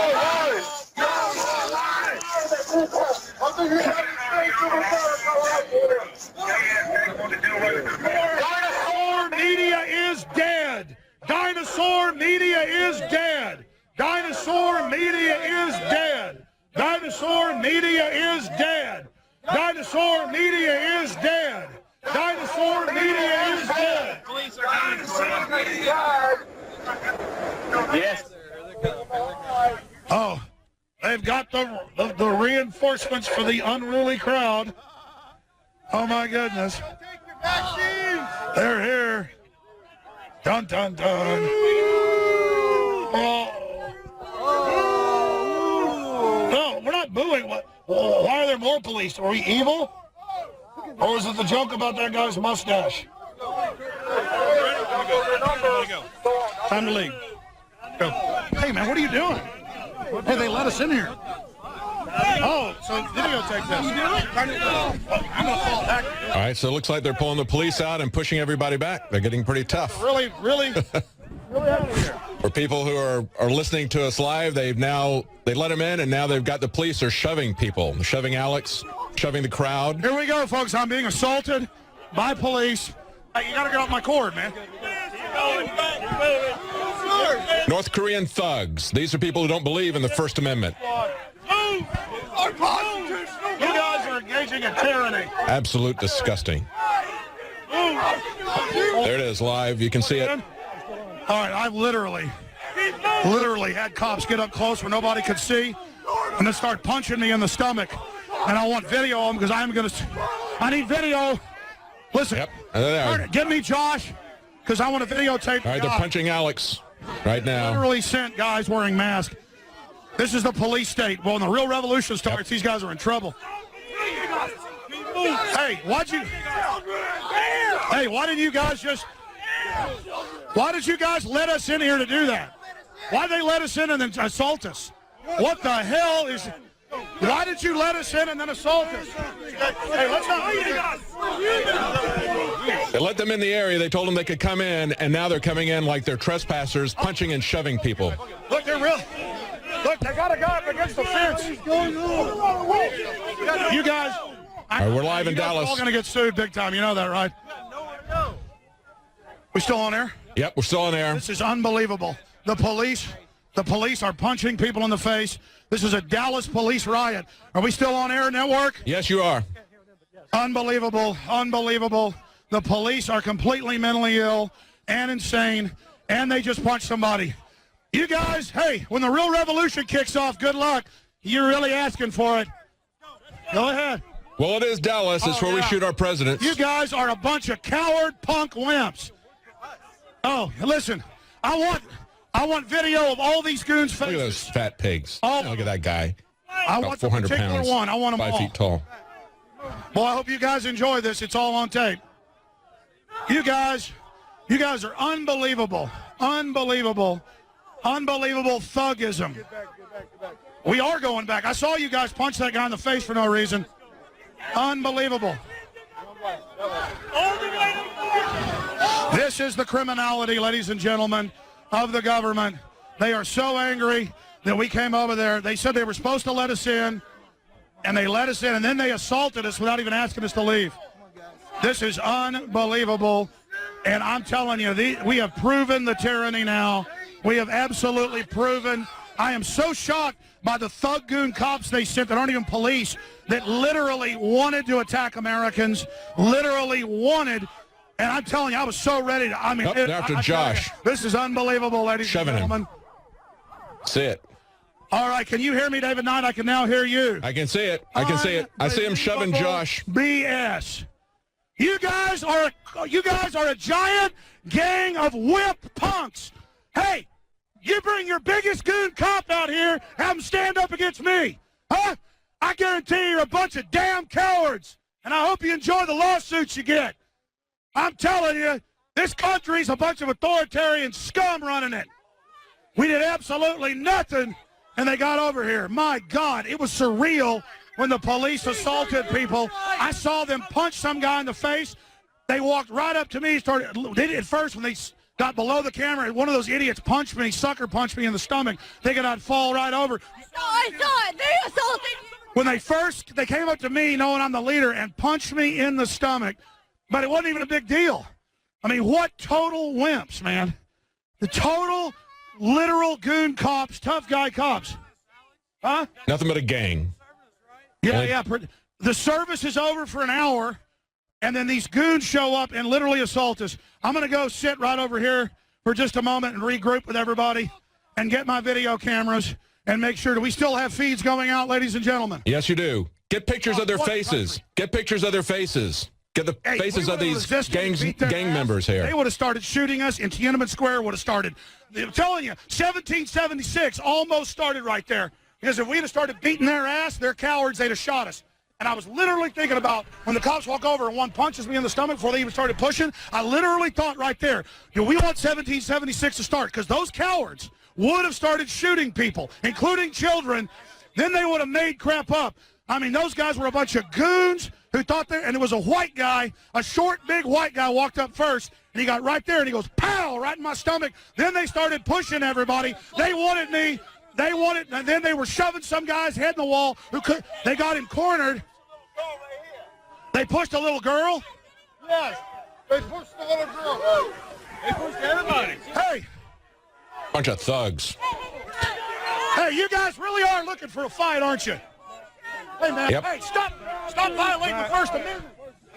That's a bunch of bull. Hey, you guys. For those of you just joining, Alex and the demonstrators were allowed into this area, and they were standing around peacefully for about 10, 15 minutes. And then a bunch of thugs wearing cop uniforms came out and started punching people. Hold on, stop. Let's see if they want you guys fucking cowards. You're fucking cowards. All right, we're going to skip this break. We're going to keep going. Go on.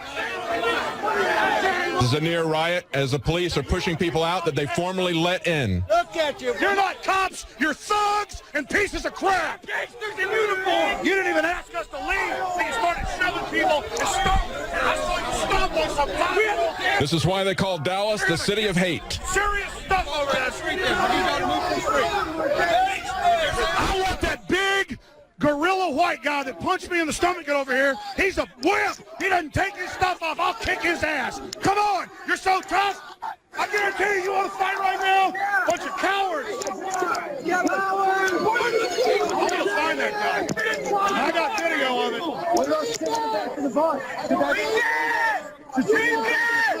They're just waiting until we wear ourselves out. All they do is train to hurt America. All they do is train to dominate innocent people.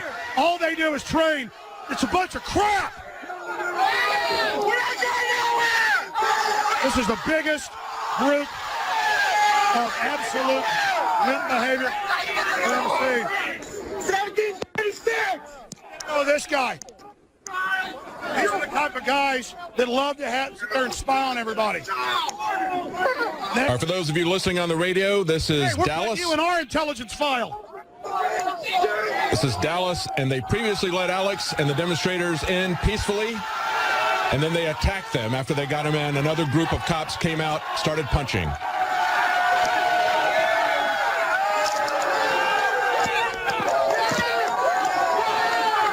This is really getting out of control, folks. I got to really think. I thought you were with the police. You with the police, buddy?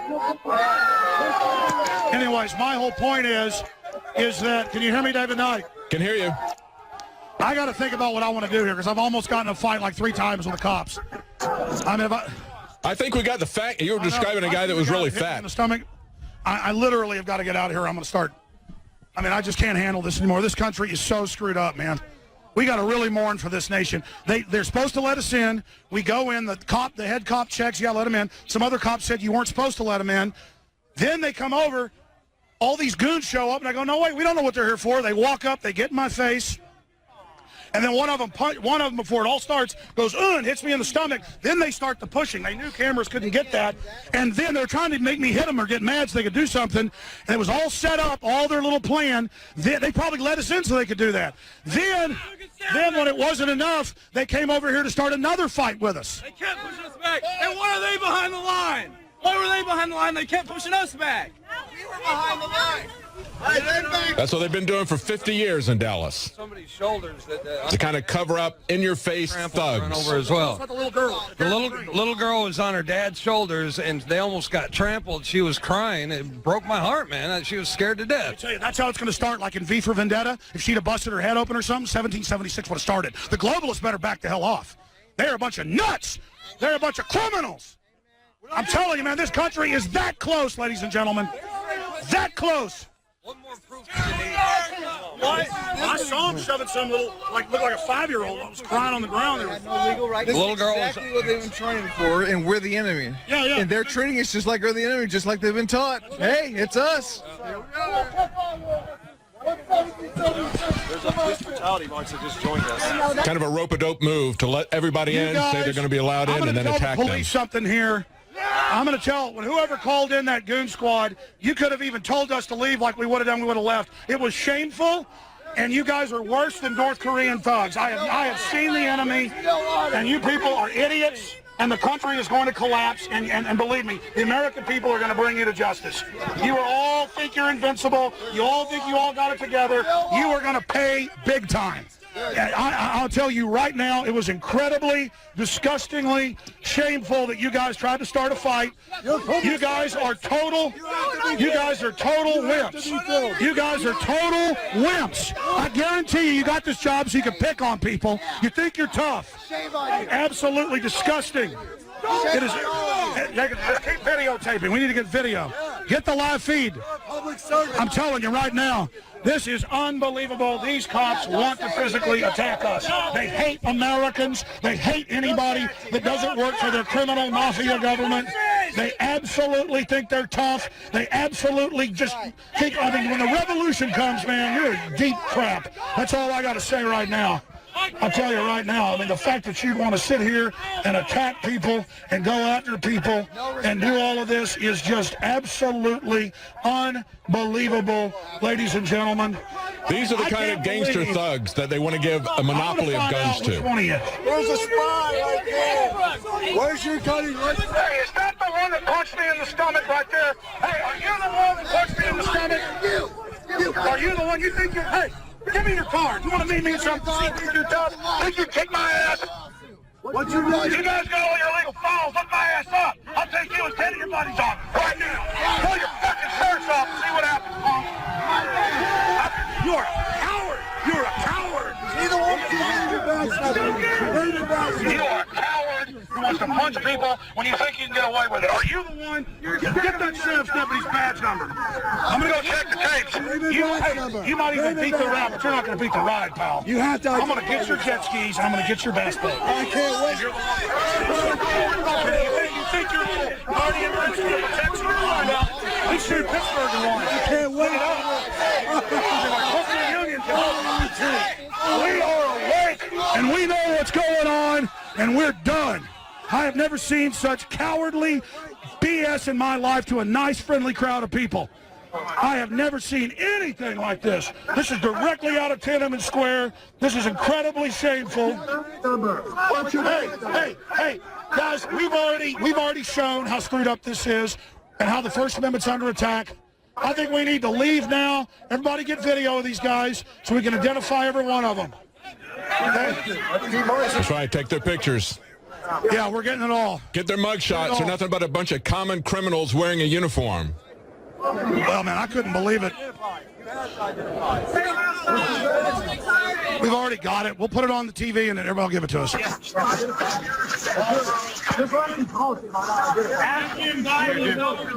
It's a bicycle unit from the... Let me see it, Jacobson. Here, hand me that. I got it. Hand me that. I'm going to sue you for sure now. Okay, here you go.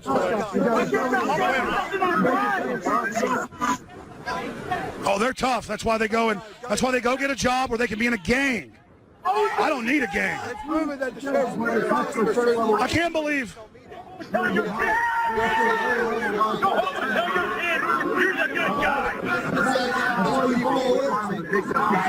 This is unbelievable. We already have his badge. We got it over there earlier. Anyways, this guy's unidentified right here.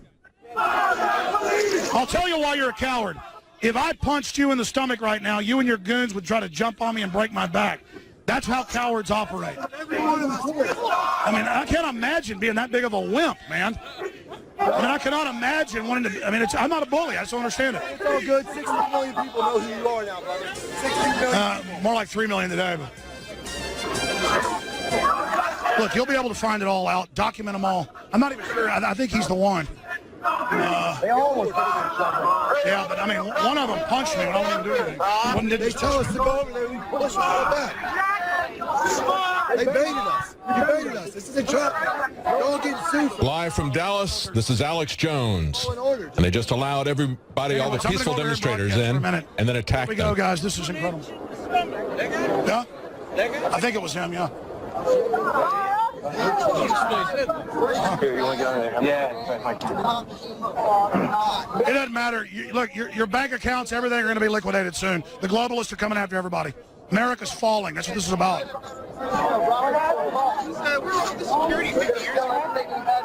That's right. Where was the security 50 years ago? No, it's only here for the American people. Well, I've definitely had enough fun with these crazy people. My God, they literally sent a goon squad over there.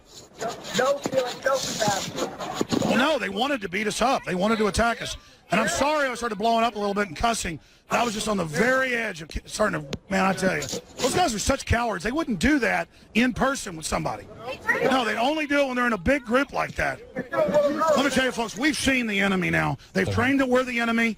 They are our enemy. They want to be our enemy. At least that group of people did right there. They absolutely are mentally ill.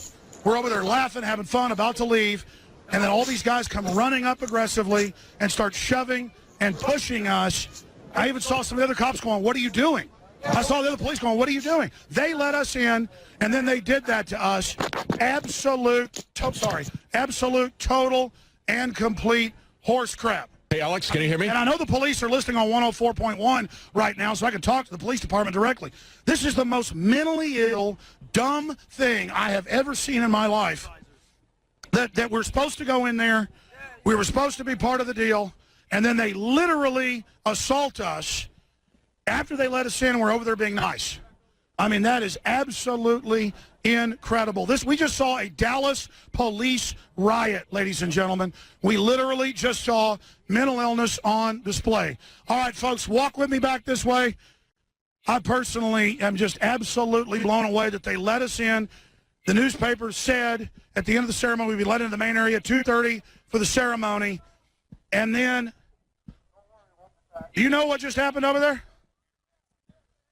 I mean, this is mental illness because COPA filed the lawsuit, then they took it back. They said when it was over, the main groups could go in, whoever wanted, and then at 2:30 we could go on to the area for our own wreath laying.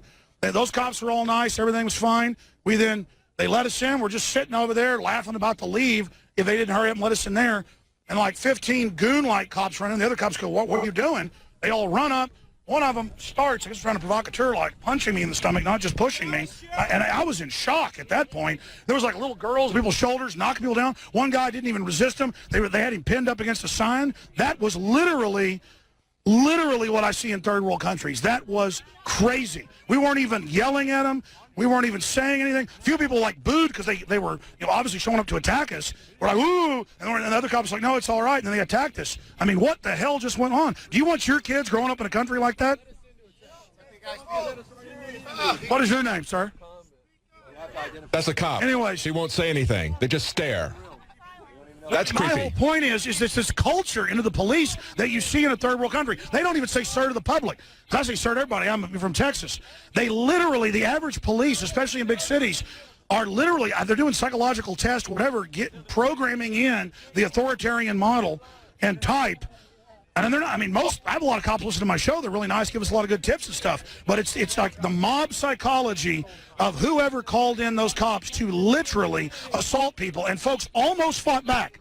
And then if a kid gets hurt or something in the atmosphere of this country, you know what's going to happen. Folks, it's 1776. It's so close. And I do everything on my radio show.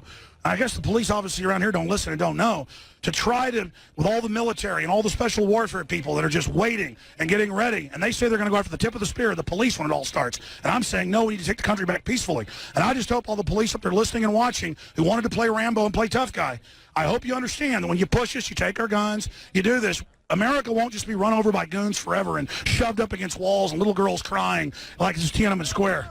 You guys need to know that. So I literally just got radicalized 10 more levels today. I mean, I'm telling you, because nothing was going on. We're standing around laughing, and then the other cops, when the goons ran up, were like, what are you doing? And it was just, and they didn't say you need to go. They just started shoving everybody. Anyways, it doesn't matter. Most everybody's gone home. Great job, everybody. I'm leaving. And it's really sad that the First Amendment did pretty well here today until now, and I am completely shocked. So, and they're taking all our other rights, and they're taking up the pension funds, all the liberties going, all the prosperity, all the due process. America is dying. America is dying. It's very sad. Come on, folks. We tried to do the best we could. We tried to do the best we could. Man, I am just totally depressed and totally freaked out for this country. God, we're in trouble. This country is so screwed up. I mean, it's one thing if you got a bunch of people out yelling at cops, throwing things, something, to have the cops do that. This was literally, we're standing around admiring some cop's giant mustache. We're making jokes. We're talking about the whore media, and literally, like 15 guys run up. Most of our crowd had already left, out here for hours in the rain, and this one really goonish one, looked like an ex-convict type, but I mean, those guys all did look like criminals. I mean, I just, this country, I'm living in Clockwork Orange here. All right, we're going out to break here in a minute. David and I, we're going to keep transmitting until I get back. And I tell you, this is just absolutely disgusting. It was the sheriff that attacked us. It was the sheriff. The sheriff's, yes. Yeah, it was the sheriff's. Sheriff's deputies. Wasn't the... right there.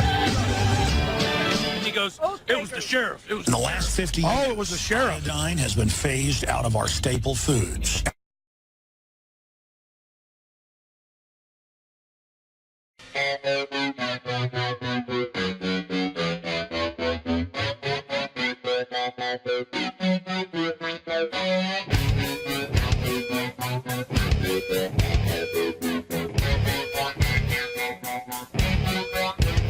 There's no easy way out of this one. You come up short, you've lasted too long. With the flick of a wrist, it all comes down. Your good intentions flutter around. So break down, way down. It's just another empty plea. So break now, you know how. Just bend at the knees. Here comes the rain, flooding my dreams for decades. Here comes the rain, flooding my dreams for decades. Flow like a whisper into the storm. Here comes the rain, get ready for more.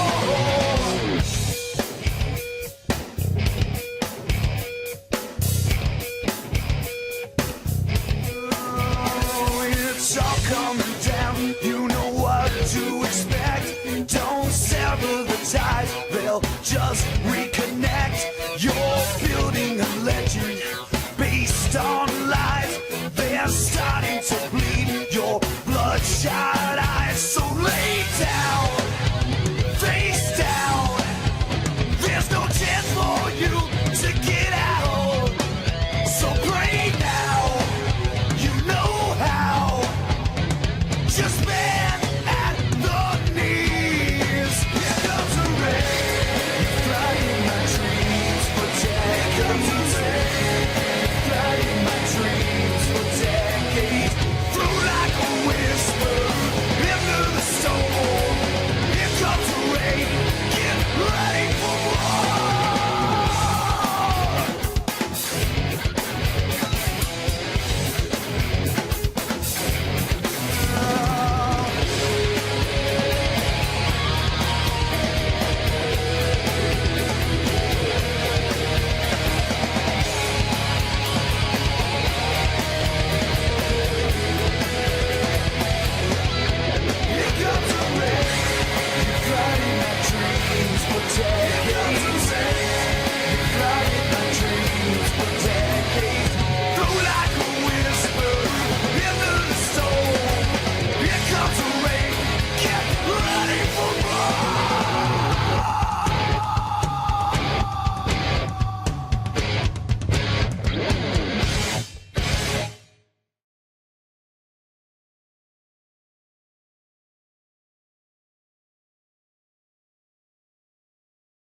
Welcome back to the Alex Jones Show. I'm David Knight, and we're still live, although we're in overdrive. We just had an incident in Dallas where Alex and the people with him were attacked, an unprovoked attack by the Dallas police. I think it was the sheriff's department. Alex, recap this for everybody, exactly what just happened. Well, here. Rob Dew, thank you. Rob Dew, being calm, cool, and collected, actually talked to one of the head police, and I think he has it on video. He's shooting it on high def, and he said, "Man, you ought to be ashamed of your men."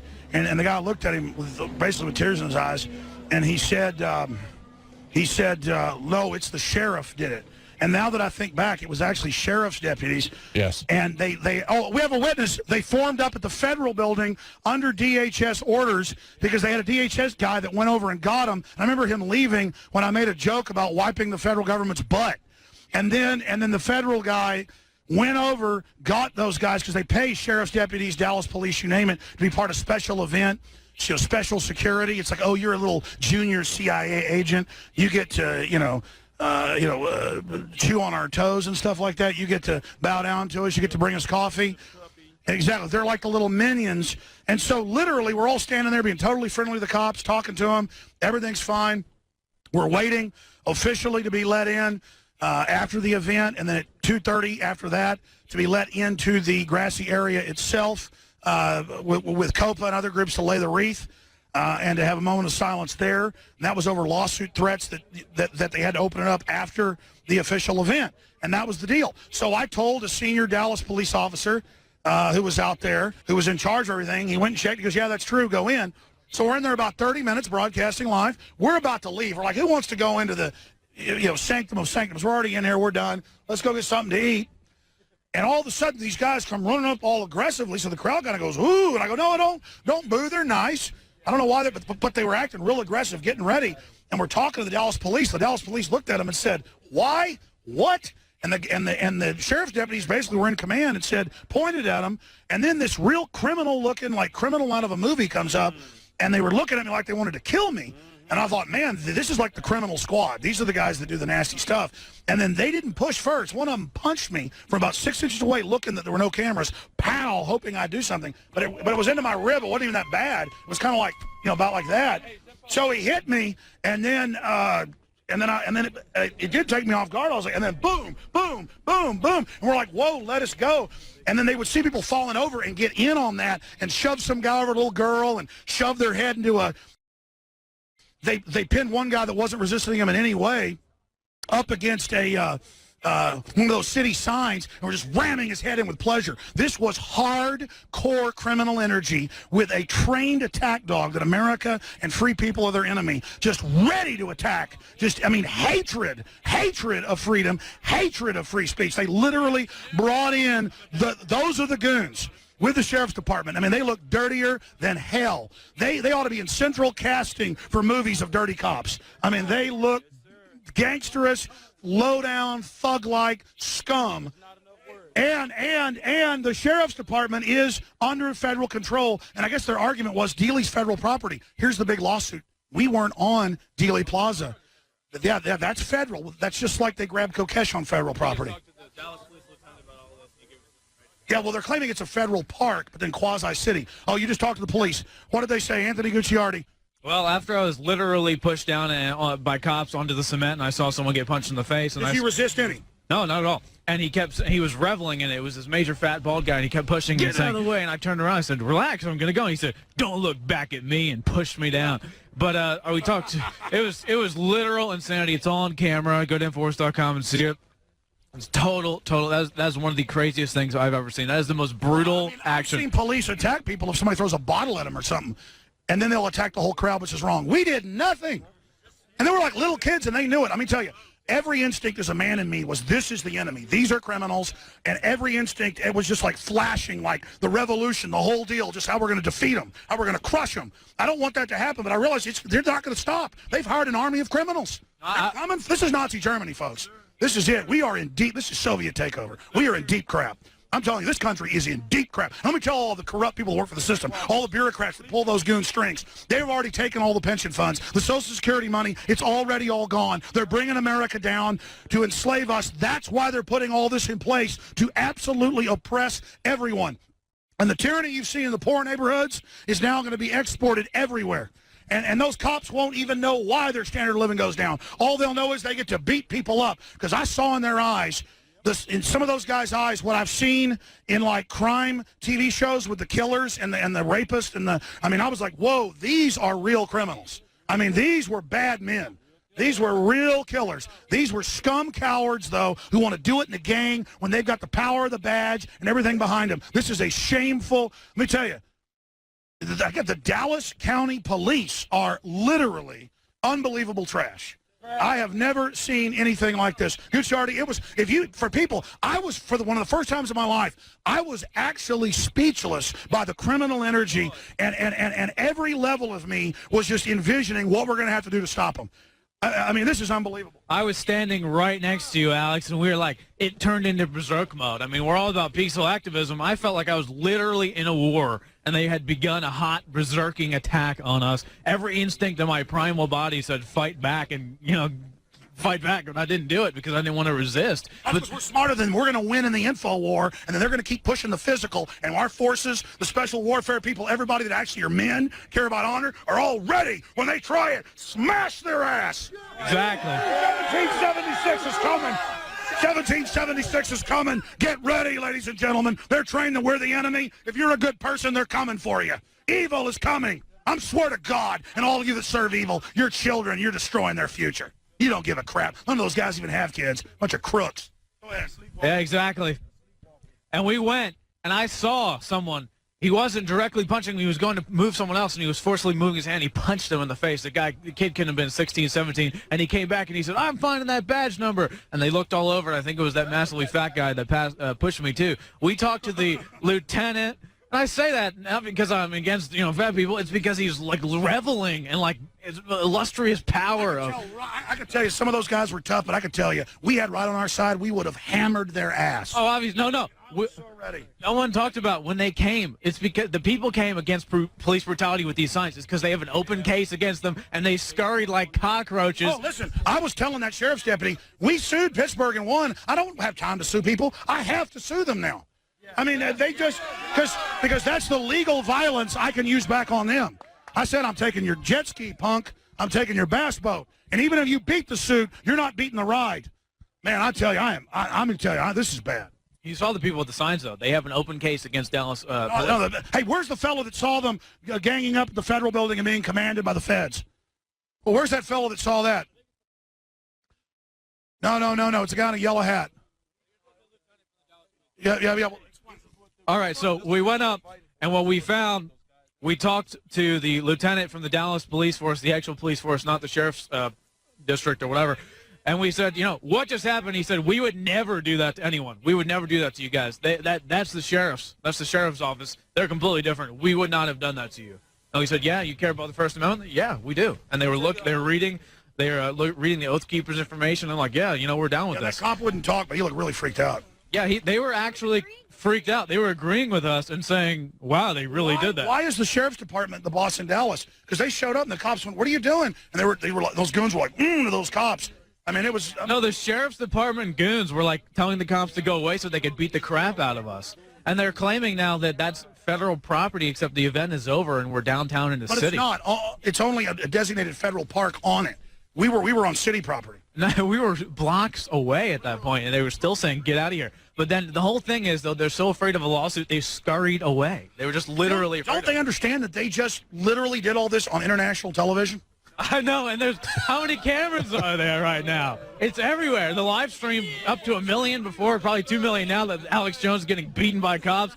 Literally someone, the massive dude was just pushing me, and I said, stop that. And he's like, yeah, you like that. And he just kept pushing me. I mean, it was total. They would push like a weaker guy with his daughter. They were like attacking that. It was the predator evil. Listen, they're lucky that little girl didn't get her head busted up on her dad's shoulder. Sir, tell us what you saw. We're going to skip this network break. Go ahead. I was up there up against the bicycles with you guys. Sorry, I'm so cold right now in the rain. I stepped out to take pictures because the Homeland Security Fusion bus was over there. And so I went out to get pictures of the Homeland Security Fusion bus. And then the sheriffs walked up and they got in formation, two guys next to each other all the way back. That's when they marched in. As soon as they marched in, they just started pushing everybody back. I watched some people get yanked by the back of the collar and their head hit the ground. Guy get pinned up against the sign. And they never asked anybody to leave. In fact, they asked us to come over there and then pushed everybody out. They brought us over to the Homeland Security corner, and then the sheriffs came in and pushed everybody out. No, it was the DHS guy in charge of it. So the feds literally want war with the real Americans. That's right. I mean, this isn't... They want Tiananmen Square, folks. They tried to ban free speech, and they're mad that we did this. If you notice, when we started screaming freedom in 1776, they actually backed off of us when we got onto those grounds. We do need to assert our rights and come out here and tell them that. The American people are strong as long as we continue to stand with each other in this group like we did here today. Sir. Wake up. I'm going to give this guy a radio show.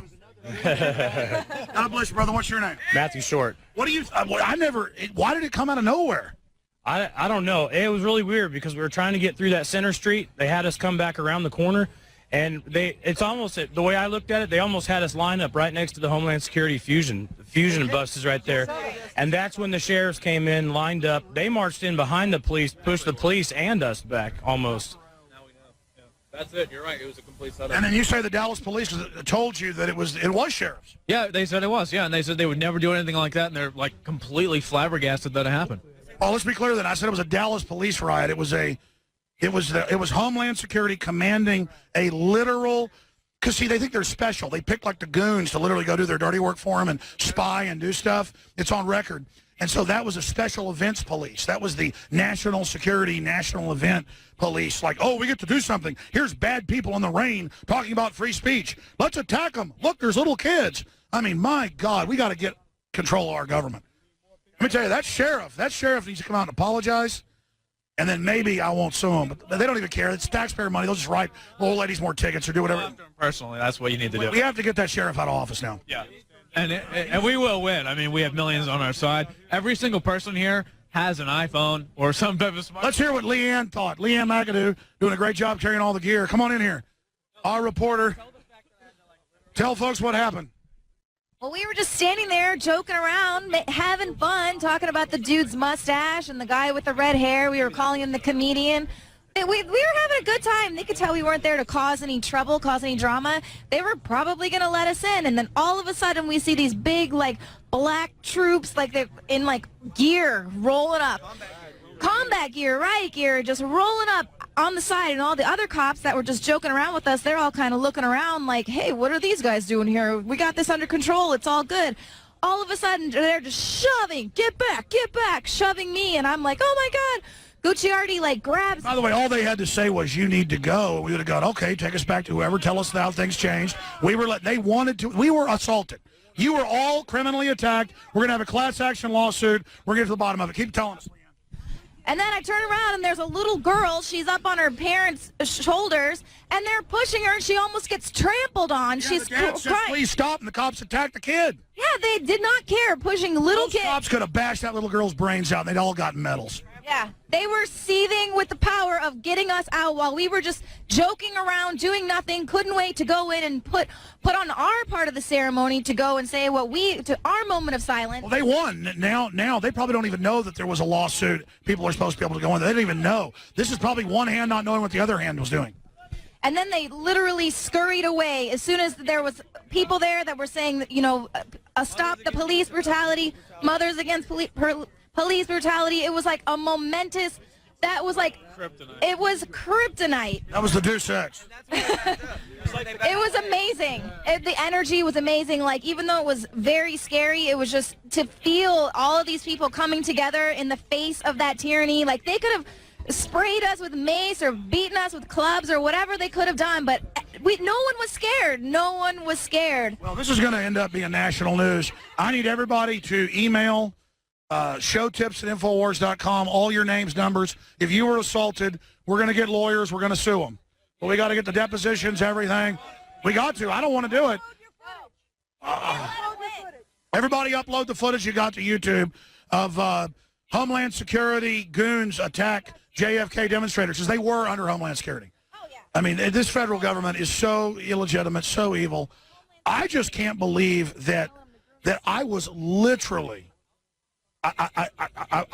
But they could also catch the moo, and everybody was ready to, like, okay, you push us now. We're now. I mean, what wimps? I mean, as soon as we're ready to fight them, then they leave.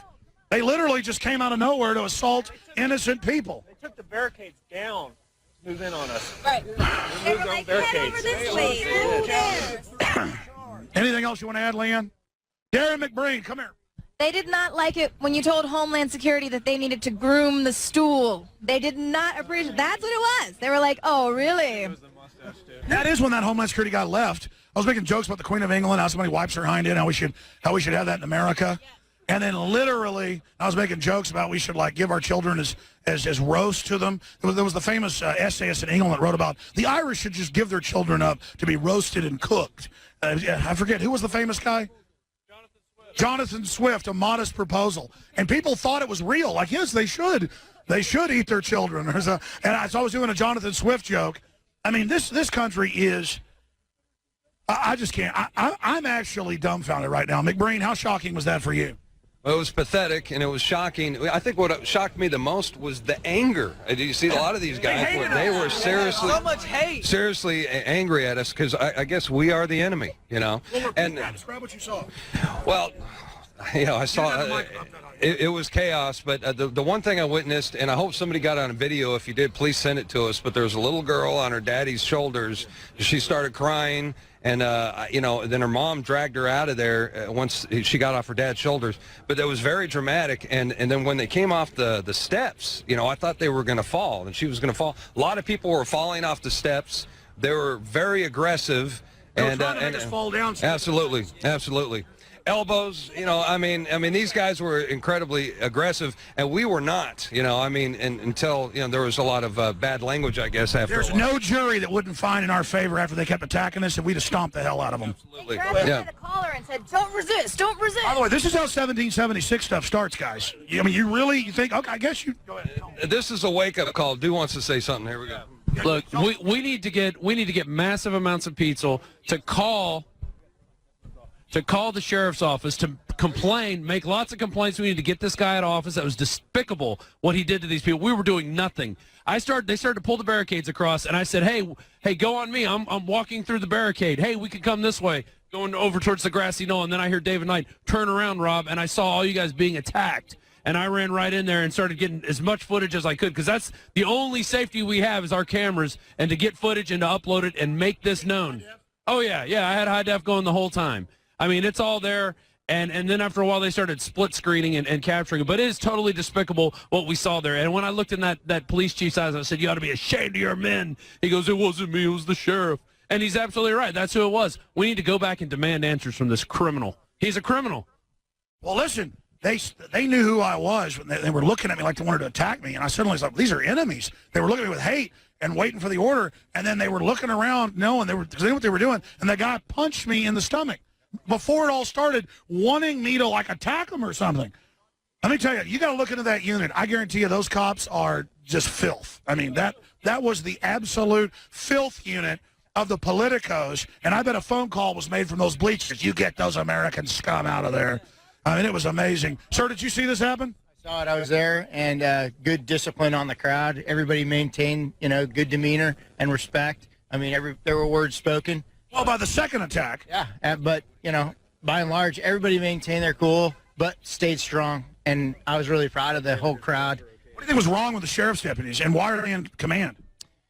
I have no idea. What I saw was just you and your area was just getting pushed back, and I just saw, like you said, in their eyes, they just a lot of them, at least the center mass was in it to win it, and they were very serious, and I think they were looking for somebody to come back, and I think this whole thing would have turned out very, very bad if we hadn't have kept our cool. Well, that was the issue.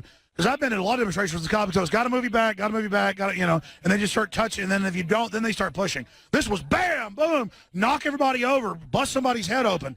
And if they'd have hurt that little girl, they probably would have started shooting everybody and claiming we had guns or something. I mean, just thinking they can cover it up, but they can't do that anymore. Josh, you're not on camera, but you're back there. What'd you think of this? It was pretty insane. They kept slamming the shoulder mount into my face. Dude got that on camera. Yeah, you do have a bruise there. Yeah, they kept slamming it into my face when I repeatedly said, stop slamming the shoulder mount into my face. And you were backing up? Backing up, yeah. Well, I mean, there were people everywhere, and they just kept slamming into my face because they didn't like that we were capturing it on footage, on film. Yeah, these people really should move to North Korea. I am shocked. And this is going to be a big issue now. And by the way, the Dallas police, and I'm not saying they're perfect, their mouths were hanging open. See, and I hadn't figured out what had happened yet. I mean... So those sheriff's deputies are federal minions, and they are God. And so now it's the feds. That's going to be a federal civil rights lawsuit right there. I can't believe this. By the way, we actually know how to sue people. We're not even litigious. Do you won your lawsuit?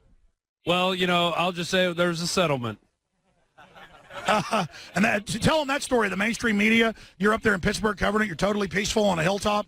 And they go, you're not mainstream media. You're arrested. They took you to an army base. Yeah, they used kettling tactics, pushing people up hills, and then they had cops coming from the top of the hill to grab people. And it was just an encirclement maneuver that they put on us. I can't do this with the relay. But it was totally despicable what they did there. And that was a case of there was a protest of 50 people protesting police brutality in Pittsburgh after the G20 in 2009 on September 29th. And there were 50 people in a park surrounded by 1,500 riot cops. And then more riot cops showed up, and it was total for 50 people protesting police brutality. What's the irony there? And then they just started arresting people. We were put in detention cells. And about weather like this, they brought us outside and made us sit in the rain for 6 minutes. We're out of time. We're going to come back into the next segment. We're reporting here live from this insanity, the death of liberty. Oh man.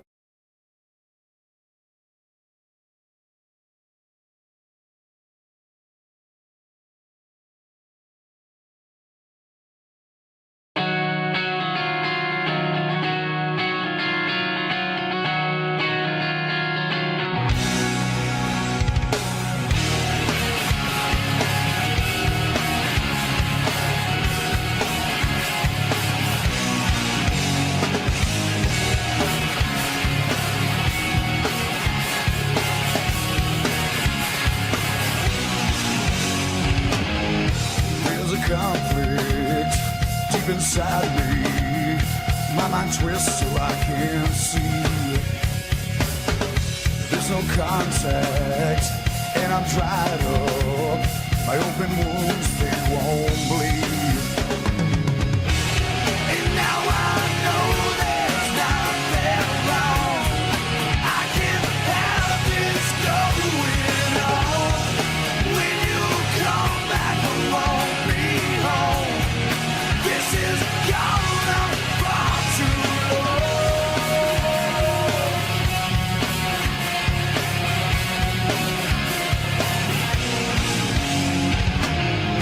When my back breaks and my head shakes, then I know there's no way back. It's such a long road on my way home, and all that's wrong is far away. And now I know there's nothing wrong. I can't have this going on. And when you come back, I won't be home. This is gone on far too long. I'm saying what did you say? Has been for the eyes of ears. When the cat becomes a domain of lonely women. We're hunters, we're athletic, we're vicious. They all speak with my hips, train and do her soul. Those things watching floating lips.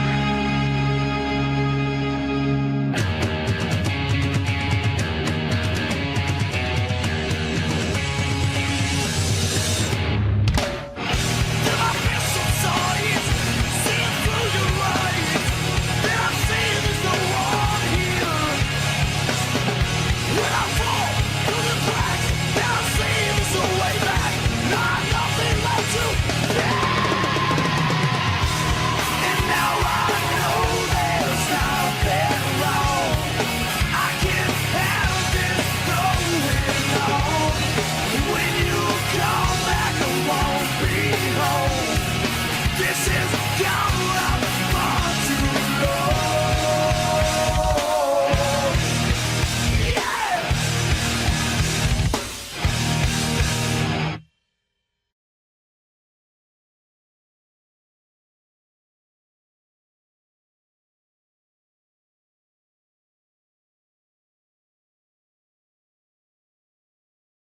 Just a minute, I'll find out. Welcome back to the Alex Jones Show. I'm David Knight. I'm here in Austin. Alex is in Dallas, and he's with a crowd of peaceful protesters who were just led into an area and then attacked by the sheriff's department under the leadership of Homeland Security, apparently.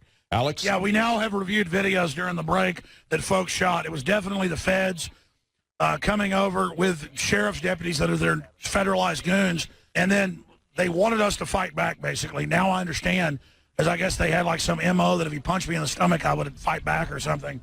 So I didn't do it. I didn't fall into their trap. I almost did the second time when they were chasing us around the corner, cussing at us and saying, we'll beat your ass and stuff. I was like, take off your badge. Take off your freaking uniform. I mean, I want to challenge those sheriff's deputies to an open, bare knuckles boxing match. They can get the license. I will fight two of those guys.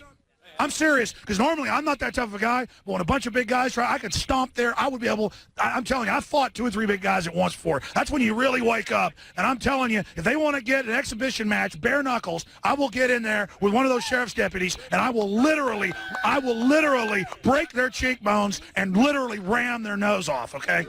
And the whole point is that I am not going to be their slave. I've never seen such cowards in my life when people are sitting around smiling, doing nothing, attacking us and trying to get people falling over each other. Some of the cops weren't doing it, but there was the middle group and others were trying to hurt people.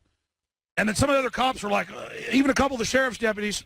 All right, let's go over this. Anyways, folks, I have literally seen evil. I mean, that's all I can say, David Knight. And I'm not sitting there being Mr. Tough Guy. I'm being honest. I mean, it is a man having cowards in uniform attacking women and children and media people who've done nothing. At a fundamental level, all my instincts are, this is the enemy, this is the red coat, this is 1776. I mean, because it's different than just having some thug try to attack you in a parking lot. That's a criminal. It's organized evil is what we're facing and what we're dealing with, David Knight. This was a live demonstration, Alex, of the spirit of the people who assassinated Kennedy. This is a live demonstration. You see the censorship followed by the thugs coming out and beating people. That's exactly what we're up against. That's what America is facing right now. And there's a story that came out yesterday. I'm sure you probably haven't seen it, Alex, because you've been busy with what's going on up there. But they had a British Army secret terror unit called the Military Reaction Force. And these guys are coming out and confessing on television that they shot dead innocent civilians. Yeah. The guy says, we were not there to act like an army unit. We were there to act like a terror group. We were there in a position to go after the IRA and kill them when we found them. And they talk about how they drive by and shoot people at barricades when they don't have any weapons. This is exactly like that movie, The Art of Killing, where you've got these cops, these people who are with the Indonesian government, confessing to the mass murders that they had committed because they're proud of it. This is what this guy is saying. He says, exactly, and our founding fathers knew that if we didn't have guns, we couldn't resist these guys, but we're all ready. And I would take all the special warfare people I know and all the good cops I know, one of them could defeat 10 of those thugs I saw. I'm telling you right now, they had, and I don't want a civil war to start, but my God, I'm not going to be like in Indonesia where they just go round me up and start killing me. Absolutely. I realize right there that these people are the enemy of freedom. I mean, there is absolutely no doubt that the Dallas Sheriff's Department and the criminal unit, this tells you about the feds. They're trying to corrupt all the police, turn them into goons and Soviets, but they haven't been able to do it, and there's a big culture in the police fighting it. We need to be clear about that. There's a big culture waking up to that and against this. But the feds don't care. They literally had a group of low IQ, moron idiots who might not even be criminals in their everyday activity, but have a criminal mindset, who literally wanted to beat up other Americans. Yes. And do it in a way where they had guns and they had other cops to help them if they weren't going to win. That's the opposite of what a man wants to fight tyrants and thugs in overwhelming odds. A slimebag bully wants to fight people when they've got all the odds on their side. That's exactly graceful crap. That's exactly what these guys were saying. These British terrorists, these soldiers, so-called soldiers, are saying the MRF soldiers said they agreed to be interviewed on this program because they believe their role in the fight against the IRA is unrecognized. Now they get their credit. Now they get credit for driving by and shooting people who are unarmed, people that they don't know are even members of the IRS. I want to go further. I interviewed Steak Knife and others who were British commandos at the highest levels of the IRA, commanding them to carry out attacks. Yeah. And the low-level IRA didn't want to commit terror attacks, so they would kneecap or kill people that didn't. Now, I haven't seen this news story. Are the guys on TV bragging they killed innocent people? Yes. Or are they... Yes, wow. They're bragging about it. They say we would just drive by and we would shoot them. They said that there were situations where they had groups of people at checkpoints. They said, oh, we think they're IRA. So they would just drive by and shoot everybody at the site. So you have this one guy, Patrick McVeigh. He was killed when he was 44 in 1972. You got a guy that was 18 at the time. He's had 40 years of pain. He survived. The other people that were at the standing around, they died. So this is the kind of spirit that we see happening here. It's what we saw in the movie. I called it The Art of Killing earlier. It was the act of killing. This is a spirit in these people where they just want to kill innocent people. They get a kick out of it, and they want to be recognized for it. They want to brag about it. That was what was so riveting and disgusting at the same time about that movie. I couldn't get my head around how somebody who did this stuff... I felt physically ill after we watched that film together. Yeah. With the crew. I'm going to go out here and find out what this guy, he's been out here for days with an Israeli flag. Hey, what are you doing? What's your story? Well, I thought they were going to shoot at us. I really did. I did. So why the Israeli flag? That's the best army in the world, is the IDF. Well, it is a very strong, trained military. I was just curious. We're talking to different folks. What's your take on Kennedy and what happened?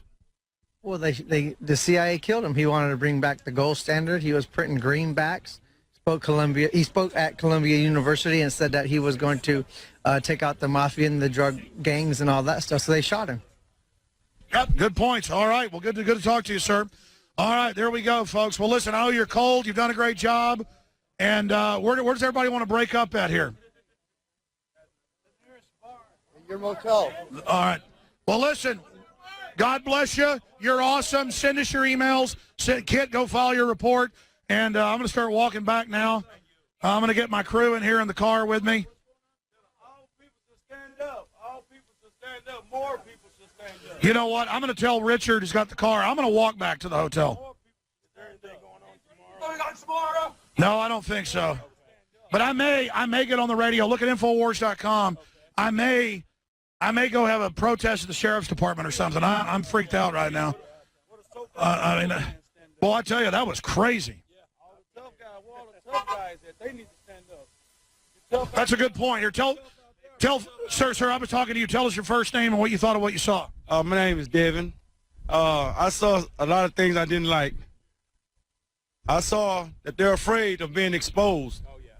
I saw everything. I just saw that we need more people to stand up, more real men to stand up. All the tough guys, you're so tough. Be tough on this side of the battle. I saw the cops. They're crooked. I just saw everything I saw was just bad, man. We were trying to have a peaceful demonstration, but they were not peaceful. We were trying to have a peaceful demonstration, and I think it was just bad. I just think we need more people to stand up.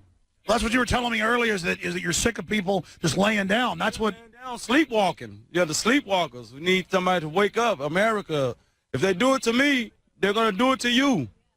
If they've done it to me, they've already done it to you. I mean, hey, our young people, we need to wake up and see what they're trying to do in the future. They're trying to get this martial law stuff started. They're trying to put us all in FEMA camps. They want to cut our heads off. They're trying to control everything. I see it. They're waiting for that control. They want all your information, but they won't tell you theirs. They're keeping a lot of secrets. And it's time to come out. It's time to They're very guilty. They're guilty. It's time to let the cat out the bag. Expose these wrong. Expose Satan. Expose it. It's time to stand up. All these preachers, all these ministers and stuff, y'all got to come from behind that. All that faking, they're just doing that for money. They need to come to the real battle, the real fight. You say you stand for Jesus and all this, well, come to the battle. Get involved. Get your congregation involved. It's just one little city right here, but hey, it's all across. They're doing it everywhere. You know what I'm saying? We just need people to stand up, man. I'm tired of people laying down, sleepwalking, cowards, everything. I'm very passionate about this. Somebody else should be very passionate about this. Yes, sir. This is the future, but for your kids and grandkids and everybody. You know what I'm saying? You're saying wake up, get up, stop sleeping. We're under attack. Absolutely. Yes, you said it. You said it. We're under attack. Wake up, everybody. Wake up, man. We're not going to do nothing laying down. If you don't stand for something, you're going to fall for anything. That's right. Laying down only makes it worse. People think laying down makes it better. All over you. If you lay down, it's going to walk all over you until you turn over. Now let me walk on your stomach. Now let me walk on your back. Now let me walk on your head. I mean, hey, when is enough is going to be. And people ask why, because there's bad people that like walking on people. I just want to say I'm 24 years old, and we got young people like this coming out. We got teenagers, and it's the young people that need to be awake and aware of the tyranny that's going on. And I came out here to commemorate the death of JFK and the tragedy that happened that day. And I'm commemorating you for your free speech. And that's what we're here for, is for free speech. As you said, you wouldn't be here for the 50th anniversary if they wouldn't have tried and embarked on our free speech. Yeah. Are you related to these folks right here? Need to stop playing that PlayStation and get something right. Hi, ma'am. Ma'am, did you see what happened? I came from Minnesota. Oh, God bless you. What's your first name? Lisa. What was it like for your son to see that? He was enjoying it up until, with all the cops, and all of a sudden people started getting pushed, and I had to grab him and and hold him up because people were really pushing. Well, even though it was traumatic, this is what freedom's all about. You got a great mama to bring you down here, son. Thank you. What was it like to see that? I was scared, actually. I was scared all about to fall down, actually.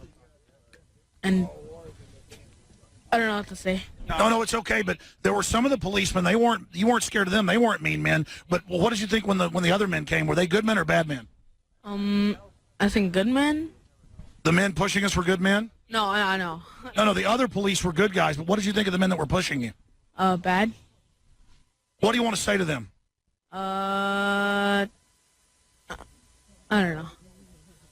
Well, hey, you have been out on the front lines of liberty, my friend, and that's almost extinct in this country. So God bless you. Thank you.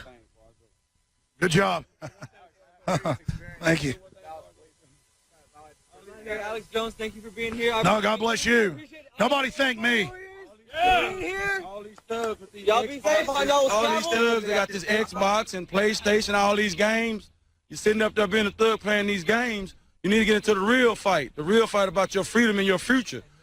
Everybody is doubting, oh, they can't do this, they can't do that. Okay, keep sitting back saying what they can't do. They're already doing it. You know what I'm saying? They just did it, you know. All these guys and people just wasting time and looking at all this other stuff on the internet. There's some real things you can look. It's not a conspiracy. It's the truth. It's not the truth. It's the truth when you can prove it. If you prove it, it's the truth. Stop being a spectator. Stop being a spectator. Join in. Get in the stadium. Stand up, all you. Get in the stadium. Thugs, stand up. Y'all stand up. Ma'am, what did you think about what you saw? That was like the Twilight Zone. There was definitely a difference in energy between the blue and the black. When the black line came up, I thought, okay, that's cool, because you guys did not change your demeanor and your attitude. They all looked angry and hateful. Yeah, but I didn't suspect they would do anything because they were not being provoked. There was no provocation. For those that just joined us, we're down here. It's a JFK coverage, 50th anniversary. We marched on it for First Amendment because the mayor said there was no free speech in Austin. I mean, in Dallas. I'm pretty tired, folks. Sorry. And then all of a sudden, we had this bizarro Homeland Security people over at the federal building bring over these sheriff's deputies who had removed their badge numbers off their Velcro, and then they attacked us, and they were like pinning people up against walls. One guy, who was the guy that I saw where they, because I was right behind the Native American fella, they shoved him real hard for no reason, ran him into another guy, and then that guy saw it and shoved him back into the other cop as an excuse to attack somebody. Where is that fella that they attacked? Come on over here. Tell us your name again. Chris? Yes, sir.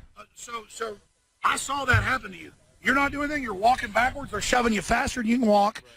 And then they ram you into that other big, tall black cop, and then he turns around, sees it, and then shoves you back and then threatens you. I mean, this is just idiocy. You attack people, and then they fall over, and then you attack them again. Yeah, I couldn't believe it. I was really amazed that this was going on, and I saw the look in their eyes, as you said, and they were bent on crushing us if they could.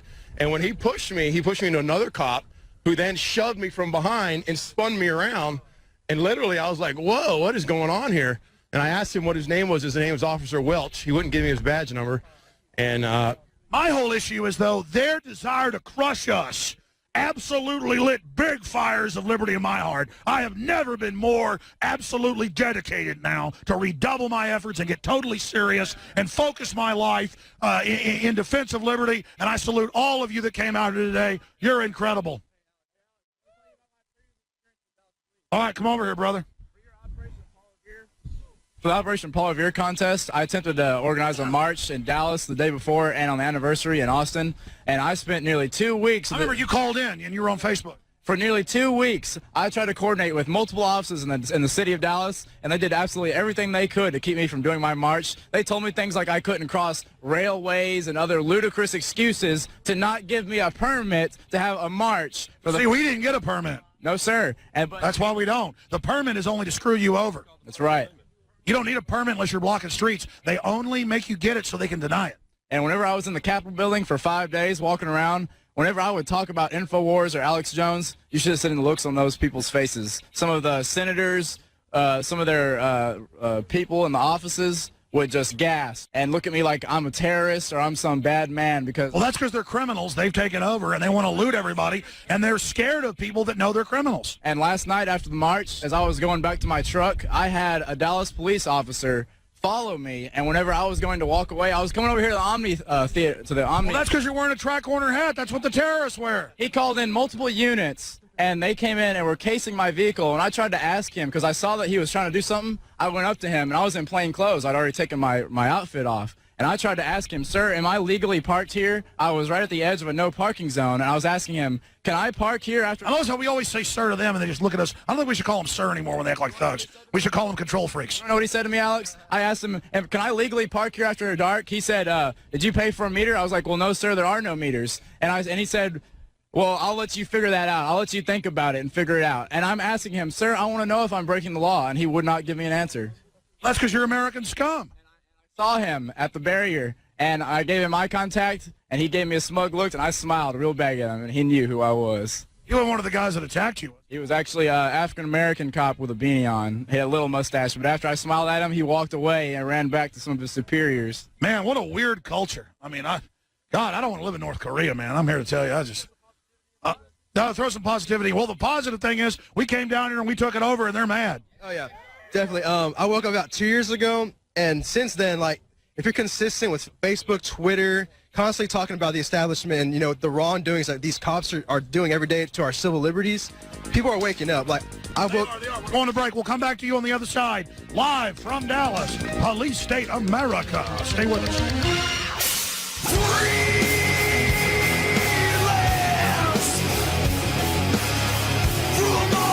From inside, so take a bath, clean all of your worthless lies. Beneath the cracks, there's an animal inside. So take a bath, clean all of your fucking lies. So let's go down on the lead, just below. 'Cause I'll be nice.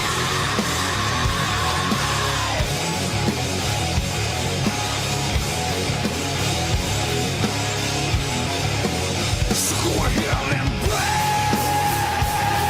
your neck and let it all flow from below. I can feel my head. It has gone up from all I know. So let's go down on the lead, just below. Well, I'll succeed. So brace yourself and be prepared. I smell your fear under your skin. 'Cause I'm the need. Yes, I'm the need.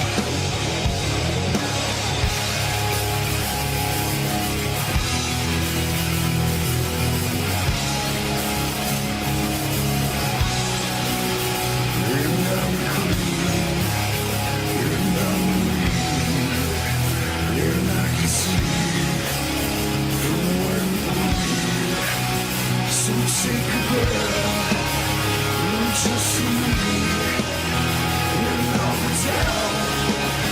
'Cause I'll be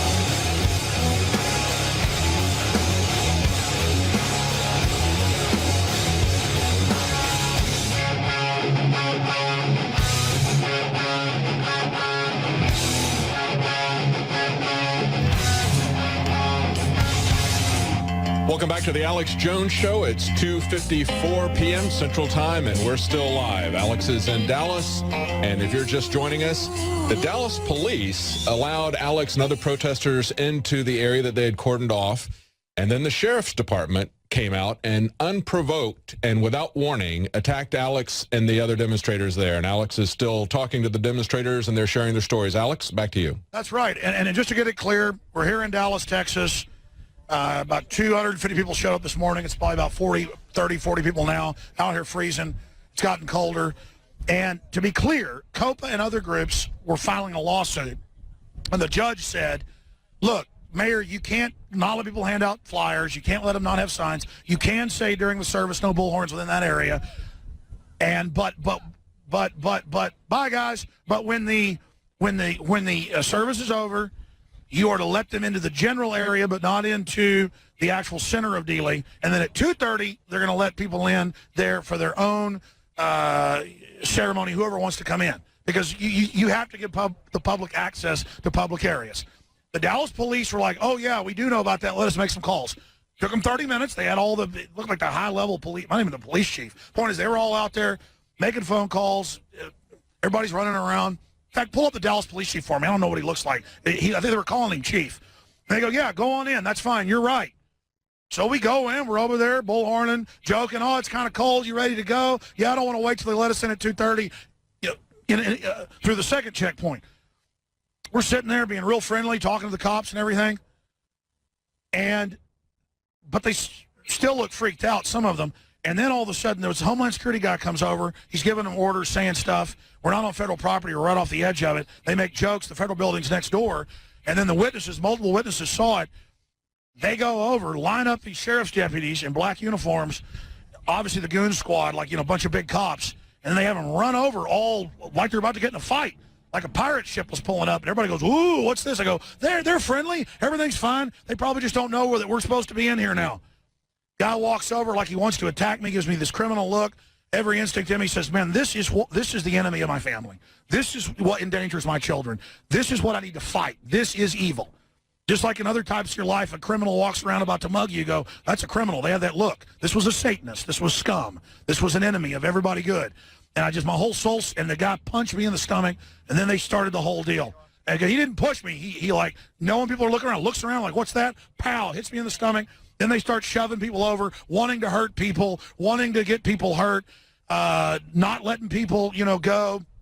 And then we went around the corner, and then they ran back up wanting a fight. And suddenly the crowd, I could feel the crowd. We were about to attack. I actually got up front, and I said, all right, that's it. And I was handing the microphone, and then they clicked and stopped and backed off. Like the minute they realized, because they would probably would have shot a bunch of us, too. And these are terrorists. I mean, these are people that have got to be in control. They're mentally ill. They're control freaks, and it was totally sick. And I just couldn't have men attacking folks with children and women. I just couldn't put up with it. I mean, it was incredible to see the criminality. You have any comments on what you saw? When I was come up on a group of police, and they was talking about back and forth saying, well, we don't really know what to do. We've never got any real instructions on what to do in this situation. I mean, and so one cop. The deputy police chief let us in. It's in the newspaper we're supposed to be in here, or maybe the chief. I don't know what he looks like. They just said, we're going to go ahead and step aside and let them do their thing. And then they all stepped aside, and then everybody came on in. And that's I was just blown away. And then we were just standing there doing nothing, doing a broadcast. And they just flipped out on us. I mean, this is the mental illness of government. Anything else, Ben? Yeah, and I actually talked to not the chief, but the lieutenant under the chief, and he was on his cell phone talking about, because I was handing out Oath Keeper cards, and he says, yeah, as long as he's not on his bullhorn while the screen is going on, we're all good. You guys are being peaceful. Then that was after. And then after the bullhorn thing was, hold on, we're going to go into overdrive here in just a moment. They got to go to break. We're coming back, ladies and gentlemen, 104.1 in Dallas. We're live. We're thought criminals who think we can assemble in America. Imagine the evil of it. And then they have taught us a lesson.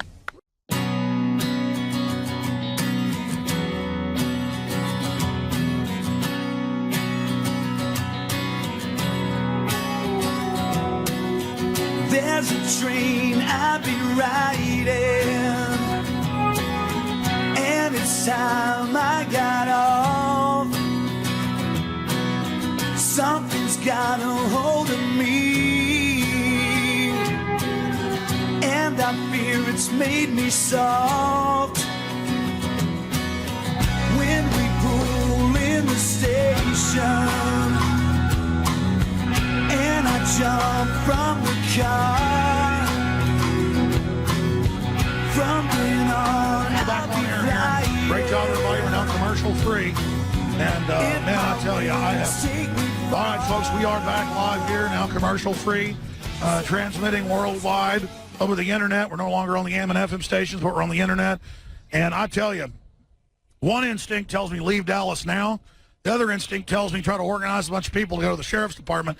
I mean, we need to go, not be lazy, and find out the names, the info, and I got so much going on, so much work to do, but I got to sue them for this. I mean, because if I don't, they think they want it. I told that cop I'm going to sue him, that sheriff's deputy, who was a total screwball and who wanted to physically attack everybody and who wanted us to fight back so they could really hurt us.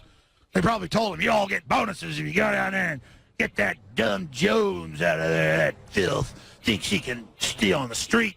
We're going to make this whole place like China, like Tiananmen Square, where you can't demonstrate anywhere. Filthy Americans going to deal with. We're going to run and everything. You got a narcotics trafficking, money laundering, murdering government with big mega banks laundering hundreds of billions of drug money a year. Absolutely, totally on record.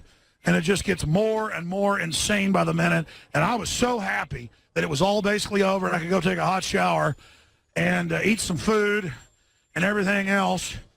And then no. Then they had to come do that.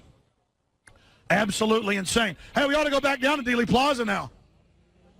I'm kind of cold, but I bet it's open now. I mean, absolutely insane, ladies and gentlemen. David Knight, you're in there. Why don't you take over for a few minutes while I walk here?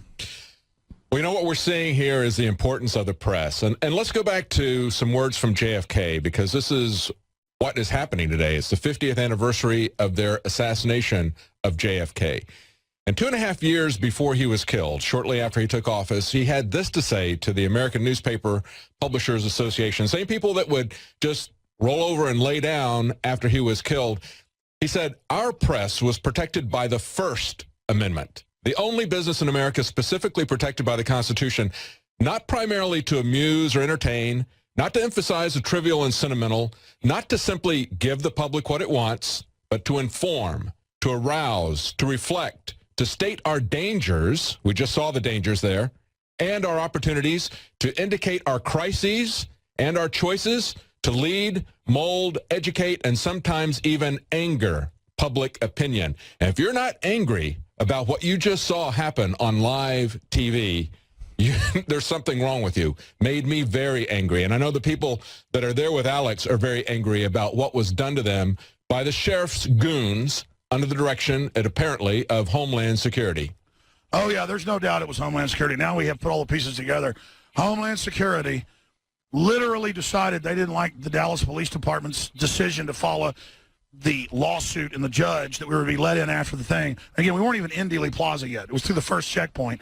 So they decided to countermand. This is about a 95%, 90% chance, because we've got all the pieces, and we talked to police on and off record. We're actually pretty freaked out. I was kind of yelling at the Dallas cops, and they were like really freaked out, going, "We didn't do this." But the whole point is that the feds countermanded that and just ordered a group of idiots, I guess, to try to get in a fight with us or something. And I'm glad I didn't do anything. But man, God, I just can't. Running into people like that really freaks you out, and it really makes me where I'm just got to tell America, folks, you got to get firearms, you got to get trained how to use them, and you got to fight politically to try to fix everything as best we can. But in the final equation, I got to really quote Malcolm X, that in the final equation, I'm not going to a FEMA camp. I'm not a slave, and any means necessary in defense of liberty. I'm telling you right there, I'm not letting guys like that come to my house and take me to some FEMA camp where they can rape me and torture me and hurt my family. I mean, I'm not. And let me tell you, folks, that's where this country's going. Nobody denies it. It is authoritarian. It is time to get armed and get trained and get ready. Because I'm telling you, they got criminal units that hate America and that hate freedom and that hate decency, and who are just foaming at the mouth scum. Alex, who those people are my enemy. That's all I can say. All my instincts, everything. I have seen the enemy, ladies and gentlemen. It isn't in Russia. It isn't in China. It's right here. It's taken over, and it's crazy, and it's mentally ill. That doesn't mean all the police, folks, but the police better everywhere, I don't know, wear a sticker or something on their armband or something that they're with America, or a George Washington pin or something, and act with respect towards citizens that they want respect back. Because we didn't do anything. We were very nice for most crowds. I'd put us in the top 10% of a friendly crowd, and we were treated pretty good by the Dallas police, and everything was fine. And then we ran into these mad dog lunatics, and I tell you, I I've got to sue them. And it's not a threat. I don't want to sue those idiots. I don't need their money, taxpayer money. They'll just write old ladies and broke moms more tickets. I am absolutely flabbergasted and mind blown by the goonishness. You can look at the cops' eyes. Like, most of these cops weren't goons, but some of the Dallas cops have that crazy look in their eye, like they're trying to intimidate you. And it's just, like, ridiculous that they weren't tough when they were kids or something. I mean, I don't claim to be the toughest guy in the world, but I grew up here in Dallas, and I've been in the hospital probably 6-7 times from, like, really brutal fights. And, I'm not glad of some of the things I did defending myself, but as a man, I don't want to go around starting fights with people all day. I just don't understand it. And it's so unnatural to not be able to fight a bunch of cowards that are ganged up on you. It's just absolutely fundamental what I just saw, and absolutely blew my mind that they acted like that. And now look, it's now open. We're back here like an hour later, and the streets are all open. Everything's completely open like it was supposed to be. There was and they just did this to us all because they felt like it. All because they just wanted to attack us for no reason. It was completely insane. Hey, how you doing, guys? Hi, what's your name? Listen. Pardon me? Charlie. Charlie, hey, I'm Alex Jones. Listen, I don't mean to bug you here, but we had some sheriff's deputies assault us earlier right here. I'm sure you've heard about it. And okay, where do we so is the sheriff's department in charge down here? No, I understand. I understand, but we were assaulted. I mean, if I saw a mugging, if I came and told you, would you do anything? We're trying to do this here. But since I'm mentioning sheriff's deputies assaulting us, it doesn't even matter? Okay, where do I file that? Where do I file that? You can go to the sheriff's department, and they have their... So I go to them. No, they did this in Dallas. I understand what you're saying. And I'm not going to go to their internal affairs. It's law they have to file a criminal complaint. No, you have to go through the process and go through their internal affairs, okay? Nope, that's not how it works. See, that's the big trick with cops. They go, you just go to us. No, what you do is you go to the grand jury. But first, for everybody listening in Dallas, you go, and then you try to file the criminal complaint that you were assaulted. They refuse it. Then they become parties to the criminal complaint. And then you saw that woman's imperious attitude when we're like, hi, we were assaulted by sheriff's deputies here. We'd like to file a report on that. She goes, you go to them. So Hitler should have been the judge at Nuremberg over him. Hitler should have been the head judge over the Nazis, judging them. Did you hear about all the craziness? Oh, wow. Well, hi. Ma'am, what did you think about what you saw? We'll just leave it at that. I thought that it was a very sad day that the police, or rather the sheriff's office, would openly be so aggressive when really we're just enacting our First Amendment rights. And, for instance, I, who am incredibly not aggressive, was just walking along, and the sheriffs, I would say 3 different sheriffs, came up and they, may I demonstrate on you? They went like this. You have to look down. They literally just went, like that. And I said, hey, don't push me. And they said, keep moving. And I said, I am moving. And they said, turn around. And I was like going, well, I'm walking, I'm moving. And then again, separate, 2 other ones push me like that. I'm sorry, I keep shoving him. And it just seemed to me like, why would you be so aggressive? Why can't you just say, okay, everyone, would you mind just going over here? Excellent on your First Amendment rights. How about you stand over there? Because we've been told by Homeland Security or whoever told them that you can't be here. Like, why can't they be truthful? Why can't they be polite? Why can't they just be calm? Why do they have to be aggressive? I mean, I was doing nothing. And in fact, when everyone was shouting and going crazy, I mean, to be honest with you, with all love and respect, I also felt that it's wrong to shout at the police, you slaves, you scumbags, because I feel, honestly, I feel sorry for them, because I can't believe that all of them are just dead in the head. I just can't believe that. Sure, well, let's recap from what you saw being here today for the last 2-3 hours then. We come over, it's over. There's been lawsuits filed. They had to let us in. The Dallas police said, yes, you're allowed to go in to the first perimeter, not into the final one.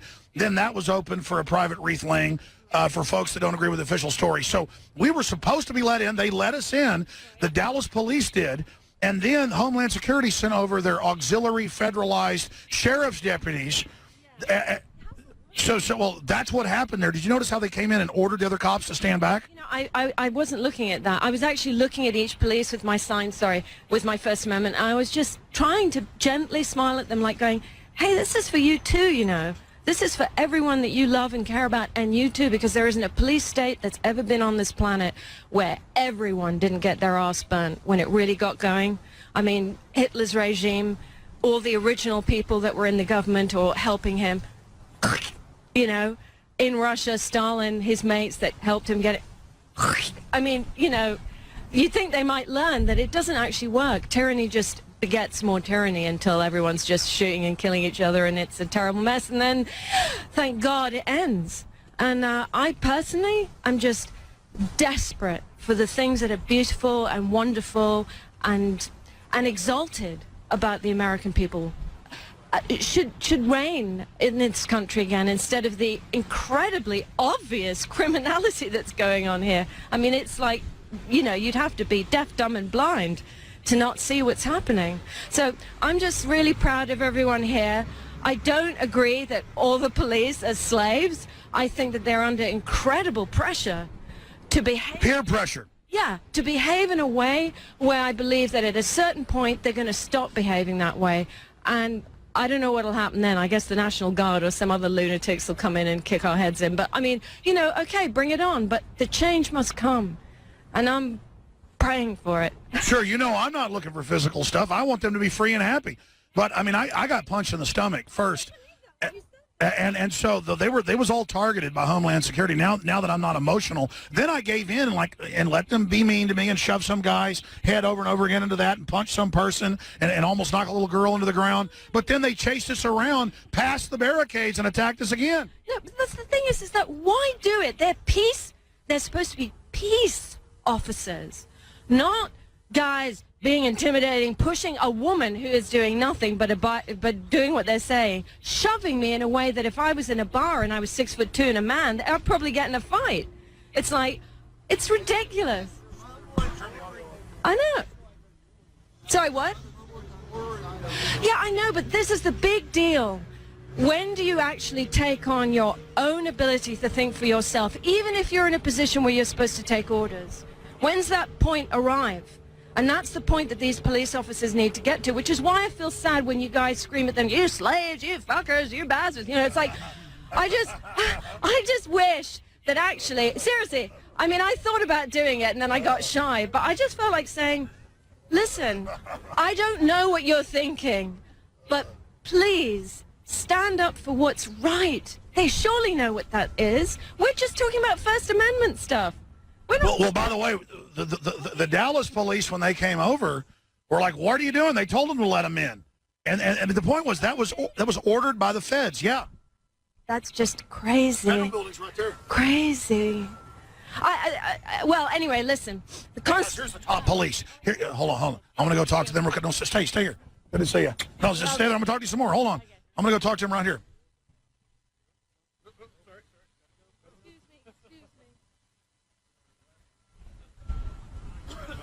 Hey, just the guys I want to talk to. Sir, what's your name? Where do I file about the sheriff's department that was here? Oh, come on, you can talk to it. Because we can't go. So the sheriff's department's in charge here?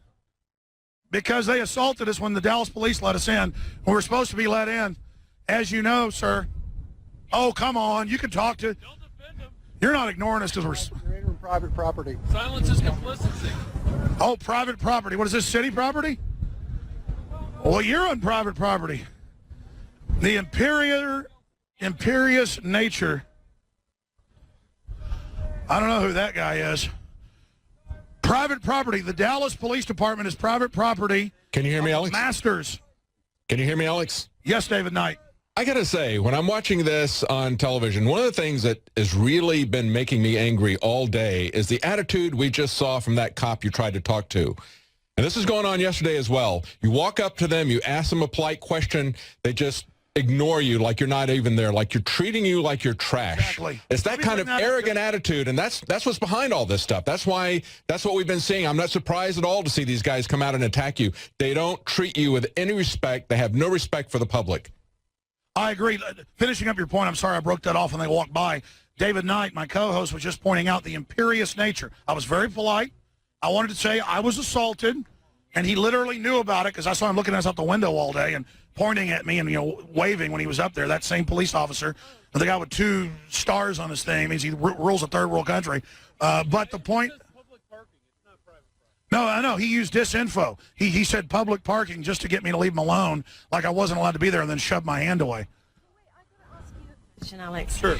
Why do you think they are frightened of talking to you? Because that's clearly what that is. That's fear, inhibition, unwillingness to communicate. What's that about? Why are they? I mean, maybe that's not a question you can answer, but... No, I know why. Because they're in such a controlled culture of compartmentalization and being dominated. They just are in a position where they can dominate people under them. They get dominated from above. It's all hierarchical. And... Right, but imagine that you say to him, could you explain to us why the following, whatever your question might be. Why can't he stand there? He is a public servant. He is a peace officer, right? A peace officer, a servant of the public.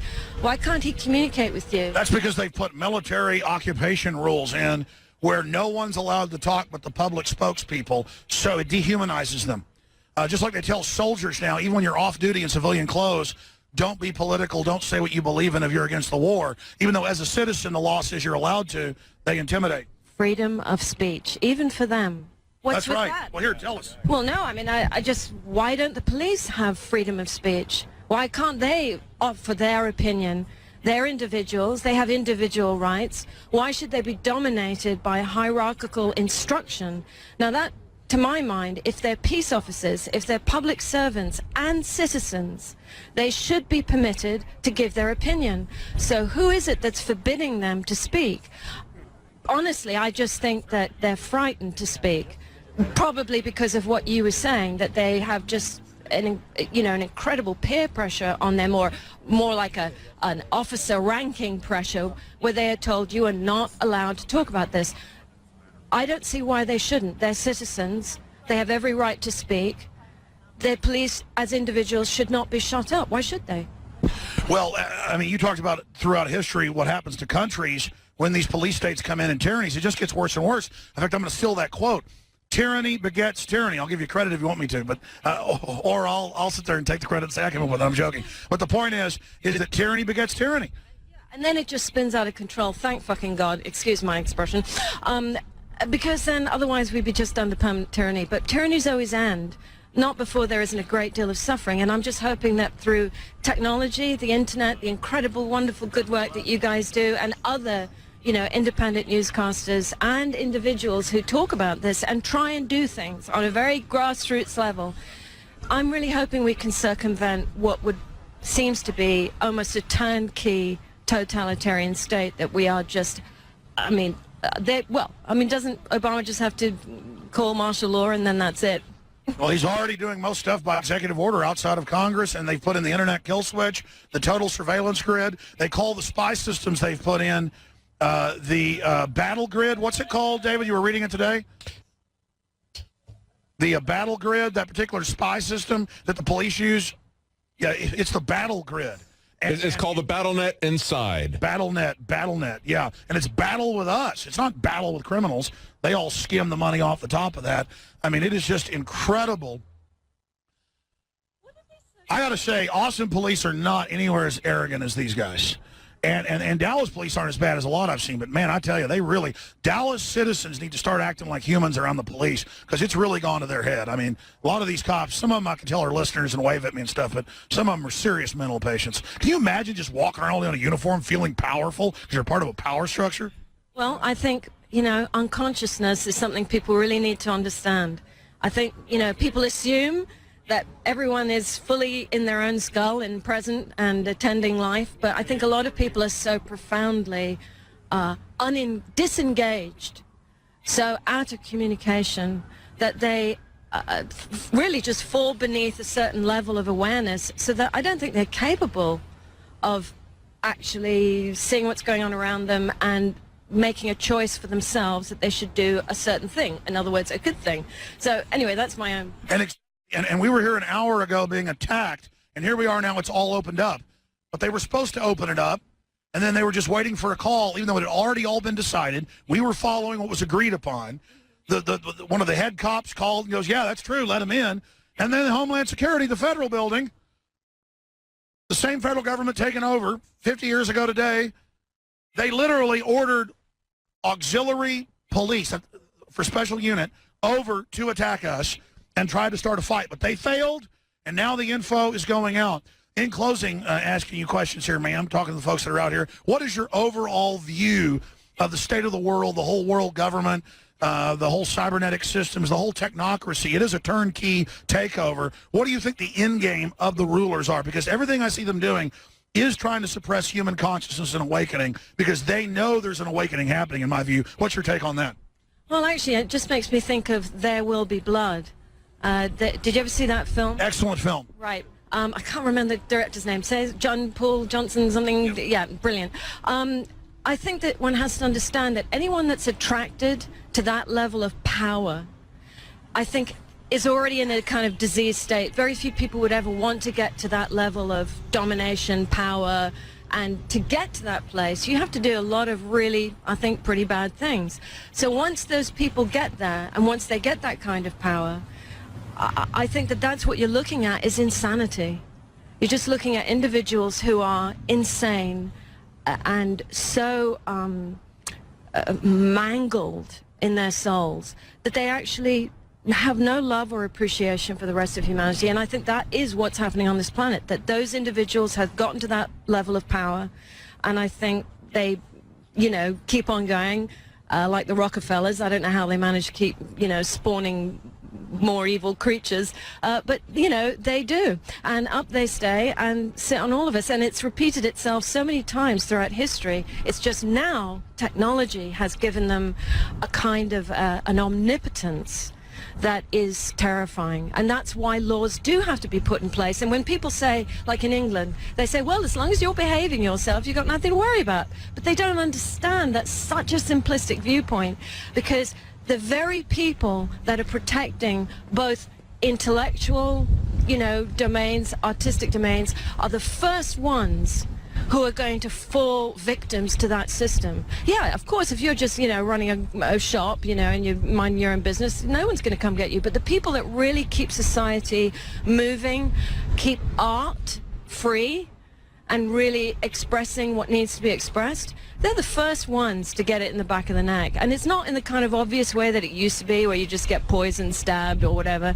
You get sort of like intimidated, or you get dropped out of a circle of artists that would have otherwise been, you know, backed with money, or you won't get spoken about in the newspaper. I mean, you get, it's a very subtle way of just eliminating you from the scene. But when you have those monitoring systems that we, you know, like the NSA, thank God for Edward Snowden. Bless his heart, Jesus. I mean, I can't imagine the embarrassment. Oh, that was the other thing. How about Obama putting what's his name? James, what's his face? At the head of the NSA? Oh, absolutely. James Clapper. Right. In charge of the independent committee that's going to investigate the NSA. That's like having Hitler over Nuremberg, but expanding on those key points you're making, because you're really on target with that. The bad guys want all the intel so you can't expose their criminal operations, and they use the intel on you. Like Google sells the data, it's come out, to all the shops online, so that when you go to a shop, they know you have more money. The cookie shows it, the prices are higher. Like, I could do that with my shopping cart. I could buy that data, that metadata they call it, from Google, that cookie data, and then when they come to the Infowars.com shop, it would have a higher price. No, I'm serious. That's one example of what the Panopticon technology can do. What did you say, Panopticon? It's a French term, you know, for the around prison, and then they would have a tower where the guards could always watch you. Panopticon, panopticonic. Oh, well, I think the crucial thing is that we have to, as individuals, really, really support the Constitution, because that is the most unique Nowhere else has it, really. I think maybe different countries have copied it. It's the most unique declaration of real spiritual rights. And it is a spiritual thing. I mean, how many of us, have different opinions? But the bottom line is that real independence, freedom of thought, freedom of speech, freedom of expression, with a great regard to helping and being of service. Because I don't think, people should just feel free that they can just go around and clock people on the head and go, yeah, well, I'm free. I'm going to clock people on the head. No, it's libertarian. You're free to do everything you want until it hurts somebody else or crosses onto there. But, I mean, this is like Clockwork Orange, though, because they are hiring the criminals to be the police now. What we saw today, not all of them, but that key group at the middle that attacked first, I mean, that was definitely like Ben Grimm or whatever his name is. I have to tell you, I just felt really sad when I saw them turn up. I just thought, really? It's going to come to this? We're talking about the First Amendment? Actually, I want to just say, there was a New Zealand TV lady that was there yesterday, and I stood behind her with my sign with the First Amendment. She said, don't stand there, you're blocking everything. And I said, well, I'm just stand back here. And anyway, we got into a little thing over it, and she didn't want me to be in the picture with her. And she said, look, I'm not having some lunatic stand behind me with a sign. I said, lunatic? I said, I'm defending the First Amendment.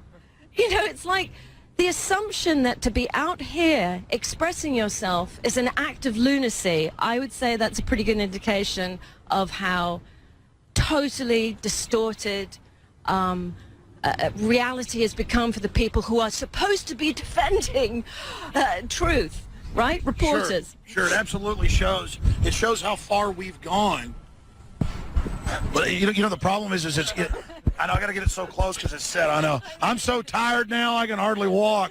Anyways, any other final points you'd like to make? Because those are really a lot of thought-provoking things you're saying. I believe there's an awakening happening. I see it. The system's scared, and so that's why they are really trying to suppress us. And it's just more key than ever that everybody start resisting in little ways, lovingly, but also aggressively when we have to, so that there's no way they can stop all of us. It's essential to stop the evil from totally taking over, because you can see it's trying to take over because it can see the end is near.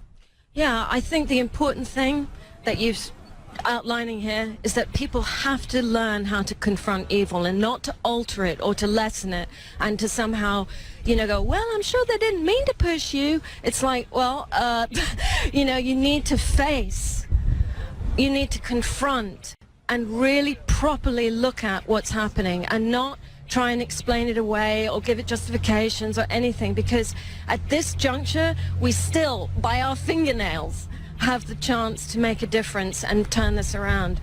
And to not take part and to just watch, I mean, it's a little scary, believe me. I was a little scared when those sheriffs turned up. But if you don't stand there and push back, not in a stupid, aggressive way, but if you don't push back, if you don't face it and confront it for what it is, it'll just take over, and then no one will be free. Well, you're right, and the power structure's made the calculation that we're cowards, we've given up, we're going to roll over. They do stuff like that so people don't come out and demonstrate against wars, what happened at the G20. They do that so people see people being attacked, they get scared, so that they can then take over everybody's freedom. That's why you've got to go out and do this and face the fear and get through it. It's actually kind of fun to fight tyranny, so why not? So that they understand that they've miscalculated and that it's going to backfire. But tyrants always miscalculated. Even though they have this mind of God, Google, NSA spy grid, they're not gods. They can't read that info because they're so evil. How could they, who are so unenlightened, ever think that they could read all the data they're getting, because the data only shows that their system's already failing? I would just like to add that I think to describe it as evil is to give it certainly an adjective to describe it. It certainly results in evil. But I think the important thing is it's an incredible degree of insanity, because only insanity would breed acts that are so destructive and harmful. And, when you think of the destruction of the animals and the environment and the corporations that just seem to gaily, stride forward through every decade, destroying everything. Why aren't they even worried about Fukushima now when it's melting down even worse? They don't even care anymore. 91% of the reactors are leaking. Insanity. Look, if you're really insane, you have no grasp or care for what's going on. And I think that's what this is. It's like, organized insanity. And I think people need to recognize that and realize there's a lot more sane people. I would say there's probably about, you know, billions of sane people on this planet and just a very few nutters. And it's those nutters that have to be regulated, because obviously one can't just sort of like blow them off the face of the earth, which, you know, I wish a couple of angelic beings would come along and go, "Ooh, you're really crazy, right, off the planet you go." But those bad guys are here to test us. I've no idea, but what I would really like is regulations and laws, because those work pretty well. Right now we've had those laws and rights in the Constitution blown away by the, you know, Patriot Act. That's right. They've gotten rid of the good laws and put in all the tyranny. Right, and I think that we've got to try really hard and pay attention and spend an hour maybe every day looking online and, hey, let me help you. And actually, you know, do your research. You know what you're doing with that equipment. I do, but that was just a cable. Anyway, I just really implore people to really just pull their finger out and do a little bit of work. That's your job now. You know, it's a new job. It's not enough to be a citizen, because there's too much organization to dismantle your position as a citizen. You have to do something different now. What? Oh, that's key. They're trying to dismantle our real citizenship and our machinery of freedom. And so what do? I think we actually have to take on, and this is the hard part, everyone, you're going to have to operate using your own awareness, your own, you have to think for yourself, and you have to dig down deep into your soul and work up enough courage to do things about it, even if it's just you sign some petitions, you listen to Alex, you know, for instance, The Guardian, what's his face, Granwell. I mean, that guy, they may arrest him when he gets back to the U.S. I don't know what to say other than it's just so insane. Everybody should be rallying around him. Yes, absolutely. Edward Snowden, I love you. I think you're an incredibly brave man, and anyone who says that you aren't patriotic, well, you're not thinking for yourself if you say he's not patriotic, because he's actually... Look, the German government, right? They've all issued themselves encrypted cell phones now. Even they're bloody pissed off at being monitored. Well, that's the thing. You get rid of checks and balances and freedom, it always blows back. The tyrants, you don't escape it. You've got to give everybody a respect and liberty and freedom, because your kids have it too. When someone robs your neighbor's freedom, they're robbing your freedom. Do you want to remain anonymous or say your first name? I would say actually, I already got interviewed a few times. My name is Vivian Kubrick. My father was Stanley Kubrick. I live here in Dallas, and I think I have enough experience from that aspect of being Stanley Kubrick's daughter to know that there are really some things that you have to fight very hard for. And my father's an artist, fought very hard for the integrity of his films, because even he was subject to a lot of pressure to not make the films he made. You were talking about some of that last night over dinner, but that's why, I mean, I know you've been interviewed before by the media. You're obviously a famous filmmaker in your own right, and I love that score that you did on Full Metal Jacket. That's my favorite ever. That's so haunting. But I didn't want to, you know, politically, I was going to put this out. Folks would have recognized who you were, but yeah, greatest directors ever, daughter, director on her own right, doing an amazing job. What would your dad, I know you're taking that question, but I'd love to know, what would your dad with his great artist mind to see real reality, what would he think about what America's turned into? Because his films predicted it. Well, I was saying to you last night, I feel that my father was very haunted by those factions on this planet that try to manipulate humanity. I think the films that he made, he wanted people to think for themselves, experience for themselves, whatever it meant to them. But I would say that if you look at every film he made, it certainly addressed all these things that we're speaking about. I mean, Clockwork Orange, thought control, you know, anti-war films, the fact that war is just pure slaughter, that it's got nothing to do with any of the usual things that they send people out. Dr. Strangelove? Yellow, yes, Dr. Strange. Full Metal Jacket? Yeah, and really when you look at it, those films all... Anyway, I think the important part is that everyone, regardless of your position, regardless of whether everyone that you know thinks you're a complete extremist or lunatic, the fact is that when you start to think for yourself, it'll be easy to know what the right thing to do is. If you follow what you're being spoon-fed, well, you're not going to help. You're just being programmed then. You're not even conscious. You're just like a robot of the system. But when you start thinking of yourself, your whole mind opens up. And more to the point, to act on that. I mean, believe me, I'm not looking forward to people ridiculing me or having a go at me. And in fact, even today, when we were standing peaceably with that, where were we? When we weren't allowed to do the bullhorn. Where was that? I don't know. Anyway, there was this big dude, and he literally, I mean, he was just watching the thing, and he just went boom like that. And it was like, fuck. Excuse me. Yeah, it's like, oh, well, you know, don't push me. Yeah, it was just so rude, but he seemed to hate me for holding that sign up, and it's like, oh my God, this is the First Amendment. Don't you want to know what happened to Jeff? Well, that's it. They're mad because they know they're cowards, and they know the ones that get mad at you at least are a little bit conscious because it makes them feel bad what you're doing. You're freezing to death. Are you guys done? I think we've done a great job. Yeah, this is the last little crowd here with us. Amazing. All right. Well, that's it, folks. You're doing a great job. Hey, you guys want to go down to that deli down there if it's open and get a cup of tea? Yes. Let's do it. Let's do it. All right. By the way, you guys stayed here the longest. If it's open, if not, I'll take it to the hotel. Food's on me. All right. Yeah, how do you like that, Dallas? How do you like that establishment listing on 104.1? Stanley Kubrick's daughter, huge filmmaker in her own right, here standing against your evil. We have the brains, we have the guts, we have the spirit. All you have is the New World Order and tyranny and death. And so just keep being arrogant. Keep doing all of it. You have no idea. I think I just...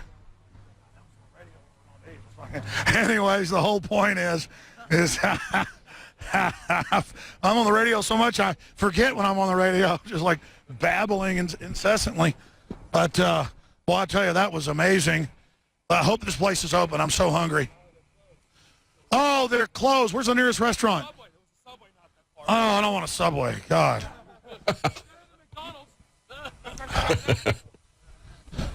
Well, I'm going to go broke, but since I said I'd do it, I'll do it. I'm going to do it. I'm taking you all to the hotel, and but just don't say where we're going, even though we're videotaping it, live on air. I'll take everybody to the hotel and buy you something. But we're going to cut the transmission off now and not say where we're going. So, okay, here we go. You guys want to go over and get something to eat? Okay, here we go. We're going to walk, because the other place is closed. We'll have to walk to our hotel, and our hotel is the Hotel Lawrence. That's where we'll be. All right, ladies and gentlemen, here we go. David Knight, you take us out here. Great job, brother. Legendary radio. We're alive and following our forefathers and mothers' steps of liberty. And I've never felt so alive as I do today. And I've seen the face of tyranny, and I saw it, and it's ugly, and it's also very defeatable and very stupid. And so God bless you all. And David Knight, closing comments. Very insightful comments from the daughter of Stanley Kubrick. And, you know, I think what we saw today is exactly what people remember about the JFK assassination. That's just the mindless brutality of it, the mindless lies that we were told. And as I'm watching this, I'm actually thinking, you mentioned Clockwork Orange. I didn't know it was Stanley Kubrick's daughter, but I'm thinking about that movie, and I'm thinking about the criminals that, as the main protagonist, I guess you call him, got out of jail. He comes back and he sees these guys are now cops, and they get their kicks out of going around and beating people, which is what they did before they became cops. But that's the kind of people they were looking to hire in that society. And it looks like that's the kind of people that Homeland Security is looking for. Well, that's it for our broadcast today. Join us again on Sunday. This is the end of the broadcast.